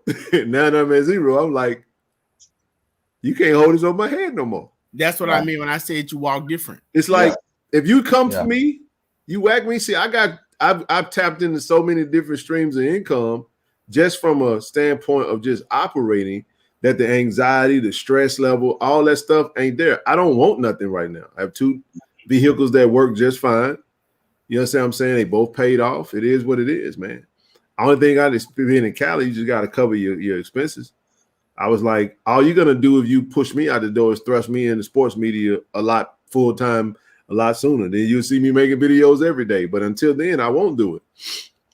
Now, I ain't gonna promise that when the season starts, you won't see more activity. But for right now, it's just we keeping it kosher. I have to pace myself because we're going into the summer months, and I'm finna get ready to start vacationing. I'm, have my girls with me and all that stuff, man. So my point is that you know what I'm saying. So the takeaway from this, people, is that we got to just get out of the mentality of this spending money we don't have. Mm-hmm. To impress people that don't like us, we don't like, you know what I'm saying? And with money we don't have, you know what I'm saying? Like, it ain't that serious. Yeah. You know what I mean? That's why Brother C. Lee, when Will T said something about buying a car every 3 to 4 years, I'm like, who does that? Right. You know what I'm saying? Right. At that 3 or 4 year point, it need to be being paid off, and now you need to reap the benefits from paying that car note off and saving that money. Yep. So it's not time to keep up with the ride with the year. Yep. And I'll tell you something. Same thing with those cell phones every 2 years. Yep. Yeah. I don't even know how we got into this, but when we used to, so we would go to the auction and we would get a vehicle, and then we would research how much that vehicle would have cost, and then we would pay that note to ourselves for 4 or 5 years. Like we would put that in our savings. So like I said, if it was $350 a month, we would put that in our savings, because again, just listening to my parents, it was like, when you buy a car, son, buy one that you want, don't buy one that you need. Because if you go needing a vehicle, you're at their mercy. And of course, as you guys know, whatever car you're buying, you can pay for it. You tend, it's cheaper to buy it all at once than to finance it, because if you can pay for it all at once. So if you walk in the door, let's say, and I know it's been a minute since I bought it, but let's say car got a sticker price of $12,000 on it. If you walk in with $10,000, they're not letting that $10,000 leave. They not. So $12,000 on the sticker, you got $10,000, and you say, "Oh man, okay, I saved myself $2,000." Actually, you saved yourself $6,000, because the other $4,000 that was gonna come in and finance it, and you financed it for 4 years. So it's like for me, so for me, that's all those little tricks that I learned in just not having debt, that I wish so many, and that's why I'm so glad. I'm just saying it because I'm so glad, Brother Will, that you on here, and then you guys are networking with Ken and Brother Day in there, because I wasn't like I was the and I share this because even with my creative writing students, I share, like, I was the person, I was just concerned with being an artist. I was like, I was gonna be a broke writer. So if you're gonna be a broke writer, you can't have no bills, right? And so, but as Brother Day said, not having bills meant that I didn't have to make a decision to do something I didn't want to do. I never wrote one thing that I didn't want to write. I never let an editor tell me you needed to publish this if I didn't need to publish it. And I never kept a job I didn't want to keep. I tell my students that the only reason I really want you to have a degree or be certified in something, because there's no greater feeling in the world than to be able to say, I don't have to be here. The reverse is the worst feeling in the world. Oh my goodness. Go somewhere on Monday that you hate being there and ain't nothing you can do about being there. Oh man, say that. And so I just tell us that's all I wanted for my students, was for you to have the option to be able to say. And then one last thing that Brother Willis said that my father taught me, and Ken was saying that my father taught me was true. He said, "Son, don't ever be grateful for your paycheck." And the first time he said that's like, don't ever be grateful. He said, "Son, they paying you for services already rendered. They not doing you a favor. Matter of fact, you did them a favor because you went to work every damn day and did your job. They paying me because I'm on salary." Right. And then Miss CDT, I ain't gonna. I'm gonna leave that right there. Into your you point fill in the blank about going to your job and not want to. Don't let your manager know that you in need of that job. They definitely treat you. They treat you differently. Yeah, they push a button. They have you working. They putting you on schedule a certain time. You don't want to be there. I mean, it's they mess with you seriously when they know that you really depending on that. But anyway, Man, I got so much to add to that. Ken EA's question, because I know it's maybe, but I want to answer this question because, like I said, I've been with the same woman since 1991. I want to be clear, I'm not giving marital advice. I'm not giving any kind of relationship advice, but this is an important question to answer. One of the problems in our community is that we do not understand that marriage is a business relationship. Damn sure is. And until black people understand that marriage is a business, and when you get divorced, it is like a company that's in a hostile takeover. So EA, that's a good question that you're asking, and I'm just going and I'm gonna use it again. Like it's funny that I'm the biggest heathen always on the panel. I be using these religious. When the Bible says to be equally yoked. Mm-hmm. So EA, my answer to the question is: people are fascinated over how somebody looks, and they're not fascinated about what kind of human being they are. And as long as you are fascinated by how somebody looks and not concerned what kind of person they are, you will always end in economic and emotional ruin. So, and then the last thing I'll say is this. I'm going to say this, and if it's young people watching the chat, stop dating pretty looking boxes that when you open that box, ain't a damn thing on the inside of that box. I did it. Y'all are dating too many people that the box, it's got that pretty gift wrapping on it, it's got that bow on the top. Oh, it's got to be something good in here. You shaking it like, oh boy, I can't wait to unwrap this gift. And you get home and unwrap that gift, ain't nothing but lint and air in that box. And it's because, again, you don't look at a marriage as a business. You sign a contract for a reason. And a marriage license is a contract. And as long as people don't know it's a contract, they're gonna continue to be left in economic and emotional ruin. I shut up with that. Yeah. Hey, kid, I'm sorry, man. I know you're approaching 4 hours, but I don't care nothing about that. It's Friday, man. I ain't got nowhere to be in the morning. Hey, there's so much to unpack and everything that just happened in the last 10 minutes. Don't even get me started on this subject. I'm gonna put this one out because I done wouldn't die, boy. Look here. Nah, man. He set up a bomb. Yeah, he did. You and C. Lee can attest to this. I don't know about your situation, TD, but you and C. Lee can attest to this. And I'm going to ask a rhetorical question. And it's really a bumper sticker type thing. Like, what does money really buy you? There you go. There you go. It buys opportunity. Yep. So you have options when you have no debt. Because when you have no debt, your money is working for you. You're not working for the debt. Yep. Right. There's a reason why the Bible says don't owe anybody. Summary. That's the summary of what it says.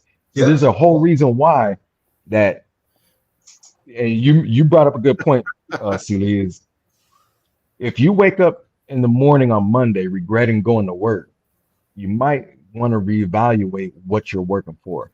Yep. Now imagine this: how many people go through the drive-through, or go up to, or go up to the register at Target or Walmart, whatever. The person who's helping you out is pissed off and gives you bad customer service, and you're like, "Why do you even work here?" Yeah. It's a choice, right? And this is what I had to tell young folks, like, because when they were telling me when I was in the military, I said, "Listen, employment is optional. You had to apply to work here. Why are you mad about working here? Employment is optional. So why are you working here? Well, I got to pay bills. Well, whose fault is that? Because money brings options. If you're debt free, now you're working for yourself.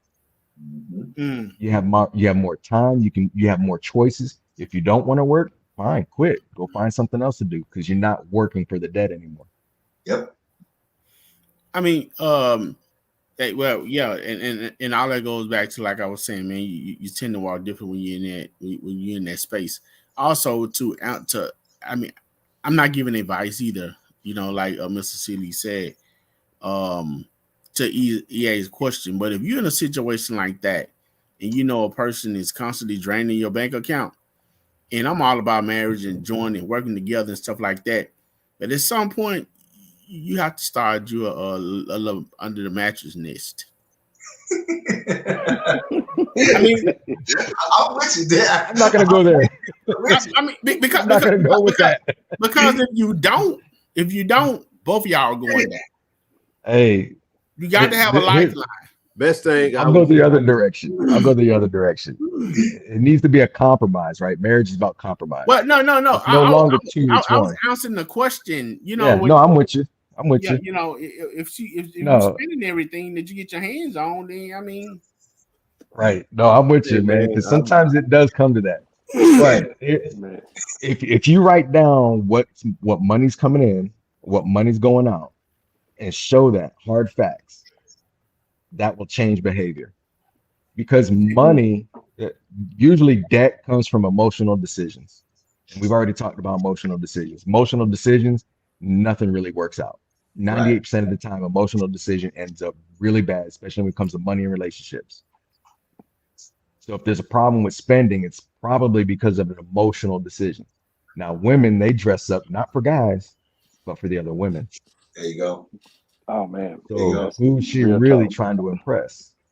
And that's where the compromise comes in. Now, if worse comes to worse, hide the money under the mattress. I get it. Man, TD you gotta have that meeting of the mind. TD said on that joint account when that direct deposit come in, go snatch all of it out. Right. Go snatch it out. So that ghost account. But you know what, Brother Day? It's also kind of going back to what I was saying. It's about also understanding that there's no such thing as a cookie cutter marriage. And so each marriage, they have to determine what works best for them. And so for some marriages, a joint account may work best for them. Mm-hmm. For some marriages, separate accounts, right? And I'm not here to say that one is better than the other, right?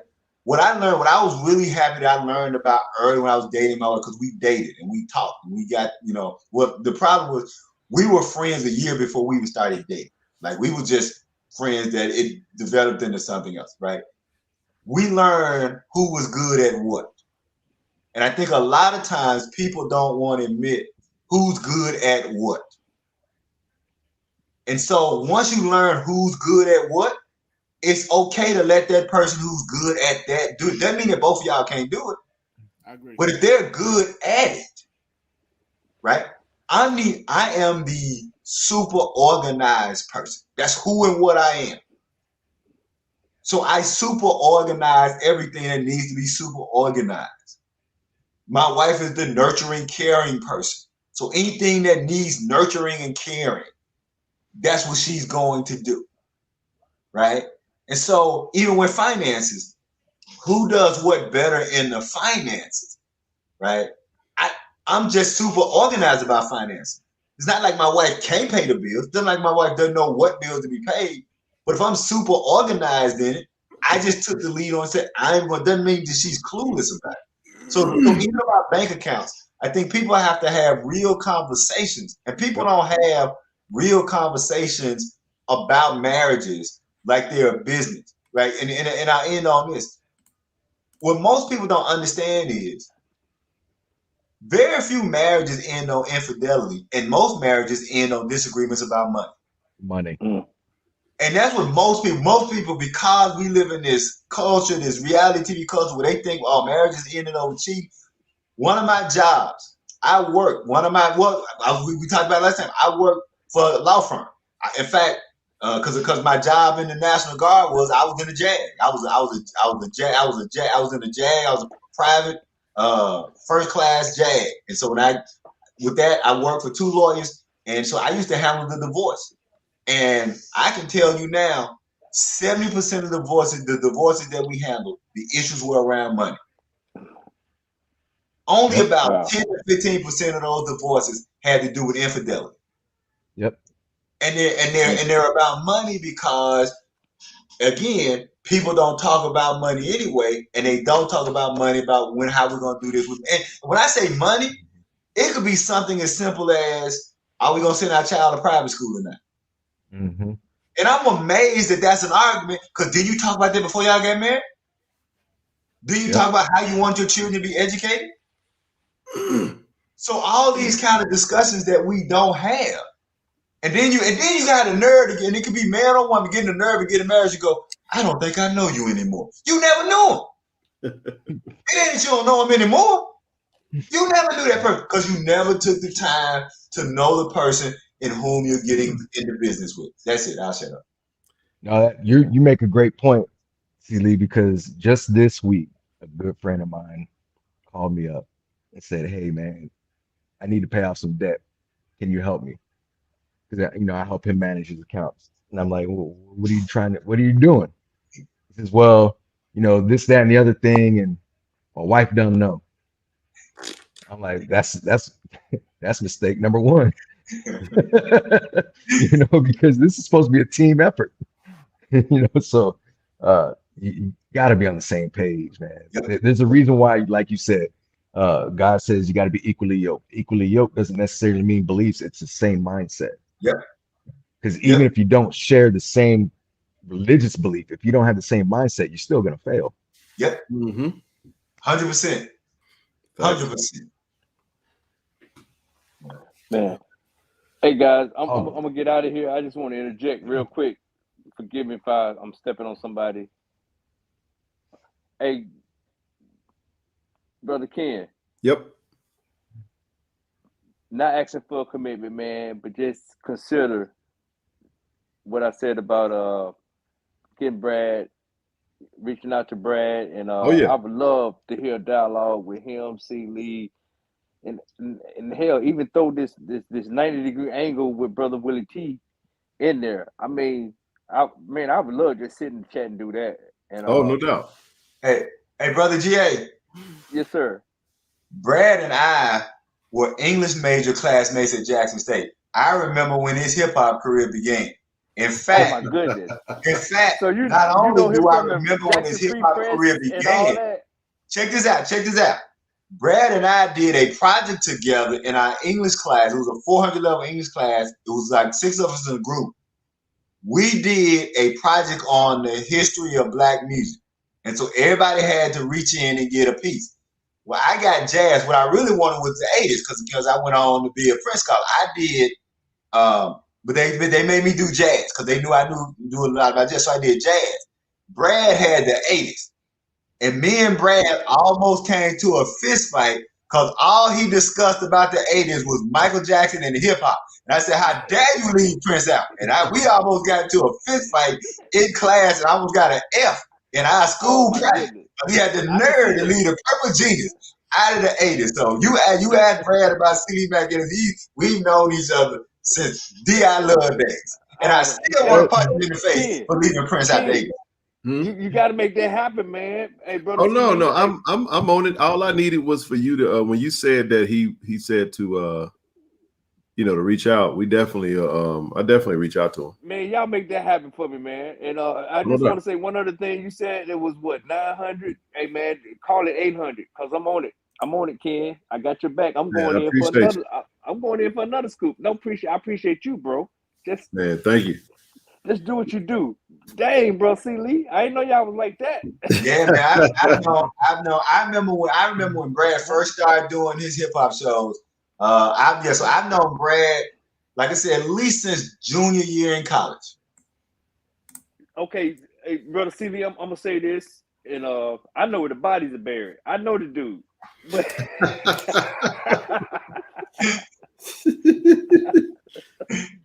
yes, indeed. I think it'd be look, that's no shade against my homeboy, man. I love him to death, man, and he loves our Oh, city. no doubt. No. Look, I would love to hear y'all build. I would love to when hear I y'all first build started together. teaching, like I was the king of extra credit. So I was the king of extra credit. So I would give out extra credit. So if Brad was doing some kind of event, he would be one of the people I would have to come do some things and some extra credit. So yeah. I tease him all the time about that project. But I'm for real on that project. We had that project, and I was mad. I was standing out in the hallway, and I can't believe this Negro ain't gonna talk about Prince in the 80s. I was so mad. I almost made us get an F on our project. He was like, "Man, shut up."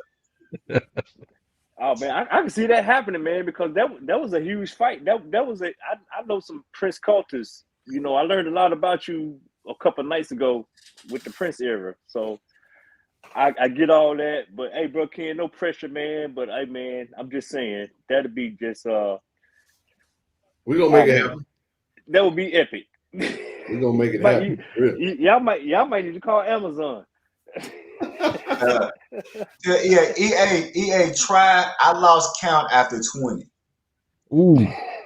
In fact, I'll say this: they have the celebrations now, and people who know me, I haven't been back to Paisley Park since Prince died because, like I said on the last stream, I worked with Prince for 18 months, and people ask me why haven't I been back to Paisley Park? It's like you're asking me. I used to go to somebody's house and hang out. Now you want me to go and hang out at their living room and he's not there anymore. Mm. And I get people who do go. I get people who been before and not. So I'm not knocking people who go, especially if you never got to go to Paisley Park when Prince was alive and now they're doing the celebrations go. But just for me, as somebody who spent, off and on 18 months with him, working, doing things, I'm just not ready to go back there to somebody's living room when we sat there and broke bread together and he's not there now. So that's the only reason I haven't been back to Paisley. But yeah, I lost count after about 20 times back and forth in that 18-month period that I was working with him on that project. So yeah, I know you had 4 hours, Ken. I'm gonna shut up. My mouth been running all night. No, you're good. You're good. When I do get out of here, I'm gonna get me some Z's, man. Oh wow, appreciate that, Jessica. We at 700 off from the goal. Just got a nice little boost. That's including you, brother GA. So thank you again. We almost there, y'all. Thank you, man. Ken, he said I'm a hat guy. How many JSU hats in your collection? Probably 20. No, not in JSU collection.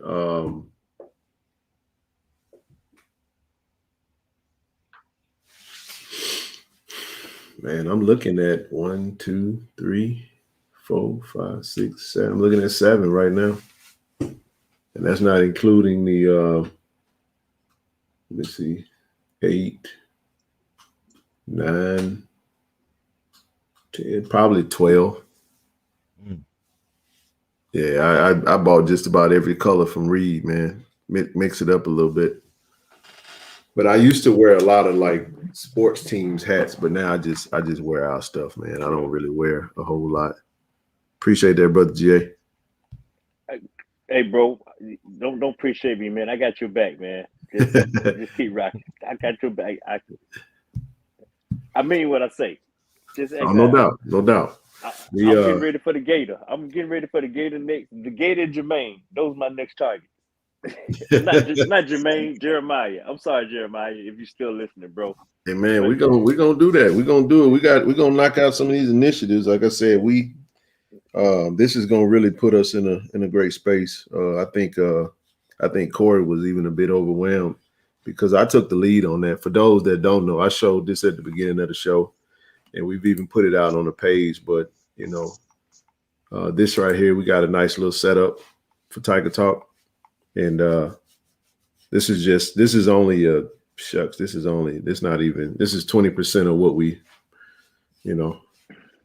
of what we're trying to get done. So yeah, I got KC 1400 Media, but y'all know Tiger Talk is the official. I was even talking to Austin today. He was telling me that they had me down for some stuff to even do with the team that I wasn't even aware of. I was like, oh wow, okay, cool, let's do it. So man, we working, man. We're gonna do whatever we gotta do because it's important.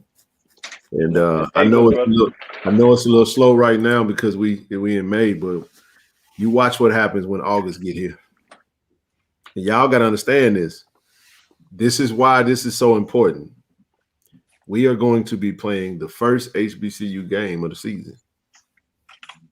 And everybody and their mama going to be watching. There will be 2 games on that day. There will be no we playing in week 0.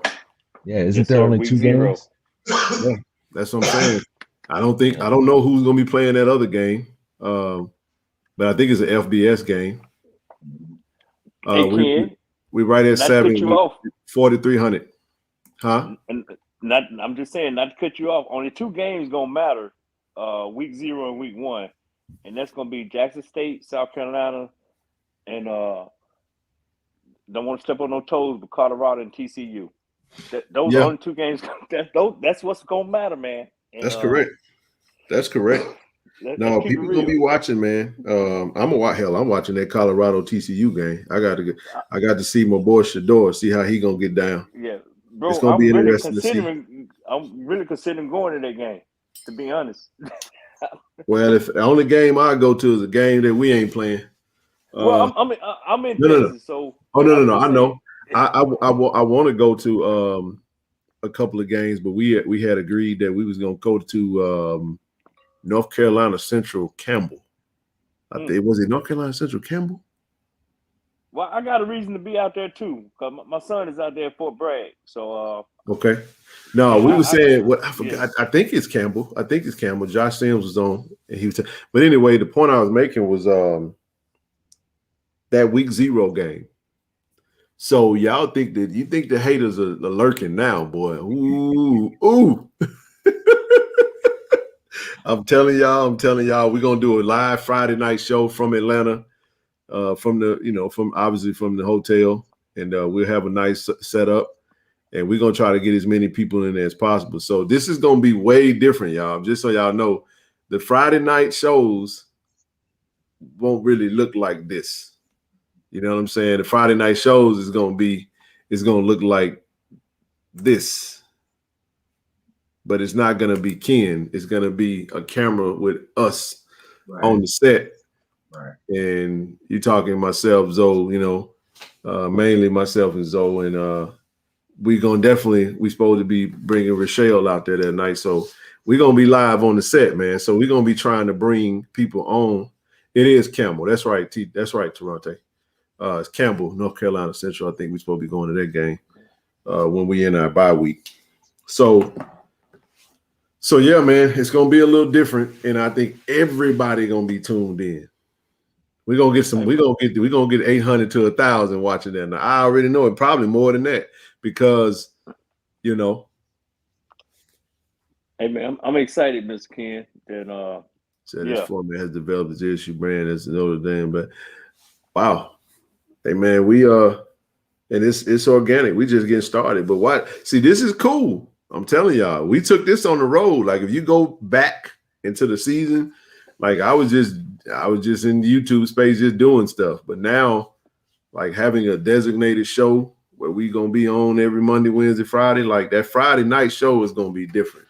So we're gonna have something special for that, man. And we'll make it to where we may even, if we have somebody come on the camp, like, so for example, if we have somebody that like a special guest that's not physically there, they want to come up, we'll bring them on the stream. We can always change it back and have them come on, send them a link, and we can do it that way. But it's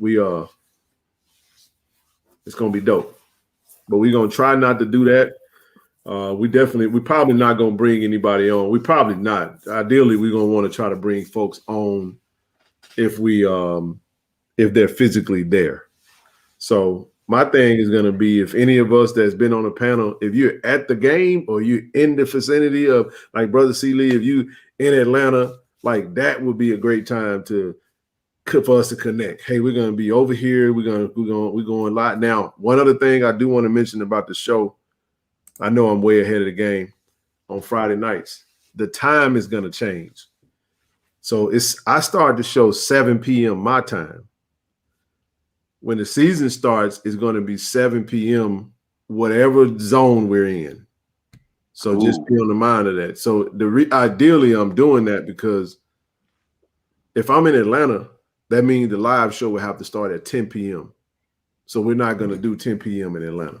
We're not doing that. We're going to do 7 p.m. because ideally, because we're going to be around the team. So we're going to rock and roll 7 p.m. or whatever time makes sense. 7 p.m. we're going live.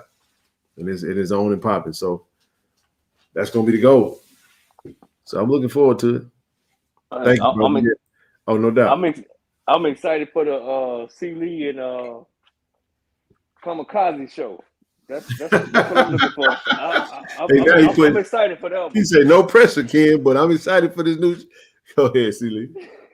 You on mute. You on mute. Hold on. Let me know. You on mute, C. Lee. You on mute.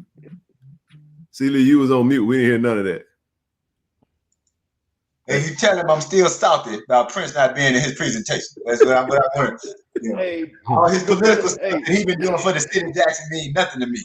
I need him to hold up for his junior year in college presentation. Oh man, hey, you know what? Ken is not done king. He is not done king. Unless he tell me to come out. Hey, I showed not by the top, by the hair. I might be done king by the bottom, but not up there. I was gonna say you're missing a lot of hair for me, Don King. Don King, I got the Don King beard going on right now. I gotta shave this thing down.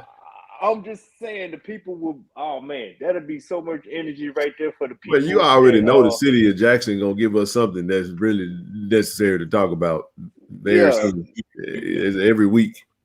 I would love to see them two brothers come together and build, man. But I'm not gonna take no more time, man. Thanks for having me. And absolutely.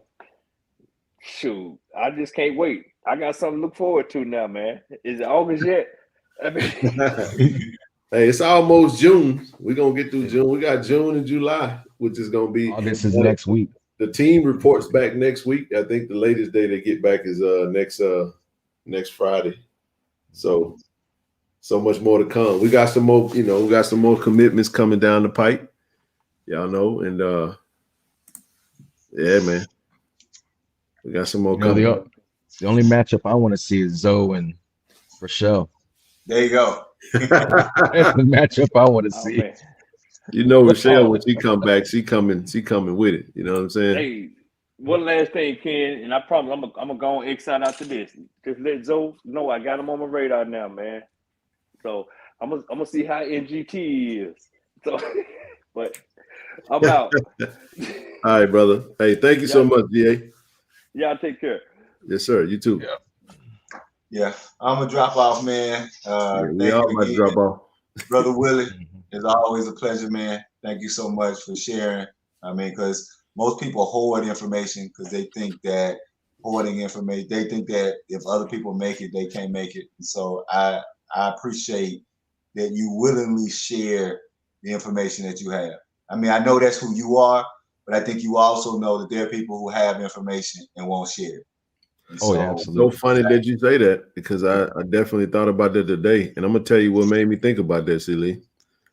The video from the young brother who put together that stuff for us. And I sent it to Corey. Corey posted it. I posted on the page. And I kept fighting with this thought that was like, well, maybe you're showing too much. You know what I'm saying? And I had to tell that thought, you know what?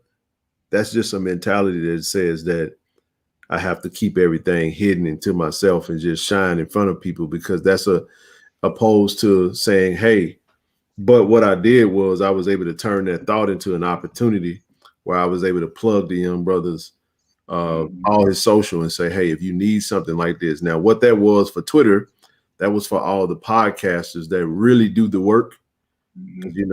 Shout out to Blue Bloods who sent me all the links for the microphones and told me what we needed to do.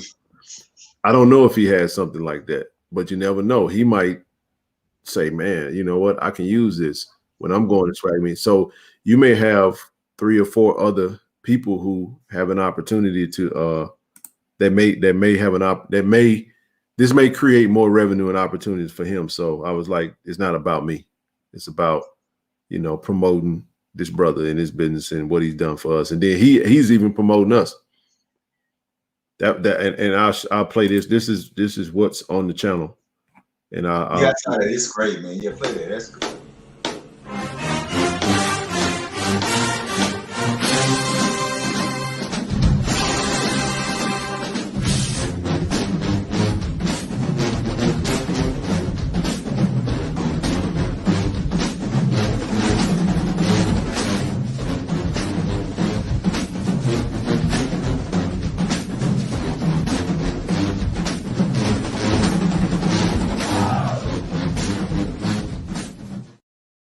There it is. Yes, sir. He was like, man, do you mind if I promote it? I was like, yeah, make sure you tell him where to subscribe to. You know what I'm saying? We love to, you know, and he did his thing, man. Quick turnaround. Takes about a week. He designs it up. Once he gets his design, he send it to you. You agree. You need to make any changes. Once you finalize that, takes about a week. He'll ship it to your house. And it comes with all the stands and everything that you put it together. It comes with the whole little setup. You know what I mean? So that's the whole point. Well, that's another home run, man. So again, another great stream. Thank all y'all for what y'all do. I'm gonna jump off. I gotta go give a wise, important, and vote thing at 9 in the morning. So at least I ain't gotta get up at 5 and jog since it's the weekend. Man, I'm gonna sleep in. I'm gonna chill. No doubt, man. Appreciate you. Appreciate you, brother. Take care. Hey, was that one question, Ken? Was that the sousaphone or tuba?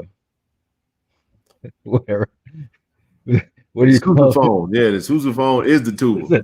I ain't gonna never forget that one, boy. They let me hear it then.